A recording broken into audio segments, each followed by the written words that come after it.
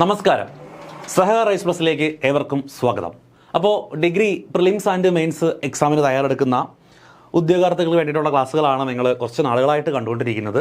അപ്പോൾ നമ്മുടെ ഇന്ത്യൻ ഹിസ്റ്ററിയാണ് നമ്മൾ കൈകാര്യം ചെയ്യുന്നത്. അപ്പോൾ ഇന്ന് നമ്മൾ എടുക്കാൻ പോകുന്നത് വളരെ ഇമ്പോർട്ടൻ്റ് ആയിട്ടുള്ള ടോപ്പിക്കാണ്, the independent movements and Mahatma Gandhi. നമ്മൾ മഹാത്മാഗാന്ധിയെ കുറിച്ചിട്ട് കേൾക്കാത്ത ആരും തന്നെയില്ല. നമ്മൾ കുഞ്ഞിലേ മുതലേ നമ്മൾ കേട്ട് പഠിക്കുന്ന ഒരു പേരാണ് മഹാത്മാഗാന്ധി. അപ്പോൾ ഇദ്ദേഹവുമായി ബന്ധപ്പെട്ട് കുറേ ബേസിക് ഫാക്റ്റുകൾ നമുക്കറിയാം. പക്ഷേ അതിനപ്പുറത്തേക്ക് ഒരുപാട് സമരങ്ങൾക്ക് നേതൃത്വം കൊടുത്ത വ്യക്തിയാണ് മഹാത്മാഗാന്ധി. അപ്പോൾ PSC എക്സാമിൻ്റെ കാഴ്ചപ്പാട് നമ്മൾ നോക്കുമ്പോൾ അത്രത്തോളം ഇമ്പോർട്ടൻ്റ് ആയിട്ടുള്ള ടോപ്പിക്കാണ് മഹാത്മാഗാന്ധി. കാര്യം മഹാത്മാഗാന്ധി ആൻഡ് ഇൻഡിപെൻഡൻറ്റ് മൂവ്മെൻറ്റ്സ് എന്ന ടോപ്പിക്ക് നമ്മൾ പഠിച്ച് തീരുമ്പോഴത്തേക്കും ഏകദേശം ഒരു 50% ടോപ്പിക്കുകളുടെ കുറേ ഭാഗങ്ങൾ നമ്മൾ ഇവിടെ കവറാവും. കാര്യം ഒരുപാട് 1919 ശേഷം മഹാത്മാഗാന്ധിയാണ് 47 വരെ പ്രധാനപ്പെട്ട സ്വാതന്ത്ര്യ സമരവുമായി ബന്ധപ്പെട്ട സമരങ്ങൾക്കൊക്കെ നേതൃത്വം കൊടുത്തത്. അപ്പോൾ ഒരുപാട് സമരങ്ങളും അതുമായിട്ട് ബന്ധപ്പെട്ട ഒരുപാട് ആളുകളെയും നമുക്ക് ഈ ക്ലാസ്സിൽ പഠിക്കാനായിട്ട് പറ്റും. അപ്പോൾ അത്രത്തോളം ഇമ്പോർട്ടൻസ് കൊടുക്കേണ്ട ഒരു മേഖലയാണിത്, ഒരു വലിയ ടോപ്പിക്കുമാണ്. അപ്പോൾ കൂടുതലൊന്നും പറയുന്നില്ല, ബാക്കി കാര്യങ്ങൾ നമുക്ക് ക്ലാസ്സിൻ്റെ സമയത്ത് പറയാം. നേരെ നമ്മൾ ക്ലാസ്സിലേക്ക് പോവുകയാണ്. അതാ ഒരു പ്രീവിയസ് ക്വസ്റ്റ്യൻ അവിടെ തന്നിരിക്കുന്നത് നോക്കുക. Consider the following statement. Rajkumar Shukla invited Mahatma Gandhi to lead the Champaran Satyagraha in Bihar in 1970. The farmers of Champara were forced to grow indigo under the തിങ്കദിയ സിസ്റ്റം. എന്നിട്ട് ഇതിലൊക്കെ വെച്ചിരിക്കുന്നത് കറക്റ്റ് ഏതെന്നാണ് ചോദിച്ചിരിക്കുന്നത്. Which of the following is correct in respect to the above statement. എന്നിട്ട് ഇതായ കുറച്ച് സ്റ്റേറ്റ്മെൻറ്റുകൾ കൊടുത്തിട്ടുണ്ട്. അപ്പോൾ ഇതിനകത്ത് ഏതാണ് ശരി? മഹാത്മാഗാന്ധിയുമായി ബന്ധപ്പെട്ട ഒരു പ്രീവിയസ് ഇയർ ക്വസ്റ്റ്യൻ ആണ്. അടുത്തൊരു ക്വസ്റ്റ്യൻ നോക്കുക. 1912 ഗാന്ധിജി തൊഴിലാളികൾക്ക് വേണ്ടി ഇടപെട്ടത് ഏത് സത്യാഗ്രഹത്തിലാണ് എന്നൊരു ചോദ്യം. അതുപോലെ ഇന്ത്യയിൽ നടന്ന ആദ്യ സത്യാഗ്രഹം, ഗാന്ധി സത്യാഗ്രഹം എന്ന് ചോദിച്ചിട്ടുണ്ട്. നോക്കുക, ഇതും ഒരു പ്രീവിയസ് ക്വസ്റ്റ്യനാണ്. മഹാത്മാഗാന്ധി ബന്ധപ്പെട്ടതൊന്ന് പെട്ടെന്നൊന്ന് വായിച്ച് നോക്കുക. ക്വസ്റ്റ്യൻസിൻ്റെ ആൻസർ ഒന്നും നമ്മൾ പറയുന്നില്ല, ജസ്റ്റ് പ്രീവിയസ് ക്വസ്റ്റ്യൻസ് മാത്രം നോക്കുക. അടുത്തൊരു മറ്റൊരു ക്വസ്റ്റ്യൻ ചോദിച്ചിരിക്കുന്നു. മഹാത്മാഗാന്ധി ബന്ധപ്പെട്ട സംഭവങ്ങൾ ശരിയായി തിരഞ്ഞെടുക്കുക എന്ന് പറഞ്ഞ് ചോദിച്ചിട്ടുണ്ട്. അപ്പോൾ ഇങ്ങനെ ഇത് മാത്രമല്ല, നമ്മൾ ജസ്റ്റ് കുറച്ച് ക്വസ്റ്റ്യൻസ് ഒന്ന് കാണിച്ചു എന്നേ ഉള്ളൂ. ഈ ക്വസ്റ്റ്യൻസ് ഒന്നിൻ്റെ ആൻസർ ഞാൻ പറയുന്നില്ല. ക്വസ്റ്റ്യൻസൊക്കെ നിങ്ങൾ ക്ലാസ് കഴിഞ്ഞ ശേഷം എന്ത് ചെയ്യുക, ആൻസറുകൾ ക്വസ്റ്റ്യൻ ആൻസർ ഒന്ന് പൗസ് ചെയ്ത് വെച്ചിട്ട് ആൻസറുകൾ തന്നെ ഒന്ന് പറഞ്ഞു നോക്കുക. എല്ലാ ക്വസ്റ്റ്യൻ്റെയും ആൻസർ നിങ്ങൾക്ക് പറയാൻ പറ്റും. അത്രയും ഡീപ്പായിട്ടായിരിക്കും നമ്മൾ ക്ലാസ് എടുത്ത് പോകുന്നത്. നോക്കുക, മഹാത്മാഗാന്ധി. ആദ്യം ബേസിക് ഫാക്റ്റുകളാണ്. ഞാനത് സ്പീഡിൽ നിന്ന് പറഞ്ഞു പോകും. കാര്യം അവിടെ നിന്ന് നമുക്ക് സമയം കളയാനില്ല. നമുക്ക് അറിയാവുന്ന ഫാക്റ്റുകളാണ്. ആദ്യം മഹാത്മാഗാന്ധി ജനിച്ച ദിവസം അറിഞ്ഞുകൂടാത്ത ആരുമില്ല. ഒക്ടോബർ 2 ഗാന്ധി ജയന്തി. മഹാത്മാഗാന്ധി ജനിച്ചത് ഒക്ടോബർ 2. വർഷം എല്ലാവർക്കും അറിയാം. ചില ആളുകൾക്കൊക്കെ ചെറിയ കൺഫ്യൂഷനൊക്കെ വരും. വർഷം 1869 മഹാത്മാഗാന്ധി ജനിക്കുന്നത്. അപ്പോൾ ഒക്ടോബർ 2 1869 അദ്ദേഹത്തിൻ്റെ ജന്മദിനത്തിനെ നമ്മൾ എന്തായിട്ട് ആചരിക്കുമെന്ന് ചോദിച്ചു കഴിഞ്ഞാൽ international day of non violence. International day of non violence ആയിട്ട് ആഘോഷിക്കുന്നത് അല്ലെങ്കിൽ ആചരിക്കുന്നത് മഹാത്മാഗാന്ധിയുടെ ജന്മദിനമായ ഒക്ടോബർ 2. അപ്പോൾ എന്നാണ് international day of non violence, അഹിംസ ദിനം ആയിട്ട് ആചരിക്കുന്നത്? മഹാത്മാഗാന്ധിയുടെ ജന്മദിനമാണ് എന്നുകൂടി അറിഞ്ഞു വെച്ചിരിക്കുക. അദ്ദേഹത്തിൻ്റെ സമരാതമായിരുന്നു എന്നു പറയുന്നത് അഹിംസ അല്ലെങ്കിൽ നോൺ വയലൻസ് എന്ന് പറയുന്നത്. അടുത്തത്, Mahatma Gandhi was born in the village of Sudamapuri, Porbandar, Gujarat. Mahatma Gandhi ജനിച്ചത് ഗുജറാത്തിലെ പോർബന്ദറിലാണ് എന്ന് നമുക്കൊക്കെ അറിയാം. നമ്മളെല്ലാവരും കുഞ്ഞി ക്ലാസ്സിൽ പഠിച്ചു വരുന്ന കാര്യങ്ങളാണ് അല്ലേ? കുഞ്ഞിലെ നമ്മളിങ്ങനെ പറഞ്ഞു പഠിച്ചിട്ടുണ്ട്, മഹാത്മാഗാന്ധി ജനിച്ചത് ഗുജറാത്തിലെ പോർബന്ദറിലാണ് എന്നൊക്കെ പറഞ്ഞു പഠിച്ചിട്ടുണ്ട്. അദ്ദേഹം ജനിച്ച എക്സാക്റ്റ് ഗ്രാമത്തിൻ്റെ പേര് സുദാമാപുരി എന്നാണ്. ഈ സുദാമാപുരി ഒന്ന് പഠിച്ചു വച്ചിരിക്കുക. ബാക്കി രണ്ടും നമുക്ക് അറിയാവുന്ന ഫാക്റ്റുകളാണ്. ഗുജറാത്ത് പോർബന്ദറിലെ സുദാമാപുരി എന്ന് പറയുന്ന വില്ലേജിലാണ് മഹാത്മാഗാന്ധി ജനിച്ചത്.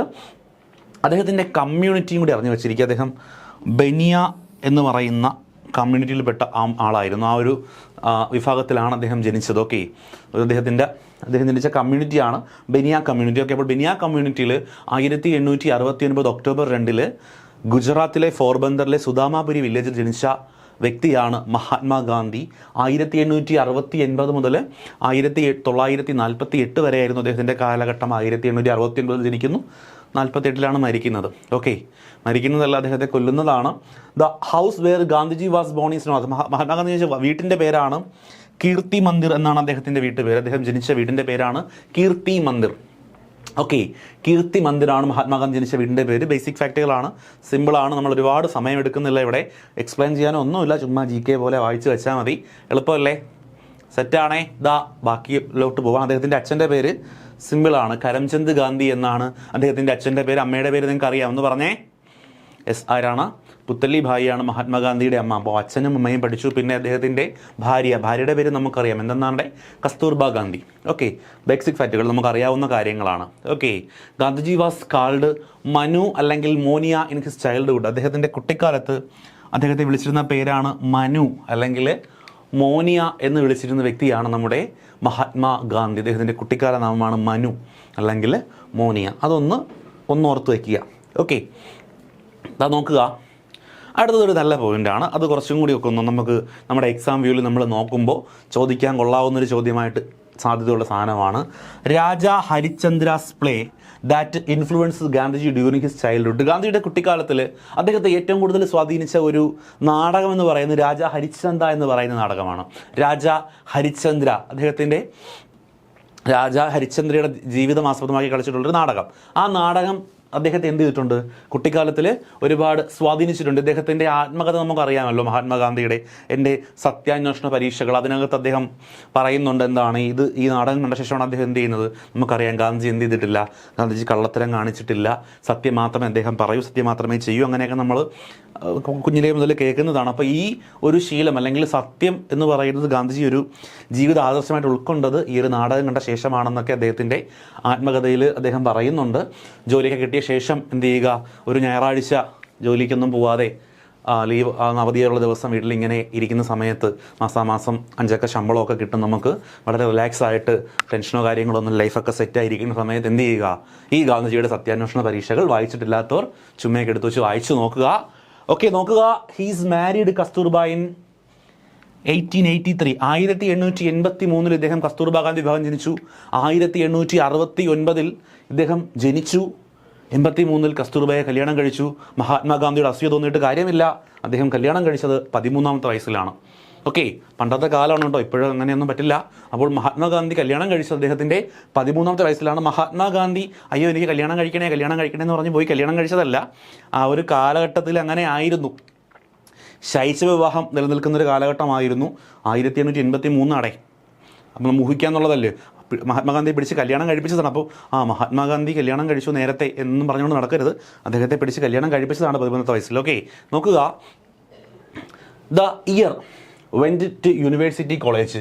ഇനി അങ്ങോട്ട് കുറച്ചും കൂടി ഒന്ന് ശ്രദ്ധിച്ചിരിക്കുക. ആദ്യത്തെ കാര്യങ്ങളൊക്കെ നമ്മുടെ മൈൻഡിലുണ്ട്. മഹാത്മാഗാന്ധിയുടെ കല്യാണമൊക്കെ കഴിഞ്ഞു, നമ്മളൊക്കെ പഠിച്ച് ജോലിയൊക്കെ കഴിച്ചിട്ടാണ് കല്യാണം കഴിക്കുന്നത്. മഹാത്മാഗാന്ധി കല്യാണം കഴിച്ചു, എന്നിട്ടാണ് എന്ത് ചെയ്യുന്നത്, the year Gandhi went to university college of London to study law. നിയമം പഠിക്കാനായി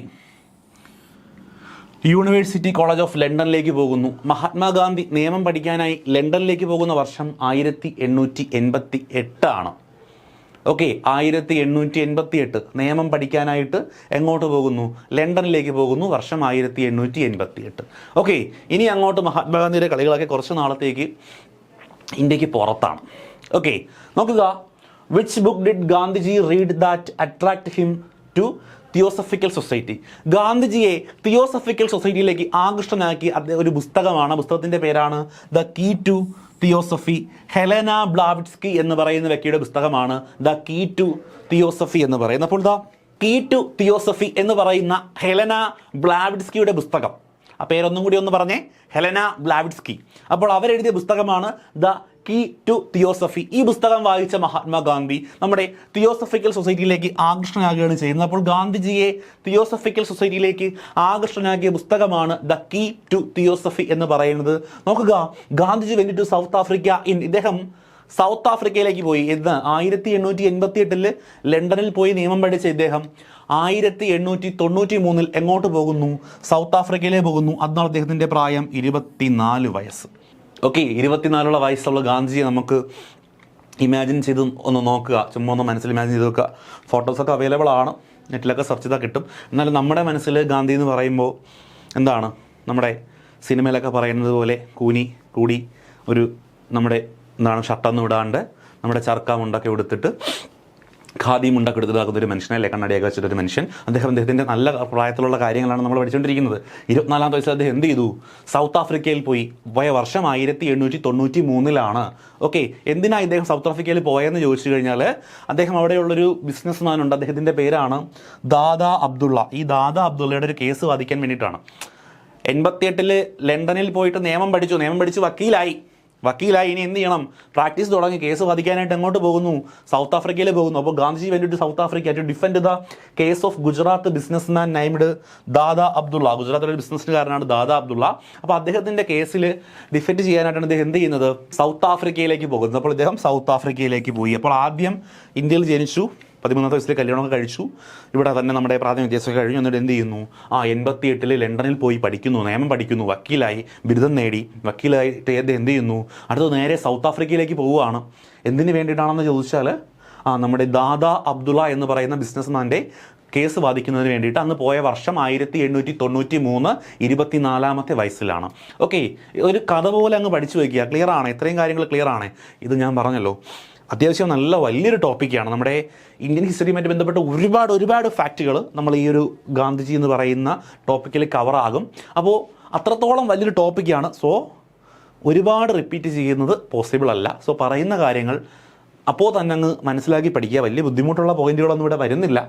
ഓക്കെ, അപ്പോൾ അങ്ങനെ സൗത്ത് ആഫ്രിക്കയിൽ ഇദ്ദേഹം പോയി. Okay, he was dropped off the Pietermaritzburg railway station because of apartheid എന്ന് പറഞ്ഞാൽ വർണ്ണവിവേചനം, ജാതി വിവേചനം എന്നൊക്കെയാണ്. അപ്പോൾ വർണ്ണവിവേചനത്തിൻ്റെ അടിസ്ഥാനത്തിൽ മഹാത്മാഗാന്ധിയെ സൗത്ത് ആഫ്രിക്കയിലുള്ള റെയിൽവേ സ്റ്റേഷനിൽ നിന്ന് വലിച്ച് പുറത്തേക്ക് ഇടുന്നു. ആ റെയിൽവേ സ്റ്റേഷൻ്റെ പേരാണ് പീറ്റർ മാരിസ്ബർഗ് റെയിൽവേ സ്റ്റേഷൻ.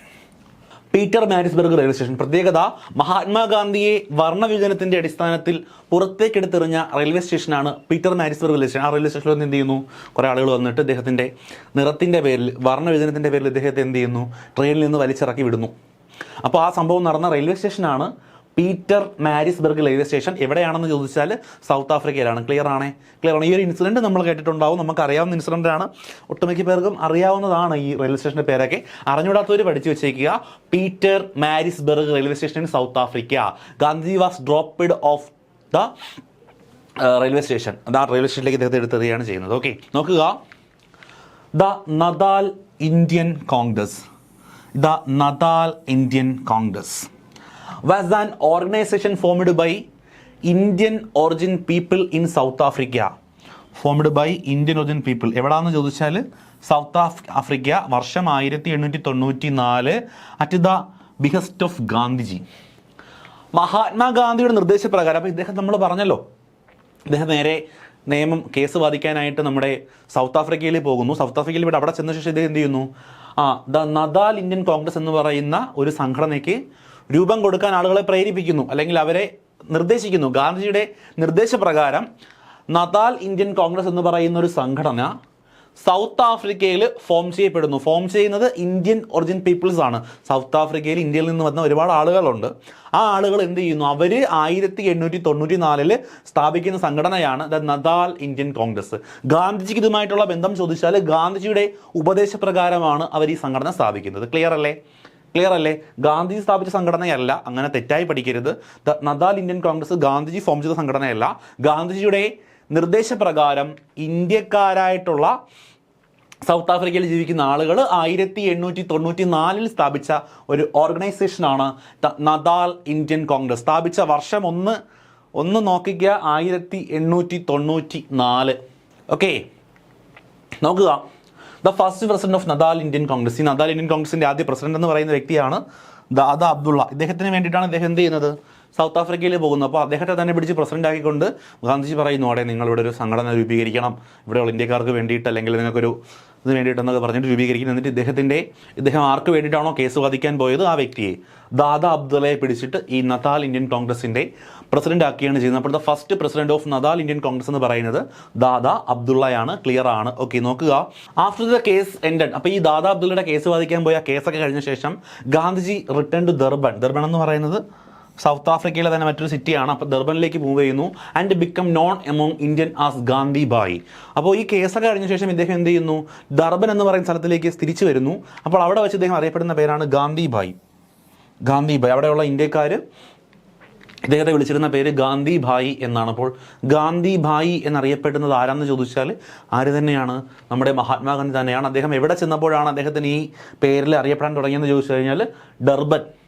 കേസൊക്കെ വാദിച്ച ശേഷം, സൗത്ത് ആഫ്രിക്കയിൽ കേസൊക്കെ വാദിച്ച ശേഷം ഇദ്ദേഹം സൗത്ത് ആഫ്രിക്കയിലുള്ള നഗരം തന്നെയാണ് കേട്ടോ ഡർബൻ എന്ന് പറയുന്നത്, ആ നഗരത്തിലേക്ക് തിരിച്ചു വരുന്നു. അപ്പോൾ അവിടെ വെച്ചിട്ട് അവിടെയുള്ള ഇന്ത്യക്കാർ അദ്ദേഹത്തെ വിളിച്ചിരുന്ന പേരാണ് ഗാന്ധി ഭായി. സെറ്റ് പോയിന്റ് അല്ലേ, ക്ലിയർ ആണ്. കുഞ്ഞു കുഞ്ഞു പോയിന്റുകളാണ് നമ്മൾ പഠിച്ചത്, വർഷങ്ങൾ ഓർഡറിൽ പഠിച്ചു വയ്ക്കുക. ഓക്കെ, നോക്കുക. In 1966 1896 Gandhi first met Gopalakrishna Gokhale who become his political mentor. Gandhiji അദ്ദേഹത്തിൻ്റെ പൊളിറ്റിക്കൽ മെൻറ്ററായ ഗോപാലകൃഷ്ണ ഗോഖലയെ കാണുന്നു. ഓക്കെ, 1896 ഗാന്ധിജി എന്ത് ചെയ്യുന്നു? First met Gopalakrishna Gokhale who become his political mentor. അപ്പോൾ ഇവിടെ അറിഞ്ഞിരിക്കേണ്ട കാര്യങ്ങൾ ഒന്നും നമുക്കറിയാം. ഗാന്ധിജിയുടെ പൊളിറ്റിക്കൽ ഗുരു, രാഷ്ട്രീയ ഗുരു എന്ന് പറയുന്ന വ്യക്തി ഗോപാലകൃഷ്ണ ഗോഖലെയാണ്. നമ്മൾ കഴിഞ്ഞ ഒരു ക്ലാസ്സിൽ അത് പഠിച്ചതാണ്, ഓരോ ആളുകളുടെയും രാഷ്ട്രീയ ഗുരു ആരാണെന്ന്. ഗാന്ധിജിയുടെ രാഷ്ട്രീയ ഗുരു ഗോപാലകൃഷ്ണ ഗോഖലെയാണ്. ഈ ഗോപാലകൃഷ്ണ ഗോഖലെ ഗാന്ധിജി കണ്ടുമുട്ടിയ വർഷം 1896 1896. അപ്പോൾ 1896 ഗാന്ധിജി എന്ത് ചെയ്യുന്നു? അദ്ദേഹത്തിൻ്റെ രാഷ്ട്രീയ ഗുരുവായ ഗോപാലകൃഷ്ണ ഗോഖലെയെ മീറ്റ് ചെയ്യുന്നു. അവിടെ ഇവരെവിടെ വെച്ചാണ് മീറ്റ് ചെയ്തതെന്ന് ചോദിച്ചാൽ പൂനെയിൽ വെച്ചിട്ടാണ്. അവിടെ നമുക്കൊരു ചെറിയ കൺഫ്യൂഷൻ വരും. അതായത് ഗാന്ധിജി ഇന്ത്യയിലേക്ക് വന്ന വർഷം നമ്മൾ കുറച്ച് കഴിയുമ്പോൾ പഠിക്കും. അതായത് ഗാന്ധിജി സൗത്ത് ആഫ്രിക്കയിൽ പോയിട്ട് അദ്ദേഹം ഇടയ്ക്ക് എന്ത് ചെയ്യുന്നുണ്ട്? ഇന്ത്യയിലേക്ക് വരുന്നുണ്ട്, വന്നിട്ട് പിന്നെ വീണ്ടും തിരിച്ചു പോകുന്നുണ്ട്. ഓക്കെ, അത് ഞാൻ ആ പറയുന്ന സമയത്ത് ഒന്നും കൂടി എക്സ്പ്ലെയിൻ ചെയ്തത്. എന്തായാലും ഇദ്ദേഹം ഗോപാലകൃഷ്ണ ഗോഖലെ കണ്ടത് 1896 ഡ്യൂറിങ് ദ ബോവർ വാർ വളരെ പ്രധാനപ്പെട്ടതാണ്. ബോവർ വാർ ഇൻ 1899 1899 ബോവർ യുദ്ധം. Gandhiji organised the Indian ambulance wing. Gandhiji എന്ത് ചെയ്യുന്നു? ഇന്ത്യൻ ആംബുലൻസ് സേന എന്ന് പറയുന്ന ഒരു സേനയ്ക്ക് അല്ലെങ്കിൽ ഒരു വിങ്ങിന് രൂപം കൊടുക്കുന്നു. എന്തുമായിട്ട് ബന്ധപ്പെട്ടെന്ന് ചോദിച്ചു കഴിഞ്ഞാൽ ബോവർ വാറുമായിട്ട് ബന്ധപ്പെട്ട്. ബോവർ വാർ നടന്ന വർഷം 1899. അപ്പോൾ during bower war 1899 Gandhiji organised the Indian ambulance wing. 1899. Okay, the year in which Gandhiji was awarded the Kaisari-Hind Award for his service in Boer War. അപ്പോൾ ഈ ബോവൻ വാറിൽ ഗാന്ധിജി നൽകിയ സേവനങ്ങൾ കണക്കിലെടുത്തുകൊണ്ട് അദ്ദേഹത്തിന് കൈസർ ഇ ഹിന്ദ് അവാർഡ് കൊടുക്കുന്ന വർഷം 1915. അപ്പോൾ ഗാന്ധിജിക്ക് കൈസർ ഇ ഹിന്ദ് അവാർഡ് ലഭിക്കുന്ന വർഷം 1915 എന്ന് ഓർത്തു വയ്ക്കുക. എന്തിനു വേണ്ടിയിട്ടാണെന്ന് ചോദിച്ചു കഴിഞ്ഞാൽ ബോവർ യുദ്ധത്തിൽ അദ്ദേഹം ചെയ്ത സർവീസുകൾ കണക്കിലെടുത്താണ് അദ്ദേഹത്തിന് എന്ത് ചെയ്യുന്നത്? കൈസർ ഇ ഹിന്ദ് അവാർഡ് ലഭിക്കുന്നത്. ബോവർ യുദ്ധം നടന്നത് 1899. അന്ന് ഗാന്ധിജി ഓർഗനൈസ് ചെയ്ത സംഘടനയാണ് Indian ambulance wing. Okay, it was Gandhiji's who described excellent handwriting as a sign of impeccable education. എന്താ പറഞ്ഞിരിക്കുന്നേ? It was Gandhiji who described. Gandhiji പറഞ്ഞതാണ് എക്സലന്റ് ഹാൻഡ് റൈറ്റിംഗ്, നല്ല ഹയർ ഷോ എന്ന് പറയുന്നത് is a sign of impeccable education. അപ്പോൾ excellent handwriting as a sign of impeccable education. Excellent hand writing എന്ന് പറയുന്നത് കുറ്റമറ്റ എഡ്യൂക്കേഷൻ്റെ അല്ലെങ്കിൽ കുറ്റമില്ലാത്ത എഡ്യൂക്കേഷൻ്റെ അടയാളമാണ് എന്ന് പറഞ്ഞ വ്യക്തി ഗാന്ധിജിയാണ്. ആ കോട്ട് വളരെ ഇമ്പോർട്ടൻ്റ് ആണ് കേട്ടോ, അതൊന്ന് പഠിച്ചു വയ്ക്കുക. Excellent handwriting as a sign of impeccable education. കുറ്റമറ്റ വിദ്യാഭ്യാസത്തിൻ്റെ അടയാളമാണ് നല്ല കൈയക്ഷരം എന്ന് പറഞ്ഞ വ്യക്തി മഹാത്മാഗാന്ധിയാണ്. 1901 ഗാന്ധിജി എന്ത് ചെയ്യുന്നു? നമ്മൾ പഠിച്ച പോയിന്റാണ്. ഇന്ത്യൻ നാഷണൽ കോൺഗ്രസ്സിൽ ആദ്യമായിട്ട് എന്ത് ചെയ്യുന്നു? പങ്കെടുക്കുന്നു. ഏത് സമ്മേളനമാണെന്നൊന്ന് മനസ്സിലാലോചിച്ച് നോക്കി. ഇപ്പോൾ പറയണ്ട, മനസ്സിലാലോചിച്ചാൽ മതി. 1901 തെറ്റാതെ ഓർത്തെടുക്കാൻ പറ്റുമെന്ന് വിചാരിക്കുന്നു. നമ്മൾ പഠിച്ചതാണ് INCയുടെ എല്ലാ സമ്മേളനങ്ങളും വർഷവും പ്രത്യേകതയും ഉൾപ്പെടെ പഠിച്ചതാണ്. ഓക്കെ, അപ്പോൾ 1901 മഹാത്മാഗാന്ധി എന്തു ചെയ്യുന്നു? ആദ്യമായിട്ട് ഒരു INC സമ്മേളനത്തിൽ പങ്കെടുക്കുന്നു. ഓക്കെയാണേ. In 1903 the first attorney office opened in Johannesburg. ജോഹന്നാസ്ബർഗിൽ അദ്ദേഹം എന്ത് ചെയ്യുന്നു? അദ്ദേഹത്തിൻ്റെ അഡ്വക്കേറ്റ് ഓഫീസ് സ്റ്റാർട്ട് ചെയ്യുകയാണ് ചെയ്യുന്നത്. അപ്പോൾ 1901 ഇദ്ദേഹം INC സമ്മേളനത്തിൽ പങ്കെടുക്കുന്നു. എന്ന് വെച്ചാൽ 1901 ഗാന്ധിജി എവിടെയുണ്ട്? ഇന്ത്യയിലുണ്ട്. 1903 അദ്ദേഹം എന്ത് ചെയ്യുന്നു? ജോഹന്നാസ്ബർഗിൽ പോയിട്ട് അഡ്വക്കേറ്റ് ഓഫീസ് സ്റ്റാർട്ട് ചെയ്യുന്നു. എന്ന് പറഞ്ഞാൽ അദ്ദേഹം സ്ഥിരമായി ഇന്ത്യയിൽ വന്ന് പ്രവർത്തനങ്ങൾ തുടങ്ങിയിട്ടില്ല ഈ കാലഘട്ടത്തിൽ. അദ്ദേഹം ഇന്ത്യയിലേക്ക് വരുന്നു, പോകുന്നു. ഓക്കെ, ജോഹന്നാസ്ബർഗിൽ എന്ത് ചെയ്യുന്നു? അദ്ദേഹത്തിൻ്റെ വക്കീൽ ഓഫീസ് സ്റ്റാർട്ട് ചെയ്യുന്നു. ഓക്കെയാണേ. നോക്കുക, Gandhiji named his watch little detector. Gandhiji my little detector എന്ന് വിളിച്ചിരുന്നത് എന്തിനെയാണെന്ന് ചോദിച്ചാൽ അദ്ദേഹത്തിൻ്റെ കയ്യിലുള്ള വാച്ചിനെ അദ്ദേഹം സ്നേഹത്തോടെ വിളിച്ചിരുന്ന പേരാണ് മൈ ലിറ്റിൽ ഡിക്റ്റക്ടർ. ഓക്കെ, അപ്പോൾ മൈ ലിറ്റിൽ ഡിറ്റക്ടർ എന്ന് പറഞ്ഞാൽ എന്താണെന്ന് ചോദിച്ചാൽ ഗാന്ധിജിയുടെ കയ്യിൽ ധരിച്ചിരുന്ന വാച്ചിനെ അദ്ദേഹം വിളിച്ചിരുന്ന പേരാണ് മൈ ലിറ്റിൽ ഡിറ്റക്ടർ. ഇപ്പോൾ നമ്മുടെ കയ്യിലുള്ള സാധനങ്ങളെയൊക്കെ, നമുക്ക് ഇഷ്ടമുള്ള സാധനങ്ങളൊക്കെ നമ്മൾ എന്ത് ചെയ്യാറുണ്ട്, പല പേരൊക്കെ ഇട്ട് വിളിക്കാറുണ്ടായിരിക്കും അല്ലേ? എനിക്കറിയില്ല, നിങ്ങൾ വിളിക്കാറുണ്ടെങ്കിൽ. എന്തായാലും ഗാന്ധിജി അദ്ദേഹത്തിൻ്റെ കയ്യിലുള്ള വാച്ചിനെ മൈ ലിറ്റിൽ ഡിറ്റക്ടർ എന്ന് വിളിച്ചിരുന്നു. ഓക്കെ, അടുത്തത് നോക്കുക. Indian Opinion is a news founded by Gandhiji in South Africa. അപ്പോൾ ഇന്ത്യൻ ഒപ്പീനിയൻ എന്ന് പറയുന്ന പത്രം തുടങ്ങിയ വ്യക്തി ഗാന്ധിജിയാണെന്ന് നമുക്കറിയാം. ബേസിക്കായിട്ട് നമുക്ക് അറിയാവുന്ന കാര്യമാണ്. അത് തുടങ്ങിയത് എവിടെയാണെന്ന് ചോദിച്ചാൽ അത് സൗത്ത് ആഫ്രിക്ക, കൃത്യമായി പറയുകയാണെങ്കിൽ ഡർബനിലാണ്, 1903. ഓക്കെ, അപ്പോൾ ഈ സമയത്തൊക്കെ ഗാന്ധിജി ഇദ്ദേഹത്തിൻ്റെ പൊളിറ്റിക്കൽ കരിയർ അല്ലെങ്കിൽ രാഷ്ട്രീയപരമായിട്ട് ഇദ്ദേഹത്തിൻ്റെ പ്രവർത്തനങ്ങൾ കൂടുതലായിട്ട് നടത്തുന്നത് എവിടെയാണ്? സൗത്ത് ആഫ്രിക്കയിലൊക്കെ ആയിരുന്നു. ഓക്കെ, അപ്പോൾ ഇന്ത്യൻ ഒപ്പീനിയൻ എന്ന് പറയുന്നത് മഹാത്മാഗാന്ധിയുടെ പത്രമാണ്. ഇദ്ദേഹം ഈ പത്രം സ്റ്റാർട്ട് ചെയ്യുന്നത് സൗത്ത് ആഫ്രിക്കയിലാണ്, 1903 എന്നുകൂടി ഓർത്തു വച്ചിരിക്കുക. ഈ പത്രത്തിൻ്റെ ആദ്യത്തെ എഡിറ്ററിൻ്റെ പേരായിരുന്നു Mansukh Lal Nazar. Mansukh Lal Nazar was the first editor of Indian Opinion. അപ്പോൾ ഗാന്ധിജി 1903 സൗത്ത് ആഫ്രിക്കയിൽ സ്ഥാപിച്ച ഇന്ത്യൻ ഒപ്പീനിയൻ എന്ന് പറയുന്ന പത്രത്തിൻ്റെ ആദ്യ എഡിറ്ററിൻ്റെ പേരാണ് Mansukh Lal Nazar. Mansukh Lal Nazar was the first editor of Indian Opinion. ഓക്കെയാണ്. നോക്കുക, ലാംഗ്വേജ് പബ്ലിഷഡ്. ഏതൊക്കെ ഭാഷയിൽ പബ്ലിഷ് ചെയ്തെന്ന് ചോദിച്ചു കഴിഞ്ഞാൽ ഗാന്ധി ജനിച്ചത് ഗുജറാത്തിലാണ്. അപ്പോൾ ഗുജറാത്തി ഭാഷ, ഹിന്ദി ഭാഷ, പിന്നെ എല്ലാവർക്കും മനസ്സിലാവാൻ വേണ്ടി ഇംഗ്ലീഷ് ഭാഷ, പിന്നെ തമിഴിലും ഉണ്ടായിരുന്നു. ഓക്കെ, അപ്പോൾ ഗുജറാത്തി, ഹിന്ദി, തമിഴ്, ഇംഗ്ലീഷ് ഈ 4 ഭാഷകളിലാണ് ഇന്ത്യൻ ഒപ്പീനിയൻ എന്ന് പറയുന്ന പത്രം എന്ത് ചെയ്തിരുന്നത്, പ്രസിദ്ധീകരിച്ചിരുന്നത്. അതിൻ്റെ എഡിറ്ററിൻ്റെ പേരെന്ന് പറഞ്ഞേ എസ് മൻസൂഖ് ലാൽ നാസർ ആണ്. ഓക്കെ, അദ്ദേഹം ഇത് തുടങ്ങിയത് എവിടെയാണെന്ന് അറിയാം, സൗത്ത് ആഫ്രിക്ക. വർഷം അറിയാം, ക്ലിയർ. ഓക്കെ, ഇത് അടുത്ത പോയിന്റിലേക്ക് നോക്കുന്നു. Gandhiji's first Satyagraha was held in South Africa in 1906. Gandhiji ആദ്യമായിട്ട് അദ്ദേഹത്തിൻ്റെ ഈ സത്യാഗ്രഹം എന്ന് പറയുന്ന ആശയം, അല്ലെങ്കിൽ സത്യാഗ്രഹം എന്താണെന്ന് നമുക്ക് ക്ലിയർ ആയിട്ടൊരു ഇതായിട്ട് പറയാമത് നമ്മുടെ പുസ്തകത്തിനകത്ത് തന്നിട്ടുണ്ട്. എന്താണ് സത്യാഗ്രഹം എന്ന് പറയുന്നത്, പഠിക്കുക. അപ്പോൾ എന്തായാലും സത്യാഗ്രഹം എന്ന് പറയുന്ന സാധനം ഗാന്ധിജി ആദ്യമായിട്ട് സൗത്ത് ആഫ്രിക്കയിൽ നടത്തിയ വർഷം 1906 ഗാന്ധിജി എന്ത് ചെയ്യുന്നത്, ആദ്യമായിട്ട് ഒരു സത്യാഗ്രഹം നടത്തുന്നത് സൗത്ത് ആഫ്രിക്കയിൽ 1906. എന്തിനാണെന്ന് ചോദിച്ചു കഴിഞ്ഞാൽ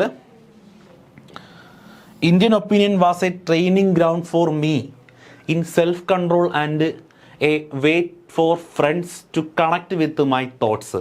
ഇത് ഗാന്ധിജി പറഞ്ഞതാണ്. ഗാന്ധിജി അദ്ദേഹത്തിൻ്റെ ഇന്ത്യൻ ഒപ്പീനിയൻ എന്ന് പറയുന്ന പത്രത്തെ പറ്റി പറഞ്ഞൊരു കോട്ടാണ് ഇവിടെ തന്നിരിക്കുന്നത്. Indian Opinion was a training ground for me in self control. Indian Opinion എന്ന് പറയുന്നത് എന്നെ സംബന്ധിച്ചിടത്തോളം എൻ്റെ സെൽഫ് കൺട്രോളിന് വേണ്ടിയിട്ടുള്ളൊരു ട്രെയിനിങ് ഗ്രൗണ്ടാണ്. And a way for friends to connect with my thoughts. എൻ്റെ സുഹൃത്തുക്കൾക്ക് എൻ്റെ ചിന്തകളുമായി ബന്ധപ്പെട്ട് നിൽക്കാനുള്ള ഒരു വഴിയും കൂടിയാണ് ഇന്ത്യൻ ഒപ്പീനിയൻ എന്ന് അഭിപ്രായപ്പെട്ട വ്യക്തിയാണ് മഹാത്മാഗാന്ധി. ഓക്കെ, അപ്പോൾ അദ്ദേഹം എന്താണെന്ന് പറഞ്ഞത്, ഈ എൻ്റെ ഇന്ത്യൻ ഒപ്പീനിയൻ എന്ന് പറയുന്ന പത്രം എൻ്റെ സെൽഫ് കൺട്രോളിന് വേണ്ടിയിട്ടുള്ളൊരു ട്രെയിനിങ് ഗ്രൗണ്ട് ആണെന്ന് പറഞ്ഞു. അതുപോലെ എൻ്റെ സുഹൃത്തുക്കൾക്ക് എൻ്റെ ആശയങ്ങളുമായിട്ട് ബന്ധപ്പെട്ട് നിൽക്കുന്നതിന് വേണ്ടിയിട്ടുള്ളൊരു വഴിയും കൂടിയാണ് ഇന്ത്യൻ ഒപ്പീനിയൻ എന്ന് പറഞ്ഞ വ്യക്തിയാണ് മഹാത്മാഗാന്ധി. അപ്പോൾ നമ്മൾ പറഞ്ഞുകൊണ്ടിരുന്നത് അദ്ദേഹത്തിൻ്റെ ആദ്യ സത്യാഗ്രഹം നടന്നത് 1906 സൗത്ത് ആഫ്രിക്കയിലാണ് എന്നാണ്. ഓക്കെ, ഗാന്ധിജിയുടെ ന്യൂസ് പേപ്പറുകളൊന്ന് നോക്കാം. ഇന്ത്യൻ ഒപ്പീനിയൻ 1903 നമ്മൾ പഠിച്ചു, സൗത്ത് ആഫ്രിക്കയിൽ നിന്ന്. അടുത്തത് നവജീവൻ, ഇത് ഗുജറാത്തിലാണ് സ്റ്റാർട്ട് ചെയ്യുന്നത്, 1918 എന്ന് ചെയ്യുന്നത് നവജീവൻ പത്രം സ്റ്റാർട്ട് ചെയ്യുന്നത്. അടുത്തത് യങ് ഇന്ത്യ എന്ന് പറയുന്ന വർഷം, തൊട്ടടുത്ത വർഷം എന്ത് ചെയ്യുന്നു, 1919 യങ് ഇന്ത്യ എന്ന് പറയുന്ന പത്രം സ്റ്റാർട്ട് ചെയ്യുന്നു. ഇത് ഇംഗ്ലീഷ് ഭാഷയിലായിരുന്നു. ഈ 3 പത്രങ്ങൾ മഹാത്മാഗാന്ധിയുടേതാണ്. കൂടാതെ ഹരിജൻ എന്ന് പറയുന്ന പത്രം 1933 ഇദ്ദേഹം പുറത്തെടുക്കുന്നു, ഹരിജൻ. ഓക്കെ, 4 പത്രങ്ങൾ. ഒന്ന് നമ്മൾ വിശദമായി പഠിച്ചു, ഇന്ത്യൻ ഒപ്പീനിയൻ 1903 എവിടെ നിന്നാണെന്നൊക്കെ അറിയാം. ഓക്കെയാണ്, അദ്ദേഹത്തിൻ്റെ ആദ്യത്തെ എഡിറ്ററിൻ്റെ പേരൊക്കെ നമ്മൾ പഠിച്ചതാണ്. അടുത്തത് നവജീവൻ പത്രം ഗുജറാത്തി ഭാഷയിലാണ് എന്ന് ഓർക്കുക. 1918 നവജീവൻ എന്ന് പറയുന്ന പത്രം പുറത്തിറങ്ങുന്നത്. യങ് ഇന്ത്യ ഇംഗ്ലീഷ് ഭാഷയിൽ പുറത്തിറങ്ങുന്ന പത്രമാണ് യങ് ഇന്ത്യ. 1919 യങ് ഇന്ത്യ പുറത്തിറങ്ങുന്നത്. അടുത്തത് ഹരിജൻ എന്ന് പറയുന്ന പത്രം 1933 പുറത്തിറങ്ങുന്നു. 4 പത്രങ്ങൾ, മഹാത്മാഗാന്ധിയുടെ പ്രധാനപ്പെട്ട 4 പത്രങ്ങൾ. ക്ലിയർ ആണേ. നോക്കുക, ടോൾസ്റ്റോയ് ഫാം അല്ലെങ്കിൽ Tolstoy ashram founded by Gandhiji in Johannesburg. Gandhiji ജോഹന്നാസ്ബർഗിൽ തുടങ്ങിയ ഒരു ഫാമാണ് അല്ലെങ്കിൽ ആശ്രമമാണെന്ന് പറയുന്നത് ടോൾസ്റ്റോയ് ഫാം എന്ന് പറയുന്നത്.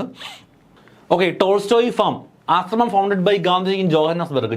മഹാത്മാഗാന്ധി ജോഹന്നാസ്ബർഗിൽ സ്റ്റാർട്ട് ചെയ്ത ആശ്രമമാണ്, അദ്ദേഹത്തിൻ്റെ ഒരു ആശ്രമമാണെന്ന് പറയുന്നത് ടോൾസ്റ്റോയ് ഫാം എന്ന് പറയുന്നത്. തുടങ്ങുന്ന വർഷം 1910 1904 1904 തുടങ്ങുന്ന വേറൊരു ആശ്രമമാണ് നമ്മൾ പഠിക്കുന്നുണ്ട്. ഓക്കെ, അപ്പോൾ ടോൾസ്റ്റോയ് ഫാം സ്റ്റാർട്ട് ചെയ്യുന്നത് 1910 അദ്ദേഹം. അപ്പോൾ എന്താണ് ടോൾസ്റ്റോയ് ഫാം എന്ന് ചോദിച്ചു കഴിഞ്ഞാൽ മഹാത്മാഗാന്ധി ജോഹന്നാസ്ബർഗിൽ തുടങ്ങിയ അദ്ദേഹത്തിൻ്റെ ആശ്രമമാണ് ടോൾസ്റ്റോയ് ഫാം എന്ന് പറയുന്നത്. എങ്കിൽ അടുത്ത് നോക്കുക, the Phoenix settlement and ashram founded by Gandhiji in Durban. Mahatma Gandhi ഡർബനിൽ തുടങ്ങിയ ആശ്രമമാണ് ഫീനിക്സ് സെറ്റിൽമെൻറ്റ് എന്ന് പറയുന്നത്. അത് തുടങ്ങിയ വർഷം 1904. അപ്പോൾ മഹാത്മാഗാന്ധി ജോഹന്നാസ്ബർഗിൽ 1910 ഒരു ആശ്രമം തുടങ്ങുന്നു. അതിൻ്റെ പേര് ടോൾസ്റ്റോയ് ഫാം. ഉത്തരം പറഞ്ഞ എല്ലാവർക്കും അഭിനന്ദനങ്ങൾ. അടുത്തത് 1904 അദ്ദേഹം ഡർബനിൽ മറ്റൊരു ആശ്രമം തുടങ്ങുന്നുണ്ട്. അതിൻ്റെ പേര് ദ ഫീനിക്സ് സെറ്റിൽമെൻറ്റ്. ഓക്കെ ആണേ, ക്ലിയർ ആണ്, രണ്ടെണ്ണം ക്ലിയർ ആണ്. അടുത്തത് നോക്കുക, the famous historian who commented on Gandhiji said South Africa shaped the great man. South ആഫ്രിക്കയാണ് ഈ മഹാത്മാവിനെ സൃഷ്ടിച്ചത് എന്ന് പറഞ്ഞ ഹിസ്റ്റോറിയൻ്റെ പേരാണ് ചന്ദ്രൻ ദേവനേശൻ. അപ്പോൾ ചന്ദ്രൻ ദേവനേശൻ എന്ന് പറയുന്ന ഒരു ഹിസ്റ്റോറിയൻ അദ്ദേഹം ഗാന്ധിജിയെക്കുറിച്ച് കമന്റ് ചെയ്തതാണ്, south Africa shaped the great മാൻ. ഈ മഹത് വ്യക്തിയെ സൃഷ്ടിച്ചത് സൗത്ത് ആഫ്രിക്കയാണ് എന്ന് പറഞ്ഞ വ്യക്തിയാണ് ചന്ദ്രൻ ദേവനേശൻ. നല്ലൊരു ചോദ്യമാണ്, വരുന്ന എക്സാമിനുകൾക്ക് ചിലപ്പോൾ ചോദിക്കാൻ ചാൻസ് ഉള്ള ചോദ്യമാണ്. ചന്ദ്രൻ ദേവനേശൻ, അദ്ദേഹത്തിൻ്റെ പേര് പഠിച്ചു വെച്ചേക്കുക. അദ്ദേഹം എന്നാ പറഞ്ഞത്, south Africa shaped the great man. Okay, Gandhiji first Satyagraha was held in 1906. നമ്മൾ പഠിച്ചു, ഇദ്ദേഹത്തിൻ്റെ ആദ്യ സത്യാഗ്രഹം നടന്നത് 1906 സൗത്ത് ആഫ്രിക്കയിലാണെന്ന് പഠിച്ചു. എന്തിനു വേണ്ടിയാണെന്ന് ചോദിച്ചു കഴിഞ്ഞാൽ, against the Asiatic ordinance on behalf of Indians in the ട്രാൻസ്വാളിലുള്ള ഇന്ത്യക്കാർക്കുള്ള നടന്നപ്പെട്ട ഒരു നിയമമാണ് ഏഷ്യാറ്റിക് ഓർഡിനൻസ് എന്ന് പറയുന്നത്. ഈ ഏഷ്യാറ്റിക് ഓർഡിനൻസിനെതിരായിട്ടാണ് എന്ത് ചെയ്തത്, മഹാത്മാഗാന്ധി ആദ്യമായിട്ട് 1906 സൗത്ത് ആഫ്രിക്കയിൽ നടത്തിയ സത്യാഗ്രഹം നടത്തിയത്. ഓക്കെ, അപ്പോൾ 1906 സൗത്ത് ആഫ്രിക്കയിലാണ് മഹാത്മാഗാന്ധി ആദ്യമായിട്ട് അദ്ദേഹത്തിൻ്റെ ആദ്യ സത്യാഗ്രഹം നടക്കുന്നത്. അപ്പോൾ പുള്ളിയുടെ ആദ്യ സത്യാഗ്രഹം എന്നൊന്ന് ചോദിച്ചാൽ അത് 1906 പക്ഷേ ഇന്ത്യയിലല്ല. ഇന്ത്യയിലെ ആദ്യ സത്യാഗ്രഹം എന്ന് ചോദിച്ചാൽ ഉത്തരം മാറി വരും. ആദ്യ സത്യാഗ്രഹം സൗത്ത് ആഫ്രിക്കയിൽ എവിടെ വെച്ചാണെന്ന് ചോദിച്ചാൽ ട്രാൻസ്വാളിലാണ്. എന്തിനെതിരെന്ന് ചോദിച്ചു കഴിഞ്ഞാൽ ഏഷ്യാറ്റിക് ഓർഡിനൻസിന് എതിരെയാണ്. Okay, Gandhiji used Satyagraha against the Asiatic registration act. അപ്പോൾ അവിടുത്തെ സൗത്ത് ആഫ്രിക്കൻ ഗവൺമെൻറ് നടപ്പിലാക്കുന്ന ഒരു ആക്റ്റാണ് ഏഷ്യാറ്റിക് രജിസ്ട്രേഷൻ ആക്ട് എന്ന് പറയുന്നത്. അപ്പോൾ ഇതിനെതിരെ ഗാന്ധിജി ട്രാൻസ്വാളിലാണ് ആദ്യമായിട്ട് എന്ത് ചെയ്യുന്നത്, സത്യാഗ്രഹം നടത്തുന്നത്. അത് നടന്ന വർഷമാണ് 1906. ക്ലിയർ അല്ലേ? ഗാന്ധിജിയുടെ ആദ്യ സത്യാഗ്രഹം 1906 സൗത്ത് ആഫ്രിക്ക. എന്തിനെതിരെ എന്ന് ചോദിച്ചാൽ ഏഷ്യാറ്റിക് ഓർഡിനൻസിനെതിരെ അല്ലെങ്കിൽ ഏഷ്യാറ്റിക് രജിസ്ട്രേഷൻ ആക്ടിനെതിരെ നടന്ന സ്ഥലം ട്രാൻസ്വാൾ. ഓക്കെ, ക്ലിയർ ആണേ, പോയിന്റുകൾ ക്ലിയർ ആണേ. നമ്മളപ്പോൾ ഗാന്ധിജിയുടെ ജീവിതമാണ് ഇങ്ങനെ പറഞ്ഞു വരുന്നത്. അപ്പോൾ ഏകദേശം 1910 1906 കാലഘട്ടം വരെ ആയി. അപ്പോൾ നിങ്ങൾ മനസ്സിലാക്കേണ്ടത്, ഈ കാലഘട്ടത്തിലൊക്കെ ഗാന്ധിജി പൂർണ്ണമായിട്ടും അദ്ദേഹത്തിൻ്റെ പ്രവർത്തനങ്ങൾ നടക്കുന്നത് ഇന്ത്യക്ക് പുറത്താണ്. അദ്ദേഹം ഇന്ത്യയിലേക്ക് വരുന്നു, ഇവിടുത്തെ രാഷ്ട്രീയത്തിലൊക്കെ ചെറുതായിട്ട് ഇപ്പോൾ INC മീറ്റിങ്ങിൽ പങ്കെടുക്കുന്നു, ഗോപാലകൃഷ്ണ ഗോഖലയെ കാണുന്നു, അവരുമായിട്ട് രാഷ്ട്രീയത്തിൻ്റെ കാര്യങ്ങളും മറ്റുമൊക്കെ സംസാരിക്കുന്നു എന്നുള്ളതല്ലാതെ നമ്മൾ ഇന്ന് കാണുന്ന നമ്മുടെ മഹാത്മാഗാന്ധി എന്ന് പറയുന്ന ആ ഒരു റേഞ്ചിലേക്ക് എത്താൻ വേണ്ടിയുള്ള പ്രവർത്തനങ്ങൾ ഇതുവരെയും തുടങ്ങിയിട്ടില്ല. ഓക്കെ, അപ്പോൾ നമ്മൾ പതുക്കെ അതിലേക്ക് പോവുകയാണ്. നോക്കുക, ഗാന്ധിജീസ് ഫസ്റ്റ് ഇംപ്രസ്മെൻറ്റ് വാസ് ഇൻ 1908. 1908 എന്ത് ചെയ്യുന്നു, ആദ്യമായിട്ട് ജയിലിൽ അടയ്ക്കുന്നു. അതും ഇന്ത്യയിലല്ല, ജോഹന്നാസ്ബർഗ്. ഗാന്ധിജി ആദ്യമായി തുറുങ്കിലടയ്ക്കപ്പെടുന്ന വർഷം 1908 ഗാന്ധിജി ആദ്യമായി തുറുങ്കിലടയ്ക്കപ്പെടുന്ന വർഷം, അത് ജോഹന്നാസ്ബർഗിലാണ് എന്നുകൂടി ഓർത്തു വയ്ക്കുക. In the first book Hindu Swaraj, മഹാത്മാഗാന്ധിയുടെ ആദ്യ പുസ്തകമാണ് Hindu Swaraj, was publish in 1909. Publish ചെയ്യുന്നത് 1909 ഗുജറാത്തി ഭാഷയിലാണ്. ഓക്കെ, അപ്പോൾ മഹാത്മാഗാന്ധിയുടെ ആദ്യ പുസ്തകത്തിൻ്റെ പേര് ചോദിച്ചാൽ പറയുക അത് ഹിന്ദു സ്വരാജ് എന്നാണ്. പബ്ലിഷ് ചെയ്ത വർഷം 1909 ഗുജറാത്തി ഭാഷയിലാണ്. ഓക്കെ, അപ്പോൾ മഹാത്മാഗാന്ധിയുടെ ആദ്യ പുസ്തകം, മഹാത്മാഗാന്ധി എഴുതിയ ആദ്യ പുസ്തകമാണ് ഹിന്ദു സ്വരാജ് എന്ന് പറയുന്നത്. അടുത്ത് നോക്കുക, ഹെർമൻ കെലൻ ബാഷ, ഒറ്റ പേരാണ്, ഹെർമൻ കെലൻ ബാഷ. ഇദ്ദേഹം a German friend of Gandhiji who donate 1100 acres of land to start Tolstoy farm. Gandhiji 1910 അദ്ദേഹത്തിൻ്റെ ആശ്രമമായിട്ടുള്ള ടോൾസ്റ്റോയ് ഫാം തുടങ്ങിയ കാര്യം നമ്മൾ പറഞ്ഞു. അപ്പോൾ ഈ ടോൾസ്റ്റോയ് ഫാം നിൽക്കുന്നത് 1-2 ഏക്കറിലല്ല, 100 ഏക്കറിലല്ല, 50 ഏക്കറിലല്ല, 1100 ഏക്കർ സ്ഥലം ഈ ഫാം തുടങ്ങാൻ വേണ്ടിയിട്ട് ഗാന്ധിജിക്ക് കൊടുത്ത അദ്ദേഹത്തിൻ്റെ സുഹൃത്താണ് Hermann Kallenbach. Hermann Kallenbach. Okay, Hermann Kallenbach എന്നാണ് അദ്ദേഹത്തിൻ്റെ പേര്. അപ്പോൾ ഇദ്ദേഹം ഗാന്ധിജിയുടെ ഒരു സുഹൃത്തായിരുന്നു. ടോൾസ്റ്റോയ് ഫാം തുടങ്ങാൻ വേണ്ടിയിട്ട്, അല്ലെങ്കിൽ ആ ടോൾസ്റ്റോയ് ഫാമിന് വേണ്ടിയിട്ട് 1910 ഏകദേശം 1100 ഏക്കർ സ്ഥലം മഹാത്മാഗാന്ധിക്ക് കൊടുത്ത വ്യക്തിയാണ് അദ്ദേഹത്തിൻ്റെ സുഹൃത്തായ ജർമ്മൻ ഗെല്ലൻ ഭാഷ. ഇപ്പോൾ നിങ്ങൾ ആലോചിക്കുന്നുണ്ടാകും, നമുക്കുമുണ്ട് സുഹൃത്തുക്കൾ അല്ലേ? 1100 ഏക്കർ പോയിട്ട് 50 രൂപ പോലും തരാനില്ലാത്ത സുഹൃത്തുക്കൾ. അപ്പോൾ ആ സുഹൃത്തുക്കളൊക്കെ നമുക്ക് ജോലി കിട്ടിക്കഴിഞ്ഞാലും നമ്മുടെ കൂടെ തന്നെ കാണും. ഒപ്പം നമുക്ക് പുതിയ സുഹൃത്തുക്കളെയൊക്കെ നമ്മൾ ജോലി ചെയ്യുന്ന സ്ഥലത്ത് നിന്ന് കിട്ടും. നിങ്ങൾ രാവിലെ എണീച്ചിട്ട് നമ്മുടെ യൂണിവേഴ്സിറ്റി അസിസ്റ്റൻ്റായിട്ടോ അല്ലെങ്കിൽ കമ്പനി ബോർഡ് അസിസ്റ്റൻ്റായിട്ടോ ഒക്കെ പോകുന്ന സ്ഥലത്ത് നിന്ന് നമുക്ക് പൈസയൊക്കെ കടത്തരാൻ പറ്റുന്ന നല്ല നല്ല സുഹൃത്തുക്കൾ ഉണ്ടാവട്ടെ എന്ന് ആശംസിക്കുന്നു. ബാക്കി നമ്മൾ പഠിക്കാൻ പോകുന്നു. അപ്പോൾ ഗാന്ധിജി ഇനി അങ്ങോട്ട് വീണ്ടും കഥയുടെ ടെസ്റ്റ് മാറുകയാണ്. നോക്കുക, return to India from South Africa 1940. ഇദ്ദേഹം ഇന്ത്യയിലേക്ക് തിരിച്ചു വരുന്നു. എവിടെ നിന്ന്? സൗത്ത് ആഫ്രിക്കയിൽ നിന്ന് 1914. അതെന്തിനാ അങ്ങനെ സ്പെസിഫൈ ചെയ്ത് പഠിക്കുന്നേ? ഇദ്ദേഹം ഇതിനു മുമ്പ് ഇന്ത്യയിലോട്ട് വന്നിട്ടില്ലേ? വന്നിട്ടുണ്ട്. അദ്ദേഹം ഇതിനു മുമ്പ് ഇന്ത്യയിലേക്ക് വന്നിട്ടുണ്ട്. ഇദ്ദേഹം പണ്ട് പോയിട്ട് പിന്നെ ഇതിന് ശേഷം എൻ്റെ നാട് വിട്ട് പോയിട്ട് 14 തിരിച്ചു വരുന്നതല്ല. മഹാത്മാഗാന്ധി പൂർണ്ണമായിട്ടും സൗത്ത് ആഫ്രിക്ക വിടുന്നു. പിന്നെ അങ്ങനത്തെ സൗത്ത് ആഫ്രിക്കയിൽ പോകുന്നില്ല. അദ്ദേഹത്തിൻ്റെ പ്രവർത്തനങ്ങൾ പൂർണ്ണമായും ഇന്ത്യയിലേക്ക് മാറ്റുന്ന വർഷം 1900. അവിടെയും ഒരു കൺഫ്യൂഷൻ വരുന്നു. 1914 അദ്ദേഹം എന്ത് ചെയ്യുന്നു? സൗത്ത് ആഫ്രിക്കയിൽ നിന്ന് തിരിക്കുന്നു. ഇന്ത്യയിലേക്ക് വരാൻ വേണ്ടി എത്തുന്നത് 1915 ജനുവരി 15. അപ്പോൾ Gandhiji return to India from South Africa on 1950 January 9. അപ്പോൾ അവിടെ ഒന്ന് ശ്രദ്ധിച്ചോണേ, 1914 മഹാത്മാഗാന്ധി എന്ത് ചെയ്യുന്നു? സൗത്ത് ആഫ്രിക്കയിൽ നിന്ന് ഇന്ത്യയിലേക്ക് വരാനായിട്ട് പുറപ്പെടുന്നു. 1915 ജനുവരി 9 അദ്ദേഹം ഇന്ത്യയിൽ എത്തിച്ചേരുന്നു. അപ്പോൾ അദ്ദേഹം ഇന്ത്യയിൽ എത്തിയത് എന്നെന്ന് ചോദിച്ചാൽ ഒരു സംശയവും വേണ്ട, അത് 1915 ജനുവരി 9 തന്നെയാണ്. ഇതിനുശേഷം ഇദ്ദേഹം പിന്നെ എന്ത് ചെയ്യുന്നില്ല? സൗത്ത് ആഫ്രിക്കയിലേക്ക് പോകുന്നില്ല. പിന്നെ ഇദ്ദേഹത്തിൻ്റെ എല്ലാ പ്രവർത്തനങ്ങളും ഇന്ത്യയിലാണ് നടക്കുന്നത്. അതുകൊണ്ടാണ് ഗാന്ധിജി ഇന്ത്യയിലേക്ക് തിരിച്ചു വന്ന വർഷം എന്ന് പറഞ്ഞ് 1915 ജനുവരി 9 പഠിക്കുന്നത്. മഹാത്മാഗാന്ധി ഇവിടെ നിന്ന് പോയ ശേഷം പിന്നെ ഇടയ്ക്ക് ഇന്ത്യയിലേക്ക് വന്നില്ലേ എന്ന് ചോദിച്ചാൽ വന്നിട്ടുണ്ട്. അദ്ദേഹം വന്നിട്ടുണ്ട്. 1901 നമ്മുടെ INCയുടെ സമ്മേളനത്തിൽ പങ്കെടുത്തു. നമ്മുടെ ഗോപാലകൃഷ്ണ ഗോഖലയെ കണ്ടു. നമ്മളൊക്കെ പഠിച്ചതാണ്. ഓക്കെ, അദ്ദേഹത്തിൻ്റെ പ്രവർത്തനങ്ങൾ പൂർണ്ണമായും ഇന്ത്യയിലേക്കായത്, അല്ലെങ്കിൽ അദ്ദേഹം കംപ്ലീറ്റ്ലി ഇന്ത്യയിലേക്ക് വന്ന വർഷമാണ് ഈ 15 ജനുവരി 9 എന്ന് പറയുന്നത്. ഇപ്പോൾ ആ ഒരു ഡൗട്ട് മാറിക്കാണുമെന്ന് വിശ്വസിക്കുന്നു. നോക്കുക, അപ്പോൾ ഗാന്ധിജി 1915 എന്ത് ചെയ്യുന്നു? ഇന്ത്യയിലേക്ക് വരുന്നത്. അദ്ദേഹം ഇന്ത്യയിൽ വന്ന സ്ഥലത്തിൻ്റെ പേരാണ് ജഹാംഗീർ പെറ്റ് ഹൗസ്, ബോംബെ. ബോംബെയിലുള്ള ജഹാംഗീർ പെറ്റ് ഹൗസിലാണ് എന്ത് ചെയ്യുന്നത്? ഗാന്ധിജി ആളുകൾ സ്വാഗതം ചെയ്യുന്നത്. അപ്പോൾ place where Gandhiji was welcomed when he returned to India from South Africa on 9 January 1950. 1915 January 9 south ആഫ്രിക്കയിൽ നിന്ന് ഇന്ത്യയിലേക്ക് വന്ന മഹാത്മാഗാന്ധിജിയെ വെൽക്കം ചെയ്ത സ്ഥലത്തിൻ്റെ പേരാണ് ജഹാംഗീർ പെറ്റ് ഹൗസ്, ബോംബെ, അല്ലെങ്കിൽ ബോംബെയിലുള്ള ജഹാംഗീർ പെറ്റ് ഹൗസ്. ഓക്കെ ആണേ? ക്ലിയർ ആണേ? ശരി, അടുത്ത് നോക്കുക. Gandhiji served in South Africa for 21 years. ഏകദേശം 21 വർഷക്കാലത്തോളം ഇദ്ദേഹം സൗത്ത് ആഫ്രിക്കയിൽ ഇദ്ദേഹത്തിൻ്റെ പല പല പ്രവർത്തനങ്ങളുമായിട്ട് മുൻപോട്ട് പോയിട്ടുണ്ട്, അല്ലെങ്കിൽ അവരെ സേവിച്ചിട്ടുണ്ട് എന്നുള്ളതാണ്. ജസ്റ്റ് അറിഞ്ഞു വെച്ചിരുന്നാൽ മതി. സിൻസ് 2003 മുതൽ the government of India has been observing Pravasi Bharatiya Divas. Pravasi Bharatiya ദിവസം ആഘോഷിക്കാനായിട്ട് നമ്മുടെ ഇന്ത്യ ഗവൺമെൻറ് തീരുമാനിക്കുന്നു 2003 മുതൽ. എന്നാണെന്ന് ചോദിച്ചാൽ ജനുവരി 9. ഓക്കെ, അപ്പോൾ 2003 എന്ന് പറയുന്ന വർഷം, ഈ 2003 മുതൽ നമ്മുടെ ഇന്ത്യ ഗവൺമെൻറ് തീരുമാനിക്കുന്നു ഇനി മുതൽ എല്ലാ വർഷവും ജനുവരി 9 നമ്മൾ പ്രവാസി ഭാരതീയ ദിവസമായി ആഘോഷിക്കും.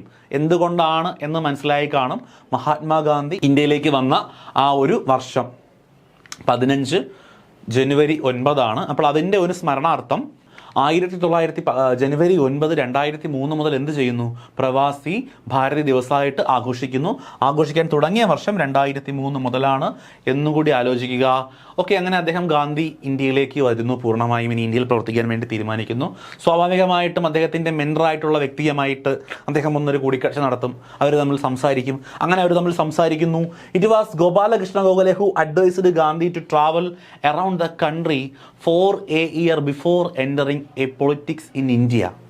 അപ്പോൾ ഇദ്ദേഹത്തിൻ്റെ മെൻറ്ററിനെ കണ്ട് സംസാരിക്കുന്ന സമയത്ത് അദ്ദേഹത്തിൻ്റെ മെൻറ്ററായിട്ടുള്ള ഗോപാലകൃഷ്ണ ഗോഖലെ പറയുകയാണ്, നീ ഇന്ത്യൻ രാഷ്ട്രീയത്തിലേക്ക് ഇറങ്ങുന്നതിന് മുമ്പ് ഇന്ത്യ മുഴുവൻ ഒന്ന് സഞ്ചരിച്ചിട്ട് വരിക. കാര്യം ഇദ്ദേഹം പൂർണ്ണമായും ഇദ്ദേഹത്തിൻ്റെ പ്രവർത്തനങ്ങൾ നടത്തിയിരുന്നത് സൗത്ത് ആഫ്രിക്കയിലാണ്. ഇന്ത്യ നടക്കുന്ന സംഭവങ്ങളൊക്കെ അദ്ദേഹത്തിന് അറിയാം. INC രൂപീകരിച്ച കാര്യം, അദ്ദേഹം INCയിലെ മെമ്പറൊക്കെ ആയി. എന്നാലും പൂർണ്ണമായിട്ടും എന്ത് ചെയ്തിട്ടില്ല, എന്തൊക്കെയാണെന്ന് അദ്ദേഹത്തിന് അങ്ങോട്ട് മനസ്സിലായിട്ടില്ല. പുള്ളി പൂർണ്ണമായിട്ട് നമ്മുടെ ഇന്ത്യൻ പൊളിറ്റിക്സിലേക്ക് വന്നിട്ടില്ല. അപ്പോൾ ഗോപാലകൃഷ്ണ ഗോഖലെ പറഞ്ഞു, നീ പൂർണ്ണമായിട്ടും ഇന്ത്യൻ രാഷ്ട്രീയത്തിലേക്ക് പ്രവേശിക്കുന്നതിന് മുമ്പ് travel around the country four A year before entering, ഏകദേശം ഒരു വർഷക്കാലത്തോളം എന്ത് ചെയ്യുക, ഇന്ത്യ മുഴുവൻ സഞ്ചരിച്ചിട്ട് വരിക. എന്നിട്ട് നിനക്ക് എന്ത് ചെയ്യാം, പൂർണ്ണമായി ഇവിടുത്തെ രാഷ്ട്രീയത്തിലേക്ക് ഇടപെടാം എന്ന് അദ്ദേഹത്തിൻ്റെ ഉപദേശം കൊടുത്ത വ്യക്തിയാണ് ഗോപാലകൃഷ്ണ ഗോഖലെ. അപ്പോൾ ഗോപാലകൃഷ്ണ ഗോഖലെയാണെന്ന് പറയുന്നത് travel around the country four A year എന്ന് പറഞ്ഞത് ഗോപാലകൃഷ്ണ ഗോഖലെയാണ് ഗാന്ധിജിയോട്. ഓക്കെയാണേ. അപ്പോൾ നമ്മൾ എവിടെയാണ് തുടങ്ങിയത് എന്നൊന്ന് ഫുള്ള് റിപ്പീറ്റ് ചെയ്യുന്നില്ല, ജസ്റ്റ് ഒന്ന് ആലോചിച്ച് നോക്കുക. അദ്ദേഹം ജനിച്ചു, അച്ഛൻ്റെ അമ്മയുടെയും പേരൊക്കെ പഠിച്ച് ജനിച്ച സ്ഥലം ഒക്കെ നമ്മൾ പറഞ്ഞു. അദ്ദേഹത്തിൻ്റെ ആ ജനിച്ച ദിവസത്തെ നോൺ വയലൻസ് ഡേ ആയിട്ട് ആഘോഷിക്കുന്നു എന്ന് പറഞ്ഞു. ശേഷം അദ്ദേഹം 13ാമത്തെ വയസ്സിൽ വിവാഹം കഴിക്കുന്നു. ശേഷം എന്ത് ചെയ്യുന്നു, ഉപരിപഠനത്തിൽ ലണ്ടനിൽ പോകുന്നു. ലണ്ടനിൽ വെച്ച് അഡ്വക്കേറ്റ് ആകുന്നു. പിന്നെ ശേഷം സൗത്ത് ആഫ്രിക്കയിൽ പോകുന്നു. ആർക്ക് വേണ്ടിയിട്ടാണ്, എന്തിനു വേണ്ടിയിട്ടാണെന്നൊക്കെ അറിയാം. പിന്നീട് അങ്ങോട്ട് അദ്ദേഹത്തിൻ്റെ പ്രവർത്തനങ്ങൾ മുഴുവൻ എവിടെയാണ്, സൗത്ത് ആഫ്രിക്കയിലാണ്. ഏകദേശം 21 വർഷക്കാലത്തോളം അദ്ദേഹം സൗത്ത് ആഫ്രിക്കയിൽ രാഷ്ട്രീയ പ്രവർത്തനങ്ങൾ നടത്തി. പല സേവനങ്ങൾ രൂപീകരിച്ചു, പല സംഘടനകൾ രൂപീകരിക്കാൻ ആളുകളെ പ്രേരിപ്പിച്ചു. ഓക്കെ. ഇതിനിടയിൽ പല പ്രാവശ്യം അദ്ദേഹം എന്ത് ചെയ്യുന്നു, ഇന്ത്യയിലേക്ക് വരുന്നു, INCയിലെ മെമ്പറാകുന്നു. ശേഷം പിന്നെയും തിരിച്ചു പോകുന്നു. അവിടെ അദ്ദേഹത്തിൻ്റെ ടോൾസ്റ്റോയ് ഫാം, അതുപോലെ അങ്ങനെ ഒരുപാട് ആശ്രമങ്ങൾ സ്റ്റാർട്ട് ചെയ്യുന്നു. അങ്ങനെ കുറേ കാര്യങ്ങൾ നമ്മൾ പഠിച്ചു. അതൊക്കെ ഇന്ന് വർഷം നോക്കുക. അങ്ങനെ അദ്ദേഹം ഏകദേശം 1915 ആയപ്പോൾ പൂർണ്ണമായിട്ടും ഇന്ത്യയിലേക്ക് വന്നു.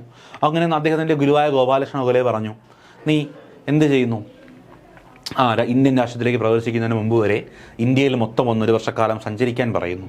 ഓക്കെ. നമ്മൾ മറ്റേ ചില സിനിമകളെ കാണുമ്പോഴത്തേക്ക്, അല്ലെങ്കിൽ സീരിയലൊക്കെ കാണുമ്പോഴത്തേക്ക് തൊട്ടടുത്ത ദിവസത്തെ കഥ ഇതുവരെ എന്ന് പറഞ്ഞ് കാണിക്കില്ലേ, അതുപോലെയാണ് ഞാൻ പറഞ്ഞത്. ഇപ്പോൾ കഥ ഇതുവരെ വന്ന് നിൽക്കുകയാണ്. ഗോപാലകൃഷ്ണ ഗോഖലെ ഗാന്ധിജിയോട് ഇന്ത്യ മുഴുവൻ ഒന്ന് ചുറ്റിക്കറങ്ങിയിട്ട് രാഷ്ട്രീയത്തിലേക്ക് പ്രവേശിച്ചാൽ മതി എന്ന്, അല്ലെങ്കിൽ അങ്ങനെ ഒരു ഉപദേശം കൊടുക്കുന്നു. ഇതുവരെ നമുക്ക് ഇൻ്റർവെല്ലായി. ഇനി ഇതിന് ശേഷം ബാക്കി ക്ലാസ്സിലേക്ക് നമ്മൾ പോവുകയാണ്. ഇൻ്റർവെല്ലായെന്ന് ചുമ്മാ പറഞ്ഞതാണോ, ഇൻ്റർവെല്ലൊന്നും ആയിട്ടില്ല, നമ്മൾ ബാക്കി പഠിക്കാൻ പോവുകയാണ്. ഓക്കെ. ഇതുവരെ ഒന്ന് നിൽക്കുകയാണേ. നോക്കുക.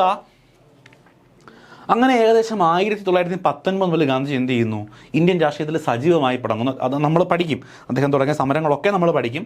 ഏതാണ്ട് 19 മുതലാണ് അദ്ദേഹത്തിൻ്റെ പേര് ഇന്ത്യ ഒട്ടാകെ അറിയപ്പെട്ട് തുടങ്ങുന്നത്. 19 മുതൽ 47 വരെ പിന്നെ അങ്ങോട്ട് അദ്ദേഹം ഇവിടെ കിടന്ന് അഴിഞ്ഞാടുകയാണ്. അപ്പോൾ അതുകൊണ്ട് ആ കാലഘട്ടത്തിൽ നമ്മൾ അറിയപ്പെടുന്ന പേരാണ് ഗാന്ധിയൻ പീരിയഡ്. ഈ അഴിഞ്ഞാടുകയാണെന്നൊക്കെ ഞാൻ മനസ്സിലാവാൻ വേണ്ടി പറഞ്ഞതാണ്. അദ്ദേഹത്തിൻ്റെ രാഷ്ട്രീയ പ്രവർത്തനങ്ങൾ ശക്തമായി ഇന്ത്യയിൽ നടത്തുന്നു എന്നുള്ളതാണ്. 19 മുതൽ 47 വരെ ഇന്ത്യയിൽ നടന്നിട്ടുള്ള, ബ്രിട്ടീഷുകാർക്കെതിരെ നടന്നിട്ടുള്ള എല്ലാ സമരങ്ങൾക്കും, പ്രധാനപ്പെട്ട എല്ലാ സമരങ്ങൾക്കും നേതൃത്വം കൊടുത്തത്, അല്ലെങ്കിൽ അതിൻ്റെ ഏതെങ്കിലും ഒരു ഭാഗത്ത് ഇദ്ദേഹത്തിൻ്റെ പേരുമായിട്ട് റിലേറ്റ് ചെയ്ത് നിൽക്കുന്നതാണ്. ഓക്കെ. അപ്പോൾ 1919 മുതൽ 47 വരെയുള്ള കാലഘട്ടത്തിൽ നമ്മൾ ഗാന്ധിയൻ പീരിയഡ് എന്നാണ് അറിയപ്പെടുന്നത്. ഇത് നമ്മൾ മുൻപ് പഠിച്ചിട്ടുണ്ട്. നമ്മളെ മോഡറേറ്റുകളുടെ കാലഘട്ടം ഏത് മുതൽ ഏതുവരെയാണ്, എക്സ്ട്രീമിസ്റ്റുകളുടെ കാലഘട്ടം ഏത് മുതൽ ഏതുവരെയാണ്, അതിനുശേഷം ഗാന്ധിയൻ ഇറ, ഇത് നമ്മൾ പഠിച്ചതാണ്. ഓക്കെ. ക്ലിയർ. നോക്കുക. 1950 സത്യാഗ്രഹ ആശ്രമം വാസ് എസ്റ്റാബ്ലിഷ്ഡ് അറ്റ് കൊച്ച്റാബ്, അഹമ്മദാബാദിലെ കൊച്ച്റാബ് എന്ന് പറയുന്ന സ്ഥലത്ത് ഇദ്ദേഹം 1915 എന്ത് ചെയ്യുന്നു, സത്യാഗ്രഹ ആശ്രമം സ്ഥാപിക്കുന്നു. അപ്പോൾ പുള്ളി എവിടെ പോയാലും ആശ്രമം സ്ഥാപിക്കും. അപ്പോൾ 15 വന്ന ശേഷം ആദ്യം ചെയ്ത് എന്താ, അദ്ദേഹം എന്ത് ചെയ്യുന്നു, ഒരു സത്യാഗ്രഹ ആശ്രമം എന്ത് ചെയ്യുന്നു, കൊച്ച്റാബ് എന്ന് പറയുന്ന സ്ഥലത്ത് സ്ഥാപിക്കുന്നു. കൊച്ച്റാബ് അഹമ്മദാബാദിലാണ്. അപ്പോൾ അഹമ്മദാബാദിലെ കൊച്ച്റാബിൽ എന്ത് ചെയ്യുന്നു, ഇദ്ദേഹം ഒരു സത്യാഗ്രഹ ആശ്രമം സ്ഥാപിക്കുന്നു. ഇൻ 1970 1917 ദിസ് ആശ്രമം വാസ് ഷിഫ്റ്റഡ് ടു ബാങ്കോ സബർമതി. ഈ ആശ്രമം സബർമതി തീരത്തേക്ക് മാറ്റപ്പെടുന്നു. അതിനെ നമ്മൾ വിളിക്കുന്ന പേരാണ് സബർമതി ആശ്രമം. ഈ സബർമതി ആശ്രമം ഒക്കെ നമുക്ക് വളരെ ഫെമിലിയറാണ്, നമ്മൾ കേട്ടിട്ടുള്ളതാണ്. സബർമതി ആശ്രമം സബർമതി നദിയുടെ കരയിൽ സ്ഥിതി ചെയ്യുന്നത് കൊണ്ടാണ് ഇതിനെ സബർമതി ആശ്രമം എന്ന് വിളിക്കുന്നത്. അപ്പോൾ 1915 ശരിക്കും എന്ത് ചെയ്യുന്നത്, മഹാത്മാഗാന്ധി ഒരു ആശ്രമം സ്ഥാപിക്കുന്നത്, ഒരു സത്യാഗ്രഹ ആശ്രമം സ്ഥാപിക്കുന്നത്. അത് സ്ഥാപിച്ച സ്ഥലം അഹമ്മദാബാദിലെ കൊച്ച്റാബ് എന്ന് പറയുന്ന സ്ഥലത്താണ്. കൊച്ച്റാബ്. ഓക്കെ. പിന്നീട് ഇത് എങ്ങോട്ട് മാറ്റപ്പെടുന്നു, സബർമതി തീരത്തേക്ക് ഷിഫ്റ്റ് ചെയ്യപ്പെടുന്നു. ഷിഫ്റ്റ് ചെയ്ത വർഷം എസ് 1914. ക്ലിയർ അല്ലേ? നോക്കുക, ഗാന്ധിജി എസ്റ്റാബ്ലിഷ്ഡ് സമർബതി ആശ്രമം ഇൻ അഹമ്മദാബാദിൽ തന്നെയാണ് ആശ്രമം സ്ഥാപിച്ചത്. ഇൻ 1960, തൊട്ടടുത്ത വർഷം 1915 Gandhiji attended his first public event in India, the inauguration of Banaras Hindu university. ഇവിടെ 1916 ബനാറസ് ഹിന്ദു യൂണിവേഴ്സിറ്റിയുടെ ഉദ്ഘാടനം നടക്കുന്നു. ഓക്കെ, ബനാറസ് ഹിന്ദു യൂണിവേഴ്സിറ്റിയുടെ ഉദ്ഘാടനം നടക്കുന്നു. ആ 1916 ബനാറസ് ഹിന്ദു യൂണിവേഴ്സിറ്റിയുടെ ഉദ്ഘാടനത്തിലാണ് മഹാത്മാഗാന്ധി ആദ്യമായിട്ട് പങ്കെടുക്കുന്ന ഒരു പബ്ലിക് ഫംഗ്ഷൻ എന്ന് പറയുന്നത്. അപ്പോൾ Gandhiji attend his first public event, അദ്ദേഹം പരസ്യമായിട്ട് പങ്കെടുക്കുന്നതെന്നല്ല, അദ്ദേഹം ഇന്ത്യയിൽ പങ്കെടുക്കുന്ന ആദ്യത്തെ പബ്ലിക് ഈവൻറ്റ്, എല്ലാവരും അറിയപ്പെടുന്ന ഒരു വലിയ സമ്മേളനത്തിൽ ഗാന്ധിജി വരുന്നു.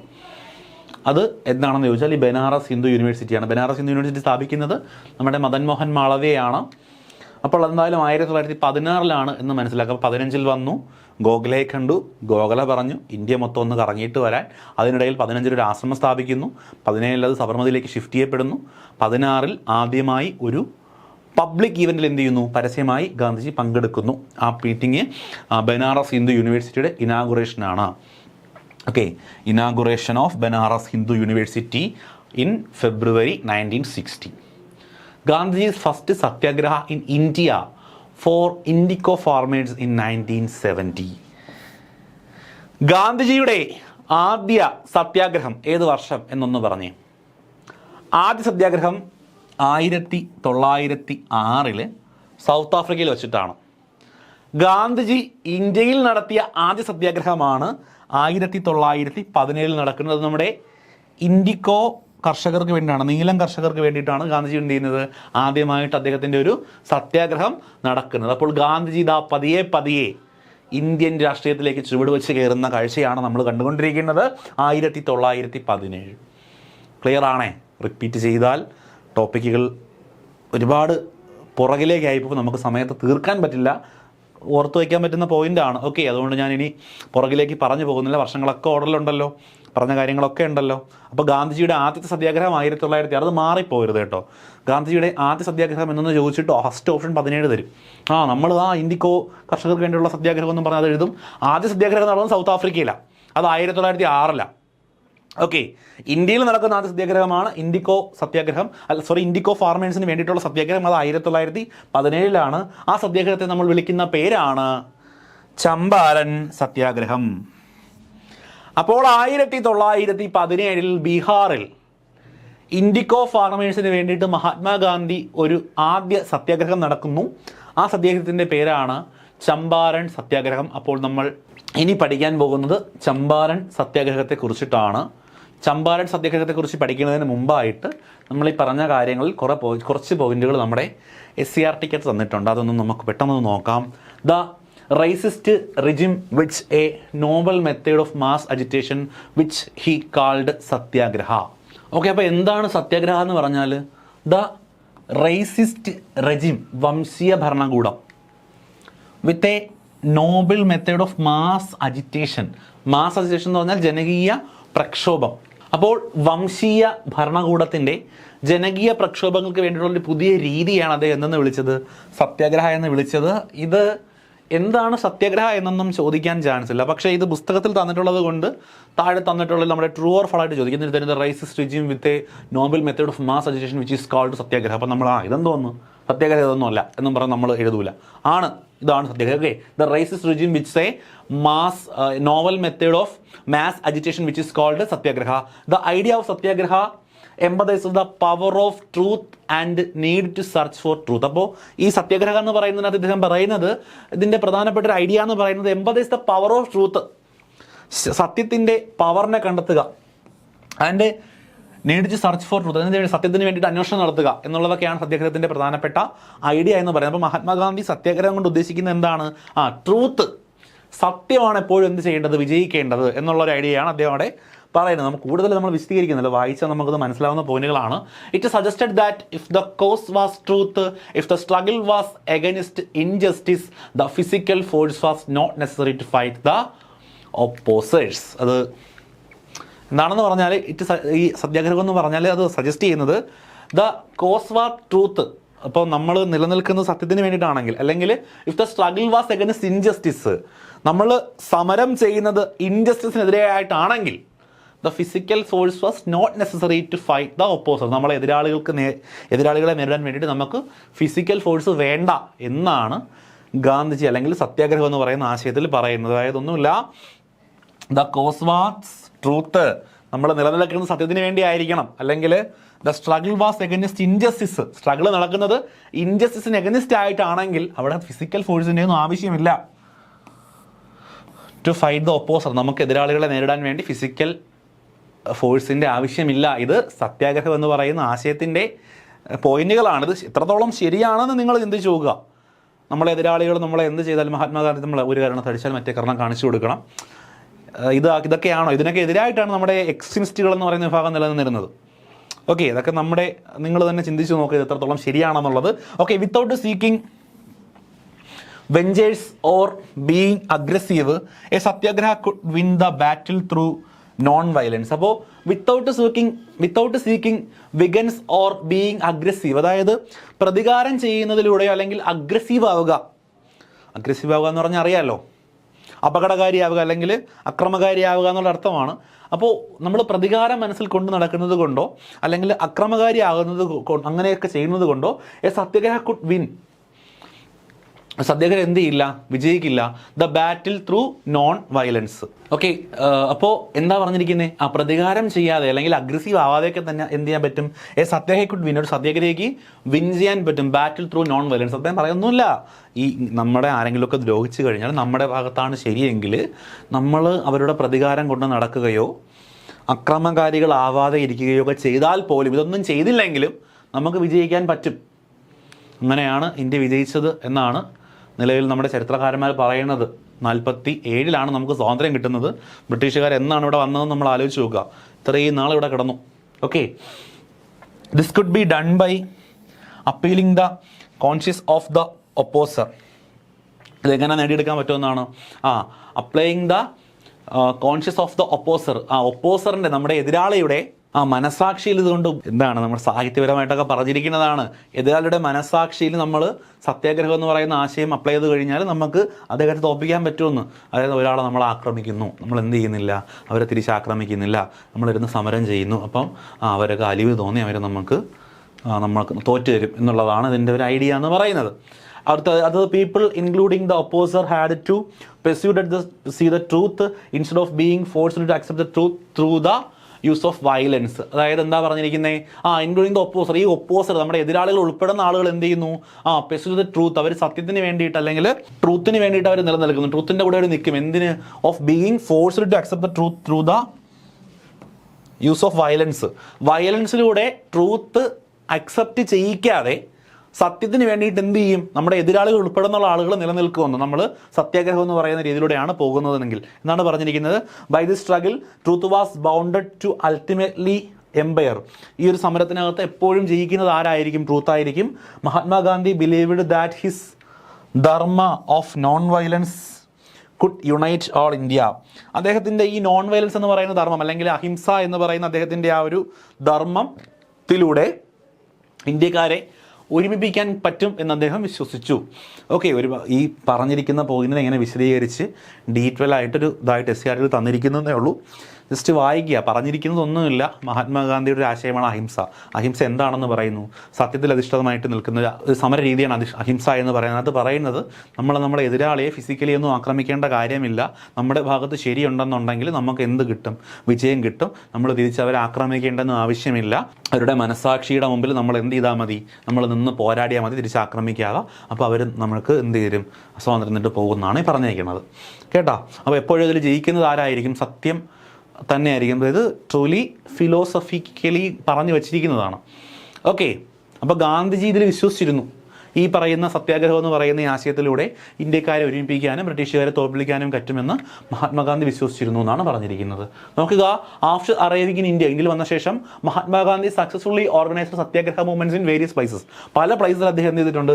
അദ്ദേഹത്തിൻ്റെ ഈ പറഞ്ഞ തൊട്ട് മുമ്പ് നമ്മൾ പറഞ്ഞ ഐഡിയകൾ എന്ത് ചെയ്തിട്ടുണ്ട്? ഇത് ഉപയോഗിച്ചിട്ടുണ്ടെന്ന്. ആദ്യമായിട്ട് ഉപയോഗിക്കുന്നത് 1916 he travelled to Champaran in Bihar to inspire the persons to struggle against the oppressive plantation system. Okay, അപ്പോൾ അത് 1916 അദ്ദേഹം എന്ത് ചെയ്യുന്നു, ട്രാവൽ ചെയ്ത് ഇന്ത്യയിലെത്തിയിട്ട് ചമ്പാരൻ എന്ന് പറയുന്ന സ്ഥലത്ത്, ചമ്പാരൻ എവിടെയാണ്, ബീഹാറിലാണ്. അപ്പോൾ അത് പഠിച്ചു വയ്ക്കുക, പുസ്തകത്തിലുള്ളത് കൊണ്ട് തന്നെ പഠിച്ചു വയ്ക്കുക. അദ്ദേഹം എത്തിയ വർഷം 16 ചമ്പാരൻ സത്യാഗ്രഹം 17 അദ്ദേഹം അവിടെ എത്തിയത് 16 ഇൻസ്പയർഡ് ദ പെർസൺസ്, അവിടെയുള്ള കർഷകരെയൊക്കെ എന്ത് ചെയ്യുന്നു, ഇൻസ്പയർ ചെയ്യുന്നു to struggle against the oppressive plantation system. എന്താണ് ഒപ്പർസീവ് പ്ലാന്റേഷൻ സിസ്റ്റം എന്ന് പറഞ്ഞാൽ? പ്ലാന്റേഷൻ സിസ്റ്റം എന്ന് പറഞ്ഞു കഴിഞ്ഞാൽ എന്താണ്, തോട്ടം സമ്പ്രദായം എന്നുള്ളതാണ്.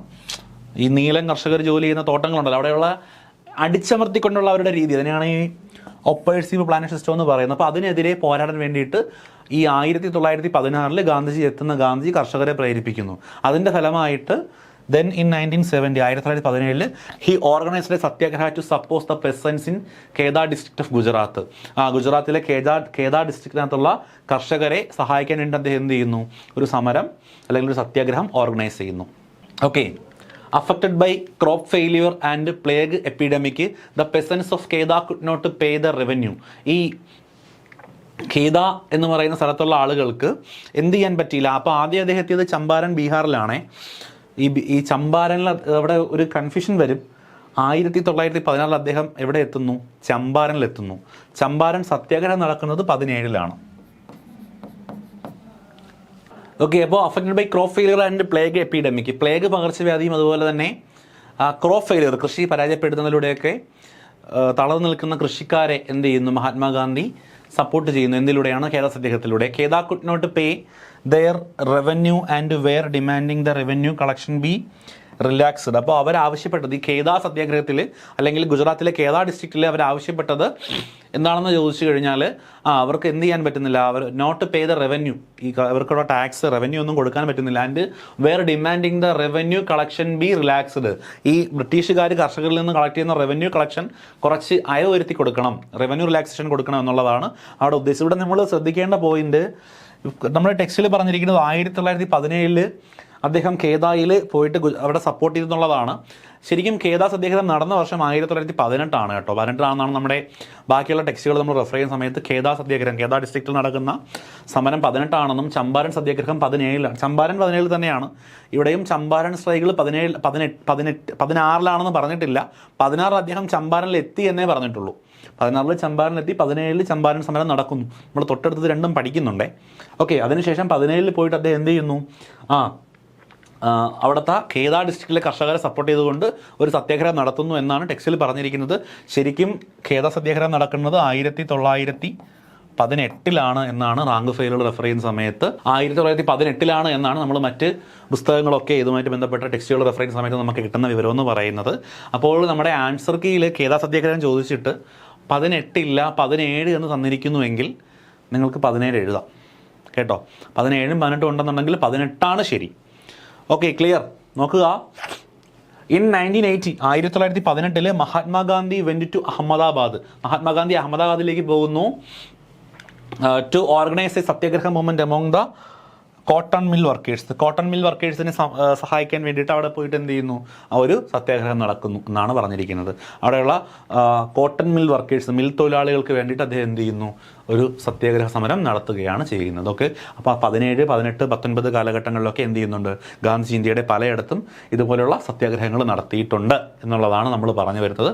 അതിൽ നമ്മൾ ആദ്യം പഠിക്കാൻ പോകുന്നത് ചമ്പാരൻ സത്യാഗ്രഹം 1917. ഇത് വളരെ ഇമ്പോർട്ടൻ്റ് ആണ്. നോക്കുക, ഗാന്ധിജി ഫസ്റ്റ് സത്യാഗ്രഹ ഇൻ ഇന്ത്യയിൽ നടന്ന ആദ്യ സത്യാഗ്രഹമാണ് ചമ്പാരൻ സത്യാഗ്രഹ. ചമ്പാരൻ ബീഹാറിലാണ്, 1917. ഓക്കെ, ദ തിങ്കദിയ സിസ്റ്റം നമ്മളിത് പ്രീവിയസിൽ കണ്ടതാണ്. Is a system in which farmers are required to cultivate indigo on 3 out of 20 of their land. ഒരു കർഷകൻ്റെ ഭൂമിയിൽ 20-3 ഭാഗത്തും അവരെന്ത് ചെയ്തിരിക്കണം, ഇൻഡിക്കോ, നീലം കൃഷി എന്ന് നമ്മൾ പറയും, ഇൻഡിക്കോ കൃഷി ചെയ്തിരിക്കണം എന്നുള്ള സിസ്റ്റത്തിനെയാണ് തിങ്കദിയ സിസ്റ്റം എന്ന് പറയുന്നത്. അപ്പോൾ എന്താണ് തിങ്കദിയ സിസ്റ്റം എന്ന് ചോദിച്ചു കഴിഞ്ഞാൽ, farmers are required to cultivate indigo 3 out of 20 of their land. അവരുടെ കൃഷിഭൂമിയുടെ 20-3 ഭാഗവും അവർ നീലം കൃഷി ചെയ്തിരിക്കണം എന്നുള്ളൊരു സിസ്റ്റം നിലനിന്നിരുന്നു. അതിനെയാണ് തിങ്കദിയ സിസ്റ്റം എന്ന് പറയുന്നത്. The Champaran satyagraha was an agitation related to tinkathia system. ഈ തിങ്കദിയ സിസ്റ്റത്തെ എതിർത്തുകൊണ്ടുള്ള ഒരു സമരമായിരുന്നു ചമ്പാരൻ സത്യാഗ്രഹം എന്ന് പറയുന്നത്. ഓക്കെ, ഇതിനാണ് നമ്മുടെ ടെക്സ്റ്റ് ബുക്കിൽ നീലം കർഷകർക്കെതിരെയുള്ള അല്ലെങ്കിൽ അവരെ പ്രൊട്ടക്റ്റ് ചെയ്യാൻ വേണ്ടിയിട്ടുള്ള സത്യാഗ്രഹം എന്ന് പറഞ്ഞിട്ടുള്ളത്. ശരിക്കും ആ സിസ്റ്റത്തിൻ്റെ പേര് തിങ്കദിയ സിസ്റ്റം എന്നുള്ളതാണ്. Protest against the exploitation of farmers working in indigo plantation by land owners. അപ്പോൾ ഫാർമേഴ്സിനെ ചൂഷണം ചെയ്യുന്നു. ആര്? ഇൻഡിക്കോ പ്ലാന്റേഷനിൽ ജോലി ചെയ്യുന്ന ഫാർമേഴ്സിനെ അവർ ലാൻഡ് ഓണേഴ്സ്, ഭൂമിയുടെ ഉടമസ്ഥ ലാൻഡ് ഓണേഴ്സ് എന്ത് ചെയ്യുന്നു? വലിയ രീതിയിൽ ചൂഷണം ചെയ്യുന്നു. ഈ അവരുടെ കൃഷിഭൂമിയിൽ 20% ഈ പറയുന്ന നീലം കൃഷി ചെയ്യണം എന്നുള്ള രീതിയിൽ ഉള്ള തിങ്കദിയ സിസ്റ്റമൊക്കെ നിലനിൽക്കുന്നു. അപ്പോൾ ഇതിനെയൊക്കെ എതിരെയുള്ള ഒരു പ്രൊട്ടസ്റ്റ് ആയിട്ടാണ് നമുക്ക് എന്ത് ചെയ്യുന്നത്? ശരിക്കും ഈ പറയുന്ന ചമ്പാരൻ സത്യാഗ്രഹം നടക്കുന്നത്. സിമ്പിൾ പോയിന്റ്സ് ആണ്, ഓർത്ത് വയ്ക്കാൻ പറ്റുന്ന പോയിന്റ്സ് ആണ്. നോക്കുക, method of protest such as civil disobedience and tolerant protests were adopted in Champaran. അപ്പോൾ ഈ ചമ്പാരൻ സത്യാഗ്രഹത്തിൽ പ്രധാനമായിട്ട് ഉപയോഗിച്ചിരുന്ന സമര രീതികളെന്ന് പറയുന്നത് സിവിൽ ഡിസോബീഡിയൻറ്റ്, അനുസരിക്കാതിരിക്കുക, നിസ്സഹരണം, അതുപോലെ ടോളറൻസ് പ്രൊട്ടസ്റ്റ്, സഹന സമരം, എന്ത് വന്നാലും സഹിച്ചുകൊണ്ട് നിൽക്കുക. ഈ രീതിയിലുള്ള സമരമുറകളൊക്കെ ആദ്യമായിട്ട് ഉപയോഗിച്ച് തുടങ്ങിയത് എവിടെയാണെന്ന് ചോദിച്ചാൽ നമ്മുടെ ചമ്പാരൻ സത്യാഗ്രഹത്തിലാണ്. അപ്പോൾ നേതൃത്വം കൊടുത്ത വ്യക്തി നമ്മൾ പഠിച്ചു, ആരാണ്? മഹാത്മാഗാന്ധിയാണ്. കൂടാതെ Rajkumar Shukla, a local leader of the Champaran satyagraha. Champaran സത്യാഗ്രഹവുമായി ബന്ധപ്പെട്ടൊരു ലോക്കൽ ലീഡറിന്റെ പേരാണ് രാജ്കുമാർ ശുക്ല. മഹാത്മാഗാന്ധിയാണ് നേതൃത്വം കൊടുക്കുന്നത്. അദ്ദേഹത്തിന്റെ ഉപദേശപ്രകാരവും അദ്ദേഹത്തിന്റെ സ്വാധീനത്താലുമാണ് എന്ത് ചെയ്യുന്നത്? ചമ്പാരൻ സത്യാഗ്രഹം നടക്കുന്ന അദ്ദേഹമാണ് ഈ പറയുന്ന സിവിൽ ഡിസോബീഡിയൻസ് അതുപോലെ ടോളറൻറ്റ് പ്രൊട്ടസ്റ്റ് ഒക്കെ അവിടെ കൊണ്ട് ഇറക്കുന്നത്. പക്ഷേ ഇതിന് നേതൃത്വം കൊടുത്ത അല്ലെങ്കിൽ ഇതുമായിട്ട് ബന്ധപ്പെട്ട ഒരു ലോക്കൽ നേതാവിന്റെ പേരാണ് രാജ്കുമാർ ശുക്ല എന്ന് പറയുന്നത്. ഇതിനെ തുടർന്ന് Gandhiji was arrested for the first time in India 1970. ഇവിടെ ഒരു ട്വിസ്റ്റ് ഉണ്ട്. ഗാന്ധിജി ആദ്യമായി അറസ്റ്റ് വരിക്കപ്പെടുന്ന വർഷം ചോദിച്ചാൽ എന്നാ? ഗാന്ധിജി ആദ്യമായിട്ട് അറസ്റ്റ് ചെയ്യപ്പെടുന്നത് 1908 സൗത്ത് ആഫ്രിക്കയിലാണ്. അദ്ദേഹം ഇന്ത്യയിൽ ആദ്യമായി അറസ്റ്റ് വരിക്കുന്നതാണ് 1917. ഓക്കെയാണേ. അപ്പോൾ ഈ ചമ്പാരൻ സ്ട്രഗിൾ നടക്കുന്നു. അതിനെക്കുറിച്ച് പഠിക്കാനായിട്ട് a commission of inquiry was appointed to study Champaran satyagraha. Champaran സത്യാഗ്രഹത്തെക്കുറിച്ച് പഠിക്കാൻ വേണ്ടി ഒരു കമ്മീഷൻ നിയമിക്കുന്നു. ആ കമ്മീഷന്റെ തലപ്പത്തിരിക്കുന്ന വ്യക്തിയാണ് സർ എഡ്വേർഡ് ഗേറ്റ്സ്. ഓക്കെ, അപ്പോൾ ഈ ചമ്പാരനിൽ നടക്കുന്ന പ്രശ്നങ്ങളെ പറ്റി പഠിക്കാൻ വേണ്ടിയിട്ട് നിയോഗിച്ച കമ്മീഷന്റെ തലവനാണ് സർ എഡ്വേർഡ് ഗേറ്റ്സ് എന്ന് പറയുന്ന വ്യക്തി. Who was the lieutenant governor. അദ്ദേഹം ഒരു ലെഫ്റ്റനന്റ് ഗവർണർ ആയിരുന്ന വ്യക്തിയാണ്. ആരെന്ന് പറയുന്നത്? സർ എഡ്വേർഡ് ഗേറ്റ്സ് എന്ന് പറയുന്നത്. കൂടാതെ Gandhiji was also A member of this commission. ഈ കമ്മീഷനിൽ ഒരു മെമ്പർ ആയിരുന്നു ഗാന്ധിജി എന്ന് പറയുന്നത്. അപ്പോൾ ചമ്പാരനിലെ പ്രശ്നങ്ങളെക്കുറിച്ച് പഠിക്കാൻ വേണ്ടിയിട്ട് ഒരു കമ്മിറ്റി നിയമിക്കുന്നു. ആ കമ്മിറ്റിയുടെ അംഗമാണ് മഹാത്മാഗാന്ധി. അതിനെ ഹെഡ് ചെയ്ത വ്യക്തിയുടെ പേരാണ് സർ എഡ്വേർഡ് ഗേറ്റ്സ്. ഓക്കെ, അപ്പോൾ ഈ കമ്മിറ്റിയുടെ വിധി പ്രകാരം എന്താണ്? In 1918 എന്ത് ചെയ്യുന്നു? The commissions report come in to favour to strike and the Champaran and agrarian bill was passed. അപ്പോൾ 18 എന്ത് ചെയ്യുന്നു? കമ്മീഷൻ റിപ്പോർട്ട് വരുന്നു. ഈ റിപ്പോർട്ട് നമ്മുടെ ചമ്പാരൻ സമരത്തിനെ ഫേവർ ചെയ്തുകൊണ്ട് റിപ്പോർട്ടാണ്.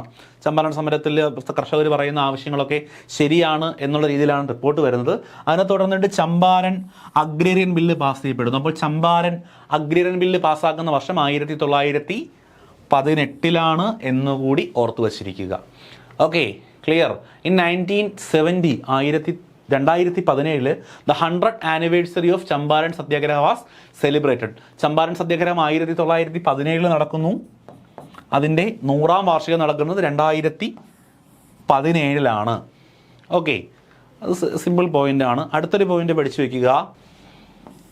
സ്വച്ഛാഗ്രഹ് ബാപ്കോ कार्यांजलि एक अभियान एक प्रदर्शनी. स्वर्गाग्रह बापू को कार्यांजलि एक अभियान एक प्रदर्शनी. An exhibition was inaugurated by Prime Minister Narendra Modi on the 100th anniversary of Champaran സത്യാഗ്രഹ. ഈ ചമ്പാരൻ സത്യാഗ്രഹവുമായിട്ട് ബന്ധപ്പെട്ട് നമ്മുടെ നരേന്ദ്രമോദി ഉദ്ഘാടനം ചെയ്യുന്ന ഒരു എക്സിബിഷൻ, ഒരു പ്രദർശനിയാണ് എന്നു പറയുന്നത്. അതിൻ്റെ പേരാണ് ഈ കൊടുത്തിരിക്കുന്നത് സ്വച്ഛാഗ്രഹ് ബാപ്പു കോ കാര്യാഞ്ജലി ഏക് അഭിയാൻ ഏക് പ്രദർശിനി. അപ്പോൾ ഇത് ചമ്പാരൻ സത്യാഗ്രഹവുമായിട്ട് ബന്ധപ്പെട്ട ഒരു എക്സിബിഷനാണ്. ഇത് ചമ്പാരൻ സത്യാഗ്രഹത്തിൻ്റെ 100ാം ആനിവേഴ്സറിയുമായിട്ട് ബന്ധപ്പെട്ടാണ് നടക്കുന്നത്. ഇതിൻ്റെ ഉദ്ഘാടകൻ നമ്മുടെ അന്നത്തെ പ്രൈം മിനിസ്റ്റർ, 2017 പ്രൈം മിനിസ്റ്റർ ആരാ? നരേന്ദ്രമോദി ആയിരുന്നു. ഓക്കെ, ക്ലിയർ അല്ലേ? ഓക്കെ, അടുത്ത ഒരു point. Not a single box of blue had ever arrived in England without human blood. മനുഷ്യരക്തം പതിക്കാത്ത ഒരു ഒറ്റപ്പെട്ടി നീലം പോലും ഇംഗ്ലണ്ടിൽ എത്തിയിട്ടില്ല എന്ന് പറഞ്ഞ വ്യക്തിയാണ് DG ടെണ്ടുൽക്കർ. മനുഷ്യരക്തം പതിക്കാത്ത ഒരു നുള്ള് നീലൻ പോലും ഇംഗ്ലണ്ടിൽ എത്തിയില്ല. അത്രത്തോളം എന്ത് ചെയ്തിട്ടുണ്ട്? ഇവിടുത്തെ കർഷകരെ ബ്രിട്ടീഷുകാർ ദ്രോഹിച്ചിട്ടുണ്ട് എന്നാണ് അതിൻ്റെ അർത്ഥം.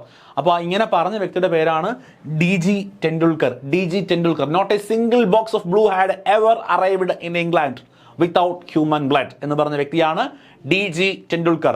In the book Gandhi in Champaran. Gandhi in Champaran എന്ന് പറയുന്ന അദ്ദേഹത്തിൻ്റെ ബുക്കിനകത്ത് പുള്ളി പറഞ്ഞിരിക്കുന്ന ഒരു കോട്ടാണ് ഇവിടെ കൊടുത്തിരിക്കുന്നത്. Not a single box of blue had ever arrived in England without human blood എന്ന് പറയുന്നത്. The book Champaran satyagraha doctor Rajendra Prasad. അപ്പോൾ ഗാന്ധി ഇൻ ചമ്പാരൻ എന്ന് പറയുന്ന ബുക്ക് എടുത്ത് DG ടെണ്ടുൽക്കർ ആണെങ്കിൽ ദ ചമ്പാരൻ സത്യാഗ്രഹ, ചമ്പാരൻ സത്യാഗ്രഹ എന്ന് പറയുന്ന ബുക്ക് എഴുതിയ വ്യക്തിയാണ് doctor Rajendra Prasad. Doctor Rajendra Prasad. Okay, അടുത്ത് നോക്കുക. It is not an exaggeration, it is absolutely true. When I meet the farmers in person, I was standing face to face with God, truth and non-violence. എന്താ പറഞ്ഞിരിക്കുന്നത്? It is not an exaggeration. ഞാൻ എക്സാജ് ചെയ്ത് പറയുന്നതല്ല, അതായത് ഞാൻ എന്ത് ചെയ്യുന്നതല്ല, അതിശയോക്തി പറയുന്നതല്ല. ഇറ്റ് ഈസ് അബ്സല്യൂട്ട്ലി, ഇത് പൂർണ്ണമായിട്ടും ശരിയാണ്. When I met farmers in person, ഞാൻ ഫാർമേഴ്സിനെ മുഖാമുഖം കണ്ടപ്പോൾ ഞാൻ കണ്ടത് ദൈവത്തിനെയും സത്യത്തിനെയും അഹിംസയുമാണ് എന്ന് പറഞ്ഞ വ്യക്തി ആരാണ്? ഗോഡ്, ട്രൂത്ത്, നോൺ വയലൻസ് എന്ന് പറയുമ്പോഴേ നിങ്ങൾക്ക് ആളെ കിട്ടും. ആര് പറഞ്ഞതാ? മഹാത്മാഗാന്ധി പറഞ്ഞതാണ്. From Gandhi's autobiography.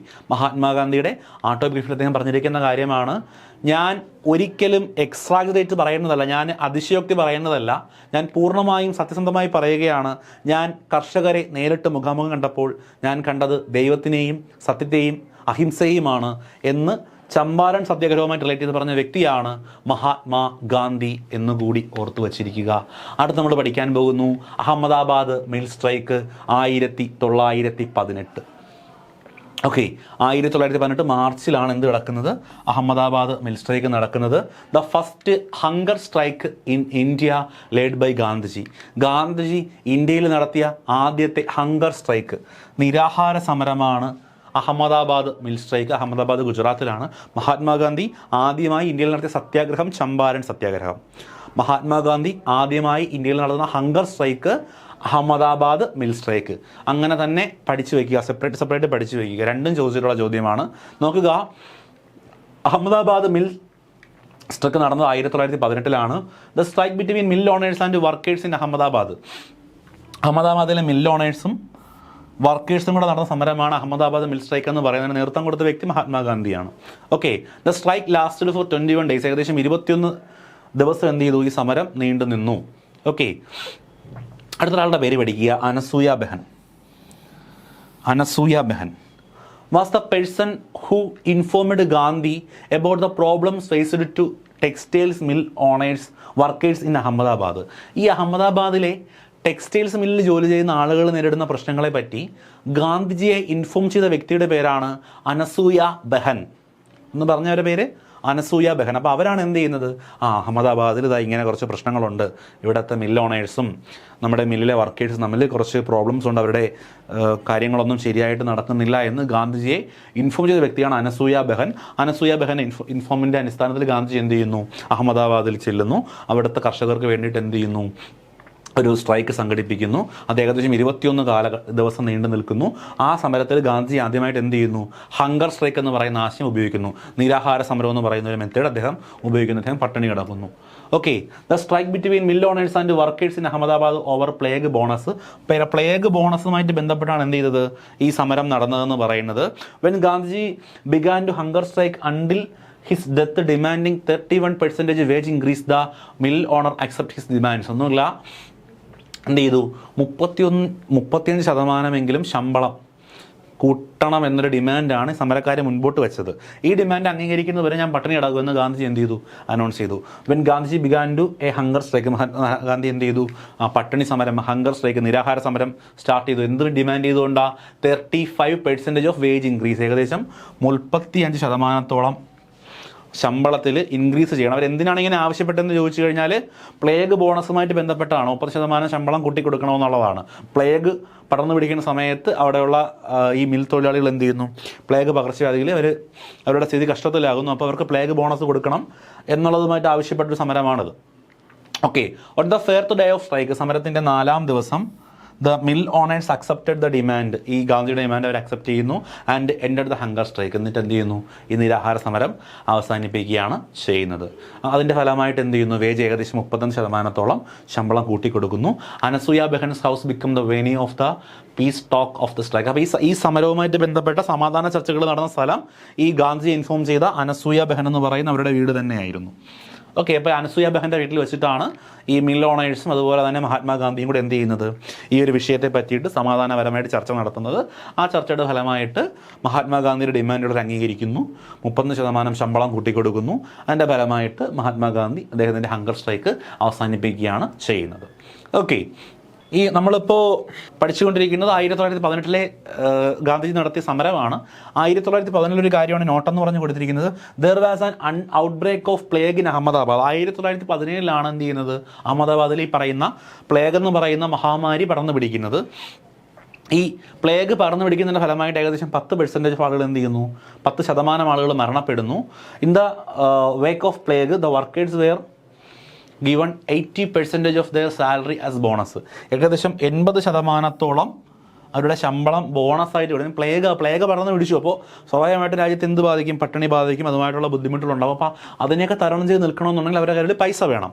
അപ്പോൾ അതിന് വേണ്ടിയിട്ട് ഏകദേശം 80% സാലറി ബോണസായിട്ട് കൊടുക്കണമെന്ന് വർക്കേഴ്സ് ആവശ്യപ്പെട്ടു. ഇതാണ് ആ ഒരു കാലഘട്ടത്തിൽ നടന്നത്. ഈ പറയുന്ന ആവശ്യങ്ങൾ ശരിയായിട്ട് നടക്കാത്തതിൻ്റെ പേരിലാണ് ഈ പറയുന്ന അഹമ്മദാബാദ് മിൽ സ്ട്രൈക്ക് നടക്കുന്നത്. അതിൻ്റെ ഫലമായിട്ട് അവർക്ക് വേണ്ട അവകാശങ്ങൾ കിട്ടുകയാണ് ചെയ്യുന്നത്. ഓക്കെ, അപ്പോൾ ഇത്രയും കാര്യങ്ങളാണ് അഹമ്മദാബാദിൽ മിൽ സ്ട്രൈക്കിൻ്റെ കാര്യത്തിൽ പറയാനുള്ളത്. അപ്പോൾ ആദ്യത്തെ ഹങ്കർ സ്ട്രൈക്കാണെന്ന് ഓർക്കുക. നടന്ന വർഷം, ആരൊക്കെ തമ്മിൽ നടന്നു, എന്തിനു വേണ്ടിയിട്ട് നടന്നു, അവിടെ വെച്ച ഡിമാൻഡ് എന്താണ്, ഗാന്ധിജി ഇത് അറിയിച്ചതാര് തുടങ്ങിയ കാര്യങ്ങളൊക്കെയാണ് നമ്മൾ പഠിച്ചത്. ചെറിയ പോയിന്റുകളാണ്, വലിയ ബുദ്ധിമുട്ടുള്ളതില്ല, ഓർമ്മയുണ്ടെന്ന് വിചാരിക്കുന്നു. അടുത്ത ഇതിലേക്ക് പോകുന്നതാണ് ഖേദ സത്യാഗ്രഹം. ഇവിടെ ഞാൻ പറഞ്ഞത് ഖേദ സത്യാഗ്രഹം 1918 നടക്കുന്നത്. ടെക്സ്റ്റിനകത്ത് നമുക്ക് 17 റെഫറൻസ് ആണ് തന്നിരിക്കുന്നത്. ഓക്കെ, നോക്കുക. ഖേദ സത്യാഗ്രഹം was a protest by farmers in Kheda district of Gujarat. ഗുജറാത്തിലെ ഖേദ ഡിസ്ട്രിക്റ്റിലെ കർഷകർക്ക് വേണ്ടി നടന്നൊരു സമരമാണ് ഖേദ സത്യാഗ്രഹം. ഇത് നമ്മൾ ആ പുസ്തകത്തിൽ കണ്ട പോയിൻ്റാണ്. റീസൺ ഓഫ് സത്യാഗ്രഹം, ഈ സത്യാഗ്രഹത്തിൻ്റെ റീസൺ എന്ന് പറയുന്നത് ഡ്യൂ ടു ഡ്രോത്ത്, വരൾച്ചയെ തുടർന്നിട്ട് farmers did not get the tax relief by they had requested from British government. അപ്പോൾ വരൾച്ച കാരണം അവർ സ്വാഭാവികമായിട്ടും വരൾച്ച ഉണ്ടായിക്കഴിഞ്ഞാൽ എന്ത് ചെയ്യും, കൃഷി നാശം മറ്റു കാര്യങ്ങളൊക്കെ ഉണ്ടാവും. Farmers did not get the tax relief by they had requested from the government British. അപ്പോൾ ഈ വരൾച്ച ആയതുകൊണ്ട് ബ്രിട്ടീഷ് ഗവൺമെൻറ്റിന് കൂടെ ഈ കർഷകർ പോയിട്ട് ടാക്സ് കുറച്ച് തരണം എന്ന് പറഞ്ഞു. അവനവൻ്റെ ഭൂമിയിൽ അവനവൻ കൃഷി ചെയ്യുന്നതിന് ബ്രിട്ടീഷുകാർക്ക് ടാക്സ് കൊടുക്കണം. ആ ടാക്സ് കുറച്ച് തരാനാണ് ഈ പാവപ്പെട്ട കർഷകർ പോയിട്ട് പറയുന്നത്. കാരണമുണ്ട്, വരൾച്ച ആയതുകൊണ്ട് പ്രോപ്പറായിട്ട് അവർക്ക് കൃഷി ചെയ്യാൻ പറ്റുന്നില്ല. പക്ഷേ അത് ബ്രിട്ടീഷുകാർ എന്ത് ചെയ്യുന്നില്ല, അക്സെപ്റ്റ് ചെയ്യുന്നില്ല. അതുകൊണ്ടാണ് എന്തുണ്ടാകുന്നത്, ഖേദ സത്യാഗ്രഹം ഉണ്ടാകുന്നത്. അപ്പോൾ due to drought farmers did not get the tax relief they had requested from British government. The tax resistance protest began under the leadership of Gandhiji and Sardar Vallabhbhai Patel. അപ്പോൾ ഈ ടാക്സ് റെസിസ്റ്റൻസ് പ്രൊട്ടസ്റ്റ് എന്ന് വെച്ചാൽ നികുതി അടയ്ക്കുന്നതിനെതിരായിട്ടുള്ള സമരം. ഇത് നടന്നത് ആരുടെയൊക്കെ ലീഡർഷിപ്പിലാണെന്ന് ചോദിച്ചാൽ, ഒന്ന് ഗാന്ധിജിയെക്കുറിച്ച് നമ്മൾ പഠിക്കുന്നത് കൊണ്ട് ഗാന്ധിജിന്ന് നമ്മളിനെ എടുത്ത് പഠിക്കേണ്ട കാര്യമില്ല. രണ്ടാമത്തെ വ്യക്തി സർദാർ വല്ലഭായ് പട്ടേൽ. അപ്പോൾ ഖേദ സത്യാഗ്രഹത്തിന് നേതൃത്വം കൊടുത്ത വ്യക്തികളാണ് ഗാന്ധിജിയും സർദാർ വല്ലഭായ് പട്ടേലുമാണ് ഖേദ സത്യാഗ്രഹത്തിന് നേതൃത്വം കൊടുത്ത വ്യക്തികളെന്ന് പറയുന്നത്. ആസ് എ റിസൾട്ട്, ഇതിൻ്റെ ഫലമായിട്ട് the British government weighed taxes for 2 years and returned the confiscated goods to the farmers. അപ്പോൾ ഈ സമരത്തിൻ്റെ ഫലമായിട്ട് ബ്രിട്ടീഷ് ഗവൺമെൻറ് 2 വർഷക്കാലത്തേക്ക് എന്ത് ചെയ്തു, ടാക്സ് കുറച്ച് കൊടുത്തു. ടാക്സ് അടയ്ക്കേണ്ടെന്നൊരു തീരുമാനത്തിലേക്ക് എത്തി.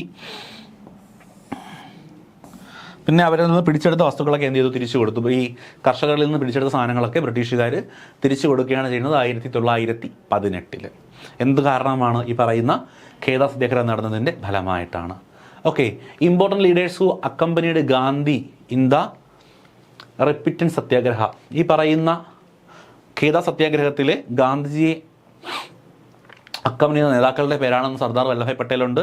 അടുത്തത് ഇന്ദുലാൽ യാനിക്. ഈ 2 പേരാണ് കേട്ടോ, സർദാർ വല്ലഭായ് പട്ടേലും ഇന്ദുലാൽ യാനിക്കും. ഇവർ 2 പേരാണെന്ന് പറയുന്നത് important leaders who accompanied Gandhi in repentance satyagraha, ഈ പറയുന്ന സത്യാഗ്രഹത്തിൽ, പശ്ചാത്തല സത്യാഗ്രഹത്തിൽ നമ്മുടെ ഗാന്ധിജിയെ അനുഗമിച്ച 2 നേതാക്കളാണ് സർദാർ വല്ലഭായ് പട്ടേൽ. പട്ടേലിൻ്റെ പേര് നമുക്കറിയാം, ഇദ്ദേഹത്തിൻ്റെ പേര് കൂടി പഠിച്ചു വയ്ക്കുക, ഇന്ദുലാൽ യാഗ്നിക് എന്ന് പറയുന്ന ഒരു വ്യക്തിയും കൂടി ഉണ്ടായിരുന്നു. അവർ 2 പേരുമാണ് ഗാന്ധിജിയെ കൂടാതെ ഈ ഖേദ സത്യാഗ്രഹവുമായി ബന്ധപ്പെട്ട 2 പ്രധാനപ്പെട്ട നേതാക്കളെന്ന് പറയുന്നത്. Gandhi's colleagues arrested as part of the Kheda satyagraha. Kheda സത്യാഗ്രഹത്തിൻ്റെ ഭാഗമായിട്ട് അറസ്റ്റ് ചെയ്യപ്പെട്ട ഗാന്ധിജിയുടെ കൊളീഗായിരുന്നു മോഹൻലാൽ പാണ്ഡ്യ. അപ്പോൾ മോഹൻലാൽ പാണ്ഡ്യ ഗാന്ധിജിയുടെ ഒരു കൊളീഗാണ്. അദ്ദേഹം എന്ത് ചെയ്യുന്നു? ഖേദ സത്യാഗ്രഹത്തെ തുടർന്ന് അറസ്റ്റിലാകപ്പെടുകയാണ് ചെയ്യുന്നത്. ഓക്കെ, നോക്കുക. A person who become A national leader through the repentance movement. ഈ പറയുന്ന റിപ്പൻഡൻസ് മൂവ്മെൻറ്റിലൂടെ ഒരു നാഷണൽ ലീഡറായ പേഴ്സണാണ് ആരെന്ന് പറയുന്നത്? സർദാർ വല്ലഭായ് പട്ടേൽ. അപ്പോൾ സർദാർ വല്ലഭായ് പട്ടേൽ ഒരു ദേശീയ നേതാവായിട്ട്, അല്ലെങ്കിൽ ഇങ്ങനെ ഒരു വ്യക്തി ഗുജറാത്തിലെ ഖേദയിലെ കർഷകർക്ക് വേണ്ടി സമരം ചെയ്യുന്നു എന്ന് ഇന്ത്യ ഒട്ടാകെ അറിയപ്പെടുന്നു. അതിലൂടെ ഒരു ദേശീയ നേതാവായിട്ട് വളർന്നു വരുന്ന വ്യക്തിയാണ് സർദാർ വല്ലഭായ് പട്ടേൽ. ഓക്കെ, ഗാന്ധിജി ഒരു പരിധിവരെ എന്തായി തുടങ്ങി? ആളുകൾ അറിയപ്പെട്ട് തുടങ്ങുന്നൊരു നേതാവായി തുടങ്ങി. അദ്ദേഹം പൂർണ്ണമായിട്ടും ഇന്ത്യ അറിയപ്പെട്ട് തുടങ്ങിയില്ല, എന്നാലും ഒരു പരിധിവരെ ഗാന്ധിജി എന്ത് ചെയ്തു? ഇന്ത്യൻ രാഷ്ട്രീയത്തിലേക്ക് ഇറങ്ങി, രാഷ്ട്രീയ നേതാക്കളൊക്കെ അറിയപ്പെടുന്നൊരു പ്രമുഖ നേതാവായിട്ട് മാറി. നമ്മുടെ പട്ടേൽ നാഷണൽ ലീഡറായിട്ട് കടന്നു വരുന്നത് ഈ പറയുന്ന ഖേദ സത്യാഗ്രഹത്തിലൂടെയാണ് എന്ന് ഓർത്തു വയ്ക്കുക. Okay, Navajivan and Young India were 2 prominent ന്യൂസ് പേപ്പേഴ്സ് started by Gandhiji in India. നമ്മൾ ഈ ഒരു ടൈം ലൈനിലായിട്ടാണ് പോകുന്നത്. 18 ഖേദ സത്യാഗ്രഹം വരെ ആയി. 19 എന്ത് സംഭവിക്കുന്നു എന്ന് ചോദിച്ചാൽ 19 ഗാന്ധിജി എന്ത് ചെയ്യുന്നത്? നവജീവൻ അതുപോലെ യങ് ഇന്ത്യ തുടങ്ങിയ 2 പത്രങ്ങൾ സ്റ്റാർട്ട് ചെയ്യുന്നത്. ഓക്കെ, 1919 ഇതിൽ നവജീവൻ ഗുജറാത്തി ഭാഷയിലും യങ് ഇന്ത്യ ഇംഗ്ലീഷ് ഭാഷയിലുമാണ് സ്റ്റാർട്ട് ചെയ്യപ്പെടുന്നത്. ഓക്കെ, നവജീവൻ 1918 സ്റ്റാർട്ട് ചെയ്യുന്നത്, യങ് ഇന്ത്യ 19. ഓക്കെ, അപ്പോൾ നവജീവൻ ഗുജറാത്തി ഭാഷയിലാണ്, യങ് ഇന്ത്യ നമ്മളിത് പഠിച്ചതാണ്, ഈ 2 പോയിന്റും പഠിച്ചതാണ്. നമ്മൾ ആ ഒരു കാലഘട്ടത്തിൽ പറയുന്നതാണ്. 18 നടക്കുന്ന പ്രധാനപ്പെട്ട സംഭവങ്ങൾ ഈ 2 പത്രങ്ങൾ സ്ഥാപിച്ചു എന്നുള്ള കാര്യങ്ങൾ വരുന്നു. A Malayali who worked as the editor of young India. Young ഇന്ത്യയുടെ എഡിറ്ററായിട്ട് വർക്ക് ചെയ്ത മലയാളിയാണ് ജോർജ് ജോസഫ്. അപ്പോൾ ഈ പത്രത്തിൻ്റെ കാര്യം പഠിക്കുമ്പോൾ അദ്ദേഹത്തിൻ്റെ പേര് കൂടി നമുക്ക് പഠിച്ചു വയ്ക്കാം. A Malayali who worked as the editor of young India. Young ഇന്ത്യയുടെ എഡിറ്ററായിട്ട് വർക്ക് ചെയ്ത വ്യക്തിയാണ് George Joseph. Okay, clear. Okay, നോക്കുക. അടുത്തത് ഖിലാഫത്ത് മൂവ്മെൻറ്റ് 1919. ഖിലാഫത്ത് പ്രസ്ഥാനം, ഖിലാഫത്ത് മൂവ്മെൻറ്റ് നടക്കുന്നത് 1919. നോക്കുക. The ruler of Ottoman empire which was centred in Turkey was known as khalif അല്ലെങ്കിൽ ഖലീഫ എന്നറിയപ്പെടും. അതായത് ഈ തുർക്കിയിലൊരു സാമ്രാജ്യമാണ് ഓട്ടോമാൻ സാമ്രാജ്യം അല്ലെങ്കിൽ ഓട്ടോമാൻ എംപയർ എന്ന് പറയുന്നത്. അപ്പോൾ ഈ ഓട്ടോമാൻ എംപയറിൻ്റെ രാജാവിൻ്റെ പേരാണ് ഖലീഫ് അല്ലെങ്കിൽ ഖലീഫേനെ നമ്മൾ ഇംഗ്ലീഷിൽ ഖലീഫ് എന്നാണ് പറയുന്നത്. ഓക്കെ, ഖലീഫ എന്നാണ് ആ രാജാവിൻ്റെ സ്ഥാനപ്പെന്ന് പറയുന്നത്. അപ്പോൾ ഈ caliph was known as the spiritual leader of world's Muslim. ലോകത്തിലുള്ള എല്ലാ മുസ്ലിങ്ങളും ഈ ഖലീഫയെ അവരുടെ സ്പിരിച്വൽ ലീഡറായിട്ടാണ് കരുതിയിരുന്നത്. നമ്മൾ പഠിച്ചുകൊണ്ടിരിക്കുന്നത് ഗാന്ധിജിയാണ്. അതായത് നോക്കിക്കേ, ഓട്ടോമാൻ എംപയറും തുർക്കിയും വേൾഡ് മുസ്ലിംസും ഒക്കെ കയറി വരുന്നു. വെയിറ്റ് ചെയ്യൂ, എങ്ങനെയാണ് ഇതിലേക്ക് പോകുന്നത് നമുക്ക് പഠിക്കാം. അപ്പോൾ ഈ ഖലീഫ എന്ന് പറയുന്ന വ്യക്തി ലോകത്തിലുള്ള എല്ലാ മുസ്ലിങ്ങളുടെയും ആത്മീയ നേതാവായിരുന്നു, സ്പിരിച്വൽ ലീഡർ ആയിരുന്നു. Okay, the Khilafat movement was formed in protest against British action against the caliph during the war. അപ്പോൾ 2ാം ലോക മഹായുദ്ധം നടക്കുന്ന സമയത്ത് ഈ ഖലീഫയ്ക്കെതിരായിട്ട് എന്ത് ചെയ്യുന്നു? ബ്രിട്ടീഷുകാർ ചില ആക്ഷൻ എടുക്കുന്നു. ഒന്നെന്ന് പറയുന്നത് ഈ അബോളിഷൻ ഓഫ് ടൈറ്റിൽ ഖലീഫ. ഈ ഖലീഫ എന്ന് പറയുന്ന ടൈറ്റിലൊക്കെ നിർത്താൻ വേണ്ടിയിട്ട് അങ്ങനെ ഒരുപാട് ആക്ഷൻസ് ബ്രിട്ടീഷുകാർ ഈ ഖലീഫയ്ക്ക് എതിരായിട്ട് എന്ത് ചെയ്യുന്നു? കൊണ്ടുവരുന്നു. ഇതിന് എതിരെ ഒരു പ്രൊട്ടസ്റ്റ് എന്ന രീതിയിൽ ഉണ്ടായി വരുന്നൊരു മൂവ്മെൻ്റാണ് ദ ഖിലാഫത്ത് മൂവ്മെൻ്റ് എന്ന് പറയുന്നത്. ഓക്കെ, അപ്പോൾ ശരിക്കും ഖിലാഫത്ത് മൂവ്മെൻറ്റിൻ്റെ കാരണം ഇന്ത്യയിൽ നടന്ന ഒരു സംഭവമല്ല. തുർക്കിയിലെ മുസ്ലിങ്ങളുടെ ആത്മീയ നേതാവായ ഖലീഫയ്ക്കെതിരെ ബ്രിട്ടീഷുകാരെടുക്കുന്ന നടപടികൾ ലോകത്തെമ്പാടുമുള്ള മുസ്ലിങ്ങളെ ചൊടിപ്പിക്കുന്നു. ഇതിനെതിരെ ഉണ്ടായിട്ട് വരുന്നൊരു മൂവ്മെൻ്റാണ് ഖിലാഫത്ത് മൂവ്മെൻറ്റ്. ഇതുമായിട്ട് ഇന്ത്യക്ക് എന്ത് ബന്ധം, അല്ലെങ്കിൽ ഇതുമായിട്ട് ഗാന്ധിജിക്ക് എന്ത് ബന്ധം?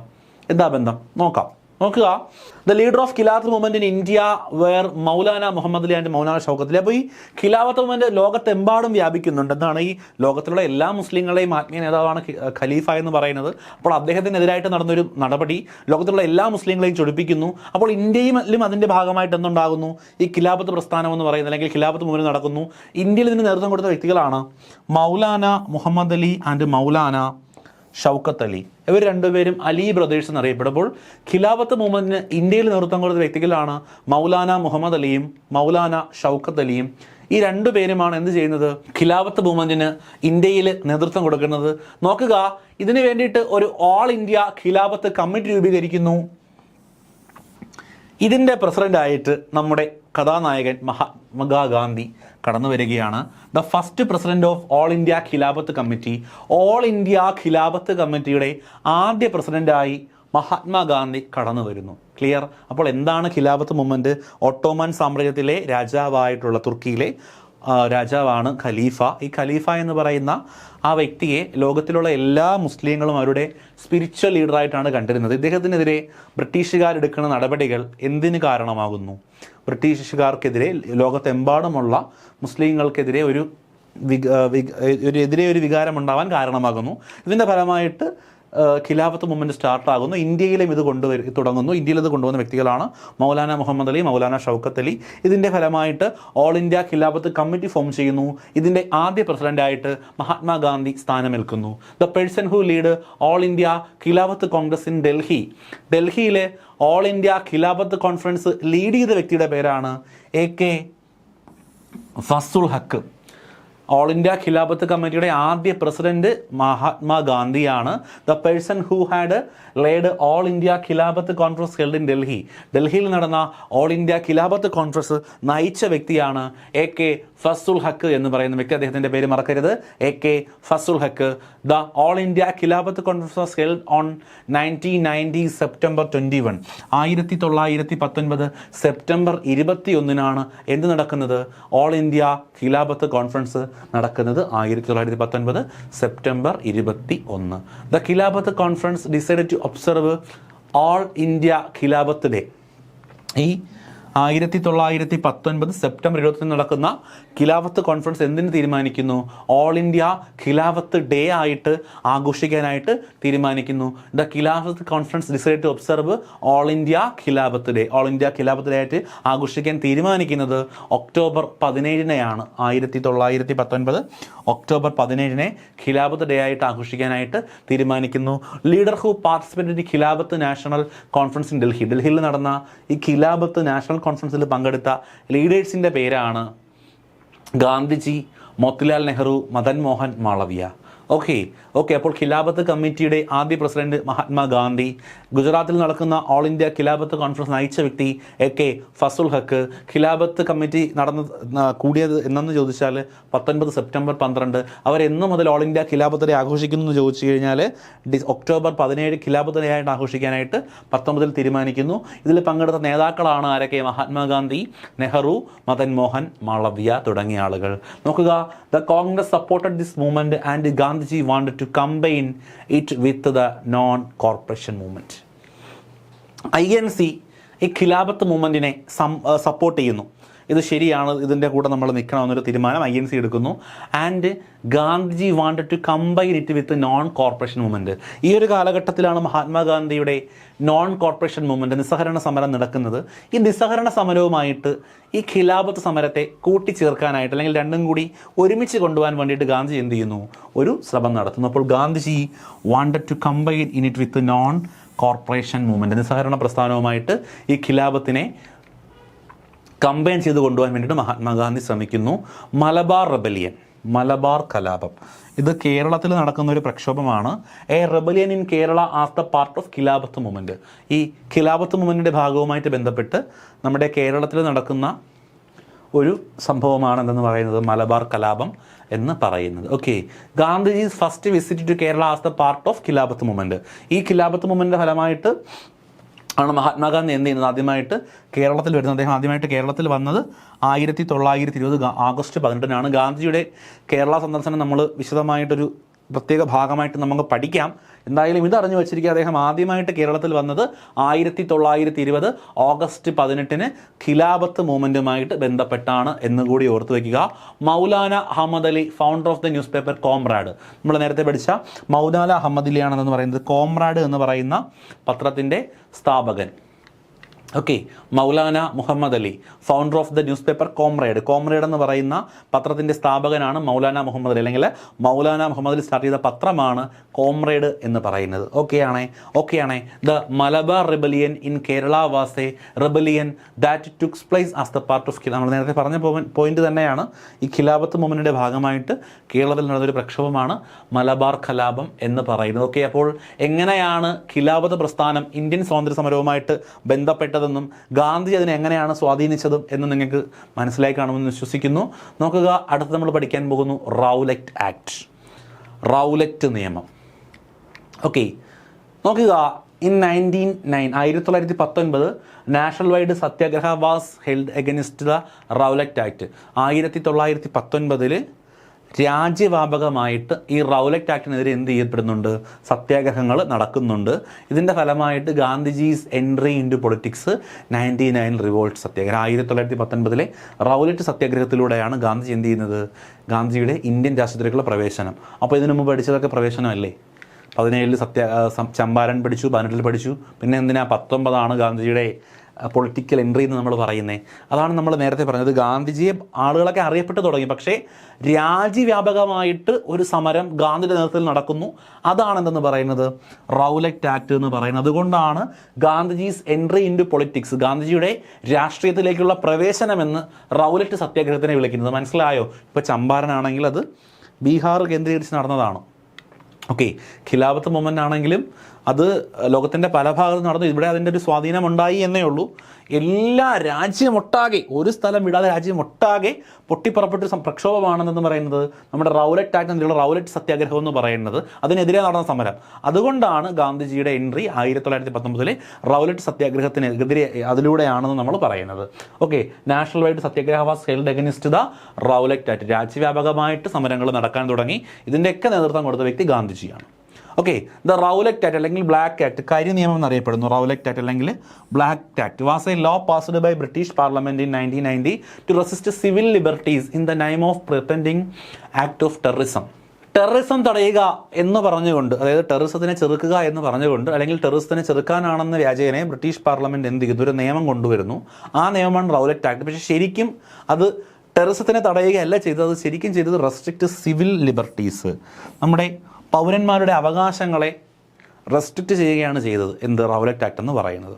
Okay, the Rowlatt committee was a committee appointed by British government to access the political radicalism in India and suggest solution. അപ്പോൾ ഇന്ത്യയിൽ ഒരുപാട് രീതിയിലുള്ള രാഷ്ട്രീയ പൊളിറ്റിക്കൽ റാഡിക്കലിസം, ഒരുപാട് രാഷ്ട്രീയപരമായിട്ടുള്ള പ്രശ്നങ്ങളൊക്കെ നടക്കുന്നത്, അതായത് ബ്രിട്ടീഷുകാർക്കെതിരെ ഓക്കെ പല രീതിയിലുള്ള പ്രക്ഷോഭങ്ങളും കാര്യങ്ങളൊക്കെ നടക്കുന്നു. ബ്രിട്ടീഷുകാർ ഇന്ത്യ ഭരിക്കുന്നത് കൊണ്ടാണ് ബ്രിട്ടീഷുകാർ അതിന് എന്തെന്ന് പറയുന്നത്? പൊളിറ്റിക്കൽ റാഡിക്കലിസം എന്ന് പറയുന്നത്. നമ്മുടെ രാജ്യത്തൊന്നും നമ്മുടെ ഭരിച്ചവർ, നമ്മളെ ആളുകൾ അവരെ എതിർക്കുന്നതിനെ പറയുന്നത് പൊളിറ്റിക്കലായിട്ട് ബ്രിട്ടീഷുകാരെ, ഭരണത്തിനെ അവർ വെല്ലുവിളിക്കുന്ന രീതിയിലാണ് ബ്രിട്ടീഷുകാരെ കണക്കാക്കുന്നത്. അപ്പോൾ അതിനൊരു പരിഹാരമായിട്ട്, അല്ലെങ്കിൽ അതിനൊരു സൊല്യൂഷൻ കണ്ടുപിടിക്കാൻ വേണ്ടിയിട്ട് ബ്രിട്ടീഷുകാർ ഒരു കമ്മിറ്റിയെ നിയമിക്കുന്നു. ആ കമ്മിറ്റിയാണ് ദ റൗലറ്റ് കമ്മിറ്റി എന്ന് പറയുന്നത്. ഓക്കെ, ഈ റൗലറ്റ് കമ്മിറ്റിയുടെ റിപ്പോർട്ട് പ്രകാരമാണ് എന്ത് നടപ്പിലാക്കുന്നത്? റൗലറ്റ് ആക്ട് നടപ്പിലാക്കുന്നത്. ഈ കമ്മിറ്റിയുടെ ഹെഡായിട്ടുള്ള വ്യക്തിയാണ് justice Sydney Rowlatt. Head the Rowlatt committee which was establish in 1970. 1917 Rowlatt committee കൊണ്ടുവരുന്നതിൻ്റെ ഹെഡായിട്ടുള്ള വ്യക്തിയാണ് സർ സിഡ്നി റൗലറ്റ് എന്ന് പറയുന്നത്. അപ്പോൾ സിഡ്നി റൗലറ്റ് എന്ത് ചെയ്യുന്നു? The law was enacted based on the report of commission head by Sidney Rowlatt. അപ്പോൾ Sidney റൗലറ്റിൻ്റെ നേതൃത്വത്തിൽ കൊണ്ടുവന്ന കമ്മീഷൻ്റെ റിപ്പോർട്ട് പ്രകാരം എന്ത് ചെയ്യുന്നു? ഒരു പുതിയ നിയമം കൊണ്ടുവരുന്നു. ആ നിയമമാണ് റൗലറ്റ് ആക്ട്. സിമ്പിളാണ്. ബ്രിട്ടീഷുകാർക്കെതിരെ ഒരുപാട് പ്രക്ഷോഭങ്ങളും കാര്യങ്ങളൊക്കെ നടക്കുന്ന ബ്രിട്ടീഷ് ഗവൺമെൻറ് ഇവിടെ പൊളിറ്റിക്കൽ റാഡിക്കലിസം വരുന്നു, അല്ലെങ്കിൽ ബ്രിട്ടീഷുകാർക്കെതിരെ രാജ്യദ്രോഹ നടപടികൾ ആരൊക്കെ ടെററിസമൊക്കെ വരുന്നു എന്നുള്ള വേദനയെക്കുറിച്ച് പഠിക്കാൻ വേണ്ടിയിട്ട് ഒരു കമ്മിറ്റി ഉണ്ടാക്കുന്നു. ആ കമ്മിറ്റിയുടെ തലവനാണ് ജസ്റ്റിസ് സിഡ്നി റൗലറ്റ്. അപ്പോൾ സിഡ്നി റൗലറ്റ് തലവനായതുകൊണ്ട് തന്നെ നമ്മൾ റൗലറ്റ് കമ്മിറ്റി എന്ന് വിളിക്കുന്നു. ഈ റൗലറ്റ് കമ്മിറ്റിയുടെ നിയമപ്രകാരം, അല്ലെങ്കിൽ അവരുടെ റിപ്പോർട്ടിൻ്റെ അടിസ്ഥാനത്തിൽ പുതിയൊരു നിയമം കൊണ്ടുവരുന്നു. ആ നിയമത്തിനെ റൗലറ്റ് ആക്ട് എന്ന് വിളിക്കുന്നു. അപ്പോൾ അവരെന്തിനാണ് കൊണ്ടുവരുന്നതെന്ന് ചോദിച്ചു കഴിഞ്ഞാൽ അവർ പറയുന്നത് ടെററിസം തടയാൻ വേണ്ടിയിട്ടാണെന്നാണ്. ശരിക്കും ചെയ്യുന്നത് എന്താണ്? നമ്മുടെ സിവിൽ ലിബർട്ടീസിനെ റെസ്ട്രിക്റ്റ് ചെയ്യുകയാണ് റൗലറ്റ് ആക്ടിലൂടെ ചെയ്തത്. The anarchical and revolutionary crime act, Rowlatt ആക്ടിൻ്റെ ഫുൾ ഫോമാണ് the anarchical and revolutionary crime act. അതിന് തന്നെയാണ് നമ്മൾ റൗലറ്റ് ആക്ട് എന്ന് പറയുന്നത്. Is the law enacted in India to the recommendation of Rowlatt committee. Rowlatt committee report പ്രകാരം അല്ലെങ്കിൽ Rowlatt committee റെക്കമെൻഡേഷൻ്റെ പ്രകാരം ഇന്ത്യയിൽ നടപ്പിലാക്കിയ നിയമമാണ് the anarchical and revolutionary crime act. ചിലപ്പോൾ റൗലറ്റ് ആക്ടിന് പകരം എങ്ങനെയായിരിക്കും തരുന്നത്? The law enacted in India on the recommendation of Rowlatt committee എന്നിട്ട് the anarchical and revolutionary crime ആക്ടും തരും. അപ്പോൾ റൗലറ്റ് ആക്ട് തന്നെയാണെന്ന് അറിയപ്പെടുന്നത് anarchical and revolutionary crime act എന്ന് അറിയപ്പെടുന്നത്. ഇത് നിലവിൽ വരുന്നത് 1919 മാർച്ച് 10 മുതലാണ്. അപ്പോൾ 17 സർ സിഡ്നി റൗലറ്റിൻ്റെ നിർദ്ദേശപ്രകാരം, റൗലറ്റ് കമ്മിറ്റിയുടെ നിർദ്ദേശപ്രകാരം the anarchical and revolutionary crime act നടപ്പിലാക്കപ്പെടുന്നു. 1919 മാർച്ച് 10 ഇത് എന്ത് ചെയ്യപ്പെടുന്നുണ്ട്? നിയമമായിട്ട് നടപ്പിലാക്കപ്പെടുന്നുണ്ട്. ഓക്കെ, മഹാത്മാഗാന്ധി ഇതിനെ വിളിച്ച പേരാണ് ബ്ലാക്ക് ലോ, കരി നിയമം എന്ന് വിളിച്ചത് മഹാത്മാഗാന്ധിയാണ്. റൗലറ്റ് ആക്ടിനെ കരി നിയമം എന്ന് വിളിച്ചത് മഹാത്മാഗാന്ധിയാണ്. അപ്പോൾ ഈ റൗലറ്റ് ആക്ടിനെതിരെ രാജ്യവ്യാപകമായിട്ട് സത്യാഗ്രഹ സമരങ്ങൾ നടക്കുന്നുണ്ട്. ഇതിന് നേതൃത്വം കൊടുത്ത വ്യക്തി നമ്മുടെ മഹാത്മാ ഗാന്ധിയാണ് എന്ന് കൂടി അറിഞ്ഞിരിക്കുക. Gandhi's entry in to political, Mahatma Gandhi രാഷ്ട്രീയത്തിലേക്ക് വന്നത് ഈ Rowlatt സത്യാഗ്രഹത്തിലൂടെയാണ്. The only Indian who voted in favour of the Rowlatt act.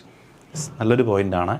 സ്വാഭാവികമായിട്ടും ഇന്ത്യക്കാരുടെ അവകാശങ്ങളെ ത്യജിക്കുന്നൊരു നിയമത്തെ ഇന്ത്യക്കാരും സപ്പോർട്ട് ചെയ്യില്ല. പക്ഷേ ഈ നിയമത്തെ സപ്പോർട്ട് ചെയ്ത ഒരേ ഒരു ഇന്ത്യക്കാരനാണ് ചേറ്റൂർ ശങ്കരൻ നായർ. അദ്ദേഹത്തിനെ സപ്പോർട്ട് ചെയ്യാനുള്ള കാരണം നമ്മളൊരു SCRT NCRT ഭാഗം നമ്മൾ കുറച്ച് കഴിയുമ്പോൾ പഠിക്കുക. അതിനകത്ത് പറയുന്നുണ്ട് നമ്മുടെ ലെജിസ്ലേറ്റീവ് കൗൺസിൽ അംഗമായിരുന്നു ചേറ്റൂർ ശങ്കരൻ എന്ന് പറയുന്നത്.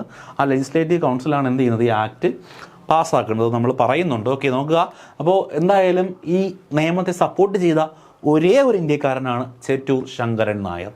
Okay, the law that caused the Jallian Walabagh മസ്സാക്കർ, Jallian Walabagh കൂട്ടക്കൊലയ്ക്ക് കാരണമായ നിയമം എന്ന് പറയുന്നത് ഈ റൗലറ്റ് ആക്ടാണ്. ജാലിയൻ വാലാബാഗ് നമ്മൾ പഠിക്കുന്നുണ്ട്. അപ്പോൾ ഈ ജാലിയൻ വാലാബാഗ് കൂട്ടക്കൊലയ്ക്ക് കാരണമായ നിയമം എന്ന് പറയുന്നത് റൗലറ്റ് ആക്ടാണ്. Satyagraha sabha, an organisation started by Gandhi in 1999 protest against Rowlatt Act. ഈ റൗലറ്റ് ആക്ടിനെതിരെ പ്രൊട്ടസ്റ്റ് ചെയ്യാൻ വേണ്ടിയിട്ട് മഹാത്മാഗാന്ധി സ്ഥാപിച്ച ഒരു ഓർഗനൈസേഷനാണ് സത്യാഗ്രഹ സഭ എന്ന് പറയുന്നത്. അപ്പോൾ സത്യാഗ്രഹ സഭ, ആ organisation started by Gandhi in 1919 to protest against Rowlatt act. Rowlatt ആക്ടിനെതിരെ സമരം ചെയ്യാനായിട്ട് മഹാത്മാഗാന്ധി സ്ഥാപിച്ച ഒരു സഭയാണ് അല്ലെങ്കിൽ ഓർഗനൈസേഷനാണ് സത്യാഗ്രഹ സഭ എന്ന് പറയുന്നത്. ഗാന്ധി സ്റ്റാർട്ടഡ് സത്യാഗ്രഹ സഭ ഇൻ ബോംബെ. സത്യാഗ്രഹ സ്റ്റാർട്ട് ചെയ്ത സ്ഥലം ബോംബെയിലാണ്. അപ്പോൾ മഹാത്മാഗാന്ധി സത്യാഗ്രഹ സഭ എന്ന് പറയുന്ന ഒരു ഓർഗനൈസേഷൻ സ്റ്റാർട്ട് ചെയ്യുന്നു റൗലറ്റ് ആക്ടിനെതിരെ പോരാടാൻ വേണ്ടിയിട്ട്. അത് സ്റ്റാർട്ട് ചെയ്ത സ്ഥലം എന്ന് പറയുന്നത് ബോംബെയിലാണ് എന്ന് കൂടി ഓർത്ത് വയ്ക്കുക. ഓക്കെ ആണേ? ക്ലിയർ ആണേ? ശരി, നോക്കുക. റൗലറ്റ് ആക്ടുമായിട്ട് ബന്ധപ്പെട്ട് പുസ്തകത്തിനകത്ത് വന്നിരിക്കുന്ന നമ്മുടെ SCRT NCRT ടെക്സ്റ്റിൽ തന്നിരിക്കുന്ന പാർട്ടുകളാണ് ഇവിടെ കാണുന്നത്. നോക്കുക. The Rowlatt act. Emboldened with his success, Gandhiji in 1990 decided to launch a national wide Satyagraha against the proposed Rowlatt Act. അപ്പോൾ നമ്മൾ പറഞ്ഞ പോയിന്റ് തന്നെയാണ് എംബോൾഡഡ് വിത്ത് ഹിസ് സക്സസ്. അപ്പോൾ മഹാത്മാഗാന്ധി ഈ 19 മുമ്പ് നടത്തിയിട്ടുള്ള എല്ലാ സമരങ്ങളും എന്ത് ചെയ്തു? വിജയിച്ചു. നമ്മുടെ അഹമ്മദാബാദ് മിൽ സ്ട്രൈക്ക് ആണെങ്കിലും ഖേദ സത്യാഗ്രഹമാണെങ്കിലും ഒക്കെ വിജയിച്ചു. അപ്പോൾ ഈ കണ്ടിന്യൂസ് ആയിട്ടുള്ള ഈ സക്സസിൻ്റെ ഒരു ബലത്തിൽ മഹാത്മാഗാന്ധി എന്ത് ചെയ്തു? Gandhi in 1919 Gandhi launch A national wild Satyagraha. This act has been ഹറിലി passed through the Indian legislative council ഡിസ്പിറ്റ് the United opposition of Indian members. അപ്പോൾ നമ്മുടെ ഈ ആക്ട് തുടക്കത്തിൽ ഇവർ പാസ്സാക്കിയതെന്ന് പറയുന്നത് നമ്മുടെ ഇമ്പീരിയൽ ലെജിസ്ലേറ്റീവ് കൗൺസിലിനകത്ത് ഉള്ള ഇന്ത്യക്കാരായിട്ടുള്ള മെമ്പേഴ്സിൻ്റെ എതിർപ്പ് മറികടന്നുകൊണ്ട് അവിടെ, അതായത് കുറേ ആളുകൾ ഈ ഇമ്പീരിയൽ ലെജിസ്ലേറ്റീവ് കൗൺസിലുള്ള കുറേ ആളുകൾ എന്ത് ചെയ്തു? ഇതിനെ എതിർത്തു. അവരുടെയൊക്കെ എതിർപ്പ് മറികടന്നുകൊണ്ടാണ് എന്ത് ചെയ്തത്? ഈ റൗലറ്റ് ആക്ട് നടപ്പിലാക്കിയത്. ആ ആളുകളുടെ കൂട്ടത്തിൽ ഇതിനെ സപ്പോർട്ട് ചെയ്ത ഇന്ത്യക്കാരനാണ് നമ്മുടെ നേരത്തെ പറഞ്ഞ ആര്? നമ്മുടെ Chettur Sankaran Nair. Okay, it gave the, അപ്പോൾ അങ്ങനെയാണ് ഈ നിയമം നടപ്പിലാക്കുന്നത് ആദ്യകാലത്ത്. It gave the government enormous power to the repress political activities and allowed detention of political prisoners without a trial for 2 years. അതായത് ഈ ഒരു നിയമം റൗലറ്റ് ആക്ട് എന്ന് പറഞ്ഞാൽ ഇത് ഗവൺമെൻറ് എന്ത് ചെയ്തു? ഇനോമറസ് ആയിട്ട് ഭയങ്കരമായിട്ടൊരു പവർ കൊടുത്തു ടു റിപ്പസ് പൊളിറ്റിക്കൽ ആക്ടിവിറ്റീസ്. ഇവിടെ നടക്കുന്ന പൊളിറ്റിക്കൽ ആക്ടിവിറ്റീസിനെയൊക്കെ എന്ത് ചെയ്യാനായിട്ട്? അടിച്ചമർത്താനായിട്ട്. Power to repress political activities and allowed detention for political prisoners without trial for 2 years. ഏകദേശം 2 വർഷക്കാലത്തോളം തന്നെ ഈ പൊളിറ്റിക്കൽ പ്രിസണേഴ്സിനെ ട്രയൽ കൂടാതെ വിചാരണ നടത്താതെ തടവിൽ വയ്ക്കാമെന്നൊരു നിയമമായിരുന്നു ഈ റൗലറ്റ് എന്ന് പറയുന്നത്. നോക്കുക, നമ്മുടെ ഇവിടെ നടക്കുന്ന എല്ലാ രീതിയിലുള്ള പൊളിറ്റിക്കൽ ആക്ടിവിസ്റ്റിനെയും ഈ റൗലറ്റ് ആക്ടിൻ്റെ അടിസ്ഥാനത്തിൽ ബ്രിട്ടീഷുകാർക്ക് എന്ത് ചെയ്യാൻ പറ്റും? അടിച്ചമർത്താൻ പറ്റും. അവർക്കെതിരെ നിയമ നടപടി സ്വീകരിക്കാം, അവരെ അടിച്ചമർത്താം, അവർക്കെതിരെ വയലൻസ് ഉപയോഗിക്കാം, ഒക്കെ പറ്റും. അതാണ് ഈ നിയമത്തിൽ പറയുന്ന കാര്യമെന്ന് പറയുന്നത്. അതുപോലെ തന്നെ രാഷ്ട്രീയ തടവുകാരെയൊക്കെ എന്ത് ചെയ്യാം? ഒരു വിചാരണയും കൂടാതെ, വിചാരണയൊന്നും വേണ്ട, ഇപ്പോൾ ഒരു കുറ്റത്തിൽ അറസ്റ്റ് ചെയ്ത് കഴിഞ്ഞാൽ വിചാരണ ചെയ്ത് അയാൾ ചെയ്തത് തെറ്റാണോ ശരിയാണോ എന്നൊക്കെ മനസ്സിലാക്കണം. ആ കാലയളവിൽ വരെ നമുക്ക് എന്ത് ചെയ്യാം? ജയിലിൽ പാർപ്പിക്കും. ഇത് ഏകദേശം 2 വർഷത്തെ കാലത്തോളം ഒക്കെ എന്ത് ചെയ്യാം? ട്രയൽ കൂടാതെ ജയിലിലിടാം എന്നുള്ളതൊക്കെ ആയിരുന്നു നിയമത്തിൻ്റെ പ്രധാനപ്പെട്ട സവിശേഷത. അപ്പോൾ ഈ ഒരു 2 പോയിന്റുകൾ പഠിച്ചു വയ്ക്കുക. ചിലപ്പോൾ സ്റ്റേറ്റ്മെൻ്റ് ആയിട്ട് ചോദിക്കാൻ ചാൻസ് ഉള്ള 2 പോയിൻ്റാണ്. Mahatma Gandhi wanted non violence civil ഡിസോബീഡിയൻറ്റ് അഗനിസ്റ്റ് such injustice ലാ. ഈ ഇൻജസ്റ്റിസ് ലാക്കെതിരെ, ഈ വൃത്തികേട്ട നിയമത്തിനെതിരെ മഹാത്മാഗാന്ധി എന്ത് സമരമുറ ഉപയോഗിച്ചു? നോൺ വയലൻസ് ആൻഡ് സിവിൽ ഡിസോബീഡിയൻറ്റ്, അഹിംസ, അതുപോലെ തന്നെ സിവിൽ ഡിസോബീഡിയൻറ്റ്, നിയമം ലംഘിച്ചുകൊണ്ട് ഈ നിയമം നമ്മൾ ലംഘിക്കുന്നു. അതുപോലെ നോൺ വയലൻസ്, തിരിച്ച് ആക്രമിക്കുകയൊന്നും ചെയ്തില്ല. നോൺ വയലൻസിലൂടെയൊക്കെ ഗാന്ധിജി ഇതിനെ പ്രൊട്ടക്ട് ചെയ്യാനാണ് ശ്രമിച്ചത്. Which would started with a hartal on April 6. അപ്പോൾ ഇതിൻ്റെ ഒരു മുന്നോടിയായിട്ട് April 6 എന്ത് ചെയ്തു? ഒരു ഹർത്താൽ ആയിട്ട് ആചരിക്കാൻ വേണ്ടിയിട്ട്, അല്ലെങ്കിൽ ഹർത്താൽ നടത്താൻ വേണ്ടിയിട്ട് ഗാന്ധിജി എല്ലാവരുടെയും അനുശോസിക്കുകയാണ് ചെയ്യുന്നത്. ഈ റൗലറ്റിന് എതിരായിട്ട് എന്ത് ചെയ്യുന്നു? ഒരു ഹർത്താൽ നടത്തുക എന്ന് പറഞ്ഞ് ഗാന്ധിജി ഇത് ചെയ്യുകയാണ് ചെയ്യുന്നത്. ഓക്കെ, ഇപ്പോൾ ഇതാണ് റൗലറ്റ് ആക്ടിൽ പറയുന്നത്. അപ്പോൾ ഇങ്ങനെയൊക്കെ ചെയ്തത് കൊണ്ട് റൗലറ്റ് തടയപ്പെട്ടോ എന്ന് ചോദിച്ചാൽ ഇല്ല. Rallies were organised in various cities. പല സിറ്റീസിൽ എന്ത് ചെയ്തു? ഈ ഗാന്ധിജിയുടെ നിർദ്ദേശപ്രകാരം എന്ത് ചെയ്തു? ഹർത്താൽ നടത്തി, അതുപോലെ റാലികൾ സംഘടിപ്പിച്ചു. അപ്പോൾ ഗാന്ധിജി പറഞ്ഞത് നോൺ വയലൻസ് ഒന്നും വേണ്ട, ഇങ്ങനെയുള്ള സമരങ്ങളിലൂടെ സിവിൽ ഡിസോബീഡിയൻറ്റ്, അതായത് ഇവർ സംഘടിക്കരുതെന്ന് പറഞ്ഞു, നമ്മൾ സംഘടിക്കും, പക്ഷെ നമ്മൾ അക്രമമൊന്നും അഴിച്ചു വിടുന്നില്ല. ആ രീതിയിൽ ഗാന്ധിജി എന്ത് ചെയ്തു? ഈ സമരം മുന്നോട്ട് കൊണ്ടുപോയി. അതിൻ്റെ ഫലമായിട്ട് rallies were organised in various cities, ഒരുപാട് സ്ഥലത്ത് റാലികൾ സംഘടിപ്പിക്കാൻ തുടങ്ങി. Workers went on strike in railway workshops and shop closed down. Workers went on strike. ജോലിക്കാരൊക്കെ എന്തിനു തുടങ്ങിയടാ?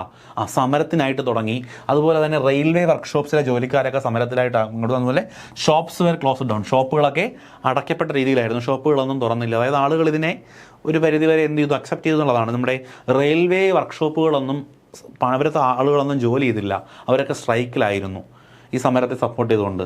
Alarm mid by the popular upsugar the scaled a line of communication such as railway and telegraph would be disputed. The British administration decided to clamp down the nationalist. നോക്കുക, ഈ രീതിയിൽ അവർ മുൻപോട്ട് പോയി കഴിഞ്ഞാൽ, അതായത് നോക്കിക്കേ, റെയിൽവേ വർക്ക്ഷോപ്പിലെ ആളുകൾ വരെ സമരത്തിൽ പണിമുടക്കി.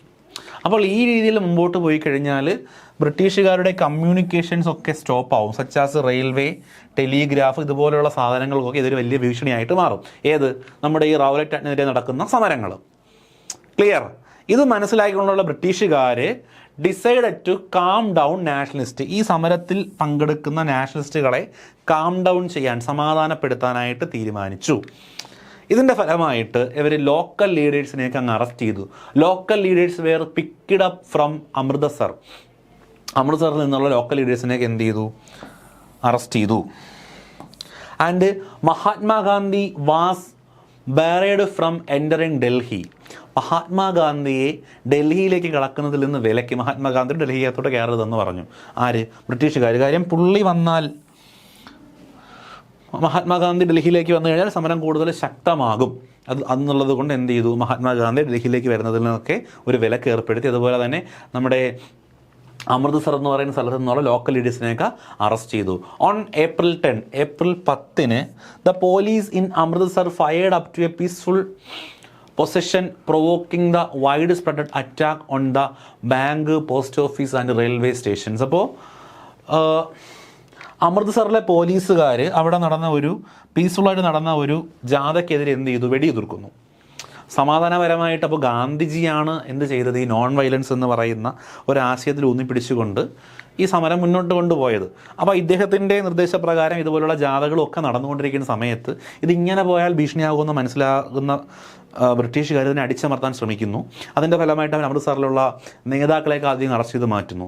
എന്നിട്ട് സമാധാനപരമായിട്ട് പൊയ്ക്കൊണ്ടിരുന്ന ഒരു റാലിക്കെതിരെ എന്ത് ചെയ്യുന്നു, ഇവർ വെടി ഉതിർക്കുകയാണ് ചെയ്യുന്നത്. ഇതിനെ തുടർന്ന് ഇങ്ങനെ സമാധാനപരമായിട്ട് പോയ റാലിക്കെതിരെ വെടി ഉതിർത്തിനെ തുടർന്ന് അവിടുത്തെ ആളുകൾ പ്രൊവോക്കഡ് ആകുന്നവർ എന്ത് ചെയ്യുന്നു, wide spread attack on banks, post office and railway stations, bank, post office തുടങ്ങിയ സർക്കാർ സ്ഥാപനങ്ങളെയൊക്കെ വ്യാപകമായ രീതിയിൽ എന്ത് ചെയ്യുന്നു, ആക്രമിക്കുന്നു. അങ്ങനെ വ്യാപകമായിട്ട് സമരാനുകൂലികൾ ആക്രമിക്കാൻ തുടങ്ങിയതിനെ തുടർന്ന് ദ മെരിറ്റൽ ലോ, പട്ടാള ഭരണം അല്ലെങ്കിൽ പട്ടാള നിയമം was imposed and general Dyer took command.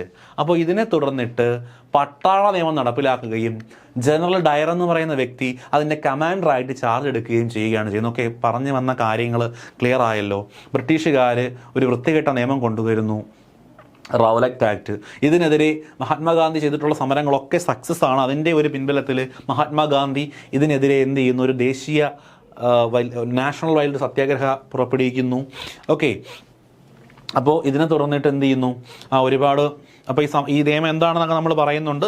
ആരെ വേണം നമുക്ക് എന്ത് ചെയ്യാം, 2 വർഷത്തോളം കാലം വിചാരണ ഇല്ലാതെ അറസ്റ്റ് ചെയ്ത് വയ്ക്കാം, അതുപോലെ പൊളിറ്റിക്കൽ ആക്ടിവിസ്റ്റിനെയൊക്കെ നമുക്ക് അടിച്ചമർത്താം എന്നുള്ളതായിരുന്നു നിയമം. അപ്പോൾ ഇതിനെതിരെ Gandhiji non violence and civil disobedient എന്ന് പറയുന്ന ആ ഒരു രീതിയിലൂടെ എന്ത് ചെയ്യുന്നു, ചെറുത്ത് നിൽക്കാൻ ശ്രമിക്കുന്നു. അതിൻ്റെ ഫലമായിട്ട് അദ്ദേഹം ഹർത്താൽ ആചരിക്കാൻ തീരുമാനിച്ചത് ഏപ്രിൽ 6. ഇത് നല്ലൊരു ക്വസ്റ്റ്യനായിട്ട് ചോദിക്കാം, പഠിച്ചു വയ്ക്കുക.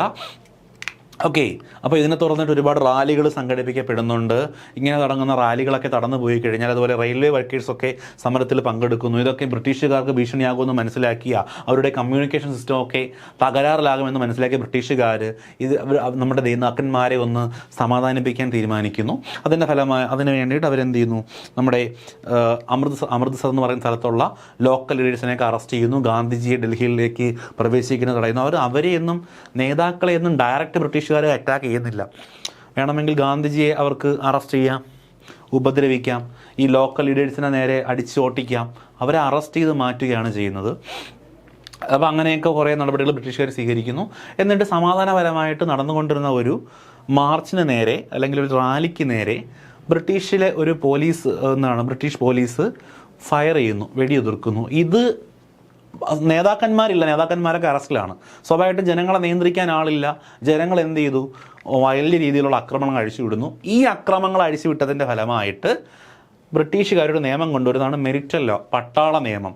അത് കൊണ്ടുവരികയും ജനറൽ ഡയറിനെ കമാൻഡറായിട്ട് നിയമിക്കുകയും ചെയ്യുന്നു. ഇതുവരെയുള്ള കഥ മനസ്സിലായി കാണും.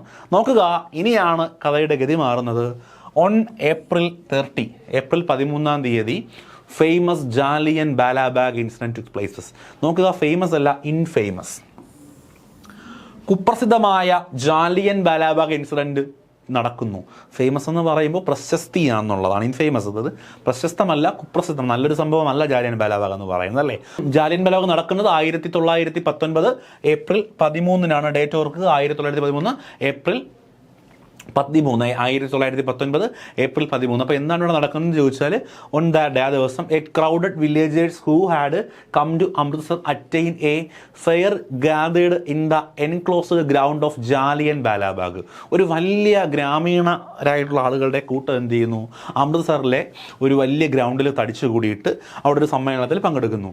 Begin from the outside city. ഈ വന്ന ആളുകളൊക്കെ സിറ്റിക്ക് പുറത്തുനിന്നുള്ള ആളുകളായതുകൊണ്ട് they were unaware of the martial law that had been imposed. ഈ അമൃത്സറിലാണ് ഈ പോലീസുകാർ വെടിയുതിർത്തതിനെ തുടർന്നിട്ട് എന്ത് നടപ്പാക്കപ്പെട്ടത്, ഈ മെരിറ്റൽ ലോ, പട്ടാള നിയമം നടപ്പിലാക്കപ്പെട്ടത്. ഈ ജാലിയൻ വാലാബാഗിൽ ഇപ്പോൾ തടിച്ചുകൂടിയ ആളുകൾക്കൊന്നും ഈ മെരിറ്റൽ ലോ നടപ്പിലാക്കിയതിനെ പറ്റി വലിയ ധാരണ ഇല്ലായിരുന്നു. ഓക്കെ, അപ്പോൾ നോക്കുക, Amritsar to attain Jallian Walabagh. Begin famous city, they were unaware of the martial law. അവർക്ക് ഈ മെരിറ്റൽ ലോയെ പറ്റി അറിയില്ലായിരുന്നു. They had been imposed. Dyer entered the area. ഈ സ്ഥലത്തേക്ക് ഡയർ വരികയാണ്. ഏത് ഡയറാണെന്ന് ചോദിച്ചാൽ നമ്മൾ 2 ഡയറിൻ്റെ പേര് പഠിക്കുന്നുണ്ട്. ജനറൽ ഡയറാണ്. ജനറൽ ഡയർ വരികയും അദ്ദേഹം എന്ത് ചെയ്യുന്നുണ്ട്, ബ്ലോക്ക്ഡ് ദ എക്സിറ്റ് പോയിന്റ്, ഇതിൻ്റെ പുറത്തേക്ക് പോകാനുള്ള വഴി അടയ്ക്കുകയും and opened fire on the crowded killing hundreds. നോക്കുക, ആലോചിച്ച് നോക്കുക, ഒരു ഗ്രൗണ്ടിൽ തടിച്ചു കൂടിയ ഒരു കൂട്ടം ആളുകൾ, അവർ ഈ നാട്ടിൽ നിന്ന് വന്ന ആളുകളല്ല, ഇവിടെ ഇങ്ങനെ ഒരു പട്ടാള നിയമം നടപ്പിലാക്കിയ കാര്യം അവർക്കറിയില്ല. അവരുടെ നേരെ, ആ ജനക്കൂട്ടത്തിന് നേരെ എന്ത് ചെയ്യുന്നു? വെടിയുതിർക്കുകയാണ് ചെയ്യുന്നത്. അത് എങ്ങനെയാണ് വെടിയുതിർക്കുന്നത്? പുറത്തോട്ട് പോകാനുള്ള വഴി ബ്ലോക്ക് ചെയ്തുകൊണ്ട്. അപ്പോൾ വെടിയുതിർക്കുമ്പോൾ ആളുകൾ ഓടി രക്ഷപ്പെടാൻ പറ്റില്ല. അങ്ങനെ അതിൻ്റെ ഫലമായിട്ട് ഏകദേശം 100 കണക്കിന് ആളുകൾ എന്ത് ചെയ്യപ്പെടുന്നുണ്ട്? മരിക്കുന്നുണ്ട്. His object as she declared later was to produce a moral effect to create in the mind set of satyagrahas feeling of terror and awake. അപ്പോൾ ഇയാളിങ്ങനെ ചെയ്തതിന് കൊണ്ട് അദ്ദേഹം എന്താണ് ഉദ്ദേശിച്ചതെന്ന് പുള്ളി പിൻകാലത്ത് ഡിക്ലെയർ ചെയ്തിട്ടുണ്ടെന്നാണ് പറഞ്ഞിരിക്കുന്നത്. പ്രൊഡ്യൂസ് എ മോറൽ എഫക്റ്റ്, ഒരു മോറൽ എഫക്റ്റ് പ്രൊഡ്യൂസ് ചെയ്യുക. To create a mind set of satyagrahis a feeling of terror and awe. നമ്മുടെ ഈ സത്യാഗ്രഹികളുടെ മനസ്സിൽ ഒരു വലിയ രീതിയിലുള്ള പേടി കൊണ്ടുവരാനായിട്ട് ശ്രമിക്കുക. അതുപോലെ തന്നെ പ്രൊഡ്യൂസ് എ മോറൽ എഫക്റ്റ്, ഒരു മോറൽ എഫക്റ്റ് പ്രൊഡ്യൂസ് ചെയ്യുക എന്നുള്ളതൊക്കെയായിരുന്നു ഈ ആക്ടിലൂടെ ഈ പറയുന്ന വ്യക്തി, ആര്, ഡയർ എന്ന് പറയുന്ന വ്യക്തി, ജനറൽ ഡയർ എന്ന് പറയുന്ന വ്യക്തി ഉദ്ദേശിച്ചത് എന്ന് അദ്ദേഹം പിൻകാലത്ത് ഡിക്ലെയർ ചെയ്തിട്ടുണ്ടെന്നാണ് പറയുന്നത്. ആസ് ഹി ഡിക്ലെയർഡ് ലേറ്റർ, അദ്ദേഹം പിൻകാലത്ത് ഡിക്ലെയർ ചെയ്തതുപോലെ was to produce a moral effect. അദ്ദേഹത്തിൻ്റെ ലക്ഷ്യം എന്ന് പറയുന്നത് ഒരു മോറൽ എഫക്റ്റ് പ്രൊഡ്യൂസ് ചെയ്യുക എന്നുള്ളതാണ്. ഓക്കെ, അപ്പോൾ ഇതായിരുന്നു ഇദ്ദേഹത്തിൻ്റെ ലക്ഷ്യം. ഈ പ്രൊഡ്യൂസ് എ മോറൽ എഫക്റ്റ് എന്ന് അദ്ദേഹം തന്നെ പറഞ്ഞതാണ്. ധാർമ്മികമായ ഒരു ഫലം ഉണ്ടാക്കുക എന്നുള്ള അർത്ഥം. ഇത് ആര് തന്നെ പറഞ്ഞതാ? ഡയർ പിൻകാലത്ത് പറഞ്ഞത് അതായിരുന്നു ഒരു ലക്ഷ്യമെന്ന്. അത് മോറലായിരുന്നോ അല്ലായിരുന്നോ എന്ന് നമുക്കറിയാം. ഓക്കെ, ശരി, നോക്കുക. അപ്പോൾ ഇത് പുസ്തകത്തിൽ പറഞ്ഞിരിക്കുന്ന പോയിന്റുകളാണ്. As the news of Jallian Wala Bagh spread, ഈ ജാലിയൻ വാഗിൻ്റെ വാർത്ത എന്ത് ചെയ്യുന്നു? പറന്നു പിടിക്കുന്നു. Crowd took to the street in many north Indian towns. അപ്പോൾ ബ്രിട്ടീഷുകാരുടെ ഈ നയം അവർ ശരിക്കും ഈ സമരക്കാർ പേടിച്ചൊതുങ്ങും എന്നാണ് വിചാരിച്ചത്. പക്ഷേ എന്ത് ചെയ്തില്ല, ഈ ജാലിയൻ വാലാബാഗ് എന്ന് പറയുന്ന സംഭവം നടന്നത് അങ്ങ് സ്പ്രെഡായതോടുകൂടി ആളുകൾ എന്ത് ചെയ്യാൻ തുടങ്ങി? സ്ട്രീറ്റിലിറങ്ങാൻ തുടങ്ങി. എന്നാൽ വ്യാപകമായിട്ട് തെരുവിലിറങ്ങി അക്രമങ്ങൾ തുടങ്ങാനായിട്ട് തുടങ്ങി. ദേവേർ സ്ട്രൈക്സ്, അവർ സമരങ്ങൾ ചെയ്തു. ക്ലാഷ് വിത്ത് ദ പോലീസുകാരുമായിട്ട് ക്ലാഷ് ഉണ്ടായി. അറ്റാക്ക് ദ ഗവൺമെൻറ് ബിൽഡിങ്ങിലേക്ക് അറ്റാക്ക് ചെയ്യാൻ തുടങ്ങി. അത് വ്യാപകമായിട്ടുള്ള പ്രക്ഷോഭങ്ങൾ ബ്രിട്ടീഷുകാർക്കെതിരെ ഉണ്ടായി എന്നുള്ളതാണ് പറയുന്നത്. ഓക്കെ, അപ്പോൾ നോക്കുക, ഒരു വലിയ കൂട്ടക്കൊല ബ്രിട്ടീഷുകാരുടെ നേതൃത്വത്തിൽ നടക്കുന്നു. ബ്രിട്ടീഷുകാരെന്താ വിചാരിച്ചത്? ഇത് കേൾക്കുമ്പോൾ ഈ സത്യാഗ്രഹികൾ പേടിച്ചൊതുങ്ങുമെന്ന്. പക്ഷേ അവിടെ ഉണ്ടായ റിസൾട്ട് നേരെ തിരിച്ചായിരുന്നു. ജാലിയൻ വാലാബാഗ് വാർത്ത പടർന്നതിനെ തുടർന്ന് ഇന്ത്യയിലുള്ള എല്ലാ സ്ഥലങ്ങളിലും, പ്രത്യേകിച്ച് നോർത്ത് ഇന്ത്യൻ സ്റ്റേറ്റുകളിലൊക്കെ വലിയ രീതിയിലുള്ള പ്രക്ഷോഭങ്ങളുണ്ടായി. അവർ സ്ട്രൈക്ക് ചെയ്യാൻ തുടങ്ങി. പോലീസുകാരുമായിട്ട് അടിയുണ്ടാവാനായിട്ട് തുടങ്ങി. ഗവൺമെൻറ് ബിൽഡിങ്ങിലൊക്കെ വ്യാപകമായിട്ട് ആക്രമിക്കാൻ തുടങ്ങി. ഓക്കെ, അപ്പോൾ the government responded with brutal repression seeking to humiliate and terrorize peoples. അപ്പോൾ ബ്രിട്ടീഷുകാർ ഇത് കണ്ട് മിണ്ടാതിരുന്നില്ല. അവരും എന്ത് ചെയ്തു? Government responded with brutal repression, അവർ ശക്തമായ, വളരെ ബ്രൂട്ടലായിട്ടുള്ള, ക്രൂരമായിട്ടുള്ള അടിച്ചമർത്തൽ നടപടി അവർ സ്വീകരിച്ചു എന്നുള്ളതാണ്. സീക്കിംഗ് ഹ്യൂമിലേറ്റ് സമരാനുകൂലികളെ ഹ്യൂമിലേറ്റ് ചെയ്തുകൊണ്ട്, അതായത് അവരെ എന്ത് ചെയ്യുന്നു? അവരെ അഭിമാനത്തേക്ക് വ്രണപ്പെടുത്തിക്കൊണ്ട് അവരെ ടെറർ ചെയ്യിക്കുന്ന, പേടിപ്പിക്കുന്ന രീതിയിലുള്ള തിരിച്ചടികളാണ് ബ്രിട്ടീഷുകാർ തിരിച്ചു ചെയ്തത്. ഇതൊക്കെ തുടങ്ങിയത് ഗാന്ധിജി റൗലറ്റ് ആക്ട് എന്ന് പറയുന്ന ഒരു സമരം നടത്തണമെന്ന് ആഹ്വാനം ചെയ്തതുകൊണ്ട്, അല്ലെങ്കിൽ അദ്ദേഹം അങ്ങനെ ഒരു സമരം തുടങ്ങിയത് കൊണ്ടാണ്. അത് നമ്മുടെ മൈൻഡിലുണ്ടല്ലോ. ശരി, അപ്പോൾ സമരക്കാർക്കിടയിൽ എന്ത് ചെയ്യുന്നു? വളരെ ഹ്യൂമിലേറ്റ് ചെയ്യുന്ന രീതിയിലുള്ള നടപടികളാണ് എന്ത് ചെയ്യുന്നത്? നമ്മുടെ ബ്രിട്ടീഷുകാർ സ്വീകരിച്ചത്. Satyagrahis were forced to rub their nose on the ground. ഈ സമരാനുകൂലികളുടെ മൂക്ക് പിടിച്ചിട്ട് ഗ്രൗണ്ടിലിട്ട് ഒരയ്ക്കുന്ന ഒരു നടപടി. അതുപോലെ ക്രൗഡ് ഓൺ ദ സ്ട്രീറ്റിൽ കിടന്നിട്ട് ഉരുട്ടുന്ന ഒരു നടപടി. ആൻഡ് ഡു സലാം ടു സാഹിബുകൾക്ക് സല്യൂട്ട് കൊടുക്കുന്ന ഒരു നടപടി. അപ്പോൾ ഇങ്ങനെയൊക്കെ എന്ത് ചെയ്തു?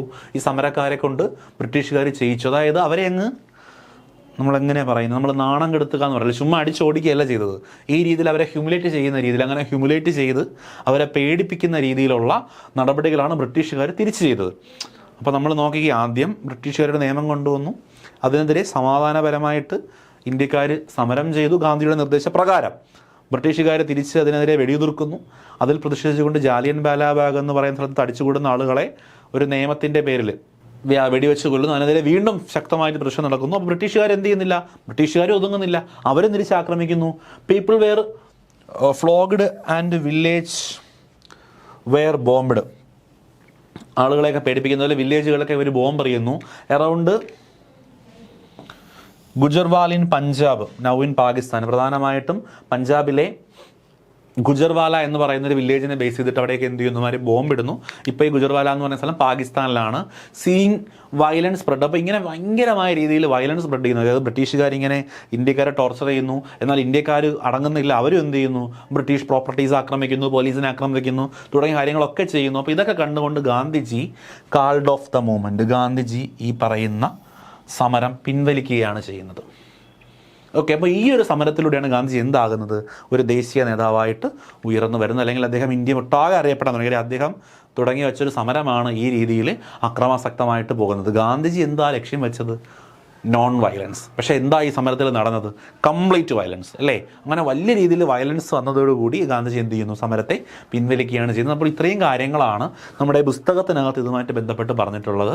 നോക്കുക, while the Rowlatt Satyagraha has been widespread movement in, it was still limited mostly to cities and town. അപ്പോൾ വലിയൊരു ഭയങ്കര രീതിയിൽ വ്യാപിച്ചൊരു മൂവ്മെൻ്റ് ആയിരുന്നു നമ്മുടെ റൗലറ്റ് സത്യാഗ്രഹ എന്ന് പറയുന്നത്. പക്ഷേ അതും എവിടെ തന്നെ ഒതുങ്ങി നിന്നുള്ളൂ, still in cities and towns. പ്രധാനപ്പെട്ട സിറ്റികളിലും ടൗണുകളിലും മാത്രമായിരുന്നു ഇതിൻ്റെ പ്രക്ഷോഭങ്ങൾ നടന്നു വരുന്നത്. വ്യാപകമായിട്ട് റൂറൽ ഏരിയാസ് എന്ന് ഇറങ്ങില്ല. മെയിൻ ടൗൺസ് സിറ്റീസിലൊക്കെ എന്ത് ചെയ്തു, റൗലറ്റ് സത്യാഗ്രഹ രാജ്യവ്യാപകമായിട്ട് പടർന്നു പിടിച്ചു. Mahatma Gandhi now felt the need to launch a more bordered based movement in India. അപ്പോൾ മഹാത്മാഗാന്ധിക്ക് പിന്നെ അദ്ദേഹത്തിന് വേറൊരു ഐഡിയ ഉണ്ടായിരുന്നതാണ്, കുറച്ചും കൂടി ആളുകളിലേക്ക് എത്തുക. അത് മനസ്സിലാകുന്നുണ്ടോ പറയുന്നത്? അതായത് ഈ റൗലറ്റ് സത്യാഗ്രഹം വളരെ വലിയൊരു സമരം തന്നെയായിരുന്നു. പക്ഷേ അത് മെയിൻലി, അപ്പോൾ മഹാത്മാഗാന്ധി വിചാരിച്ചു പോരാ, അത് പോരാ, കുറച്ചും കൂടി എന്ത് ചെയ്യണം, ആഴങ്ങളിലേക്ക് ഇറങ്ങണം, എല്ലാ ജനങ്ങളും ഈ സമരത്തിൽ പങ്കെടുക്കണം. To launch a more border based movement in India, but he was certain that no such movement could be organized without bringing the Hindu-Muslim closer together. ഹിന്ദുക്കളെയും മുസ്ലിങ്ങളെയും ഒരുമിപ്പിക്കാതെ ഇത്തരത്തിലൊരു മൂവ്മെൻറ്റ് നടക്കുക എന്ന് പറയുന്നത് അത്രത്തോളം പ്രായോഗികമല്ല എന്ന് ഗാന്ധിജിക്ക് അറിയാമായിരുന്നുള്ളതാണ് പറയുന്നത്. ഹി വാസ്, അപ്പോൾ അദ്ദേഹത്തിൻ്റെ വലിയൊരു, അതായത് ഇങ്ങനെ ഇദ്ദേഹം ചിന്തിക്കുന്നത് പോലെ എല്ലാ ആളുകളിലേക്കും ഇറങ്ങുന്ന വേറൊരു ദേശീയ സമരം നടത്തണമെന്നുണ്ടെങ്കിൽ, അല്ലെങ്കിൽ അങ്ങനെ ഒരു സമരം വേണമെന്നുണ്ടെങ്കിൽ അവിടെ Hindu Muslims unity, Hindu Muslims ക്ലോസറായി നിൽക്കാതെ, അവർ എന്തിനാണ് തമ്മിൽ തല്ലാതെ നിൽക്കാതെ ഇത് പ്രായോഗികമല്ലായിരുന്നു ഗാന്ധിജിക്ക് അറിയാമായിരുന്നാണ് പറഞ്ഞിരിക്കുന്നത്. On the way of doing this he felt was to keep the Khilafat issue. അപ്പോൾ നമ്മൾ പഠിച്ചതാണ് ഓൾറെഡി, ഇതിനെക്കുറിച്ച് വീണ്ടും പറഞ്ഞിരിക്കുന്നതാണ്. One of the way of doing this he felt was to keep up to Khilafat. അപ്പോൾ ഇതിന് വേണ്ടിയിട്ടാണ് അദ്ദേഹം എന്ത് ചെയ്തത്, ഈ ഖിലാഫത്ത് ഇഷ്യൂവിൽ നമ്മൾ പഠിച്ച സാധനം തന്നെയാണ് കേട്ടോ. ഖിലാഫത്ത് ഇഷ്യൂ എന്ന് പറയുന്നൊരു സാധനം അദ്ദേഹം ഉയർത്തിക്കൊണ്ടു, അല്ലെങ്കിൽ അതിൻ്റെ കൂടെ നിന്നത്. അപ്പോൾ എന്തിനു വേണ്ടിയിട്ടാണ്, മുസ്ലിങ്ങളെ കൂടെ നിർത്താൻ വേണ്ടിയിട്ട്, ഹിന്ദുക്കളെയും മുസ്ലിങ്ങളെയും ഒരുമിപ്പിക്കാൻ വേണ്ടിയിട്ട്. അപ്പോൾ പുള്ളി കൊണ്ടുവന്ന നമ്മുടെ നിസ്സഹകരണ പ്രസ്ഥാനം, നോൺ കറപ്ഷൻ മൂവ്മെൻറ്റും ഈ ഖിലാഫത്ത് മൂവ്മെൻറ്റോട് ഒരുമിക്കുമ്പോഴത്തേക്ക് ഖിലാഫത്ത് മൂവ്മെൻറ്റിനകത്ത് നിൽക്കുന്ന മുസ്ലിങ്ങൾ ഈ ദേശീയതയുമായിട്ട് കൂടുതൽ അടുക്കും എന്നൊക്കെ ഗാന്ധിജി വിചാരിച്ചു. ഇനി നമ്മൾ പറയുന്നത് ഖിലാഫത്ത് മൂവ്മെൻറ്റിനെ പറ്റി നമ്മൾ പഠിച്ച കാര്യം തന്നെയാണ് കേട്ടോ. The first world war had ended. ഒന്നാം ലോക മഹായുദ്ധമാണ്, ഞാൻ രണ്ടാം ലോക മഹായുദ്ധം എന്നാണ് പറഞ്ഞെന്ന് തോന്നുന്നു. ഒന്നാം ലോക മഹായുദ്ധമാണ്.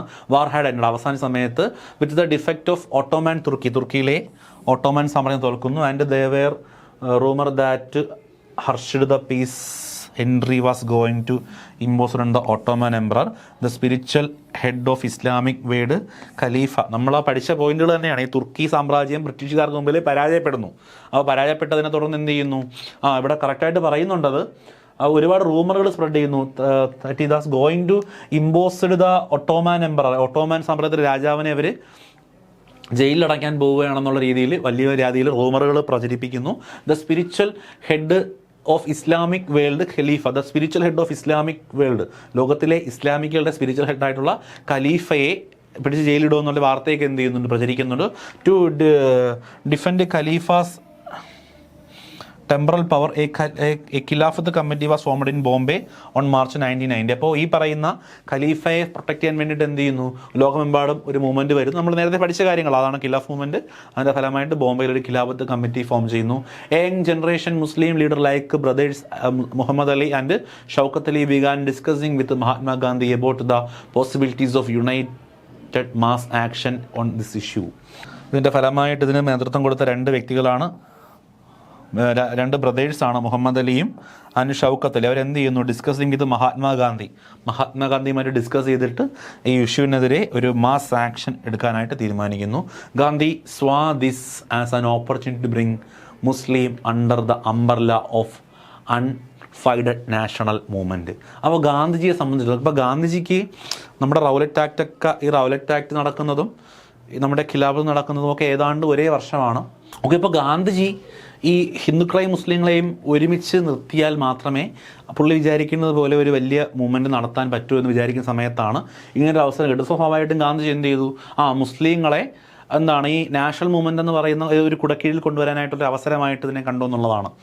Okay, bringing Muslims under the umbrella of national movements at the Calcutta section of the Congress in September 1920 1920 സെപ്റ്റംബറിൽ നടന്ന കൽക്കത്ത സമ്മേളനത്തിൽ he convinced other leaders of the need to start non corporation movement in support of Khilafat as. Okay, അപ്പോൾ 1920 നടക്കുന്ന കൽക്കത്ത സെക്ഷനിൽ മഹാത്മാഗാന്ധി എന്ത് ചെയ്യുന്നു, ബാക്കിയുള്ള കോൺഗ്രസ് ലീഡേഴ്സിനെ ഇതേപോലെ ഒരു നോൺ കോർപ്പറേഷൻ മൂവ്മെൻറ്റ് നമ്മുടെ ഖിലാഫത്തിനെ സപ്പോർട്ട് ചെയ്തുകൊണ്ട് സ്റ്റാർട്ട് ചെയ്യണമെന്ന ഒരാവശ്യം ബാക്കിയുള്ള നേതാക്കളെ പറഞ്ഞ് കൺവിൻസ് ചെയ്യുകയാണ് ചെയ്യുന്നത്. ഓക്കെ, അതിൻ്റെ ഫലമായിട്ട് എന്ത് ചെയ്യുന്നു, ഖിലാഫത്ത് മൂവ്മെൻറ്റ് ആക്ട് ചെയ്യുന്നു. നമ്മൾ കുറച്ച് മുമ്പ് പഠിച്ചതാണ് ഈ ലാസ്റ്റ് പറഞ്ഞ കാര്യം. ഓക്കെ, നോക്കുക, the power given to British government by the Rowlatt act. Rowlatt Act British government കൊടുത്ത അധികാരങ്ങളാണ്.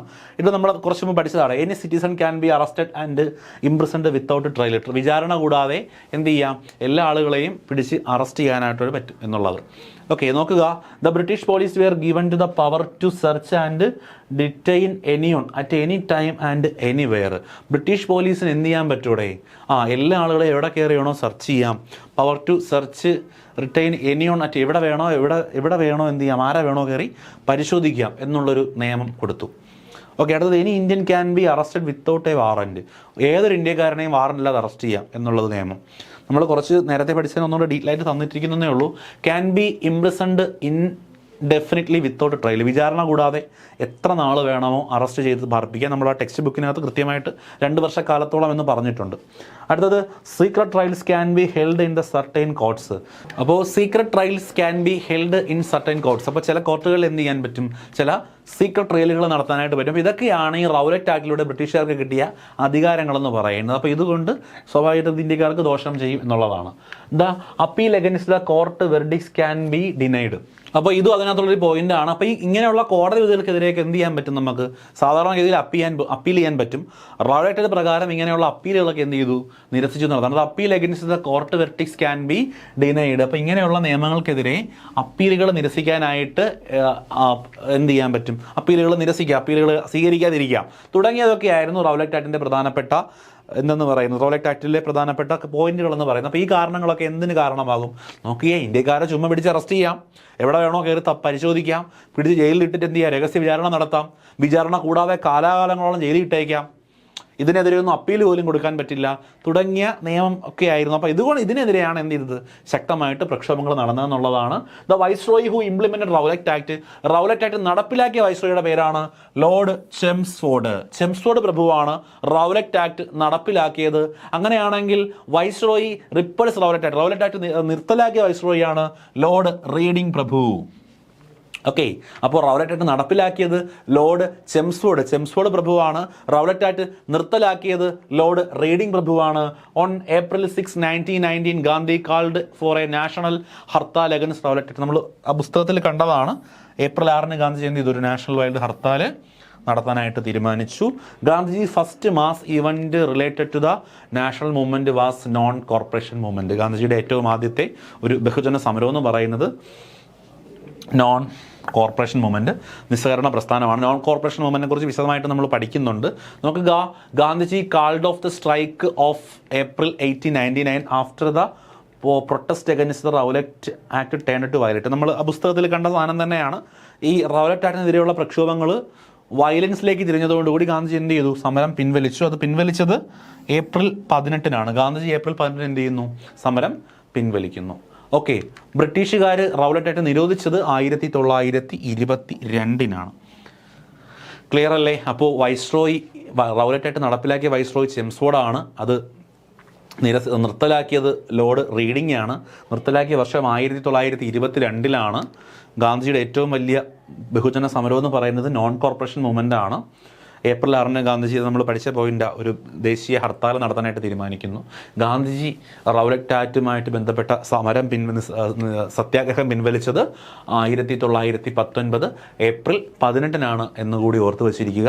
അപ്പോൾ മഹാത്മാഗാന്ധി എന്ന് പറയുന്ന ഒരു വലിയ ടോപ്പിക്കിനെ ചെറിയ കുറച്ച് ഭാഗങ്ങളാണ് നമ്മൾ ഈ ക്ലാസ്സുകളായിട്ട് കണ്ടത്.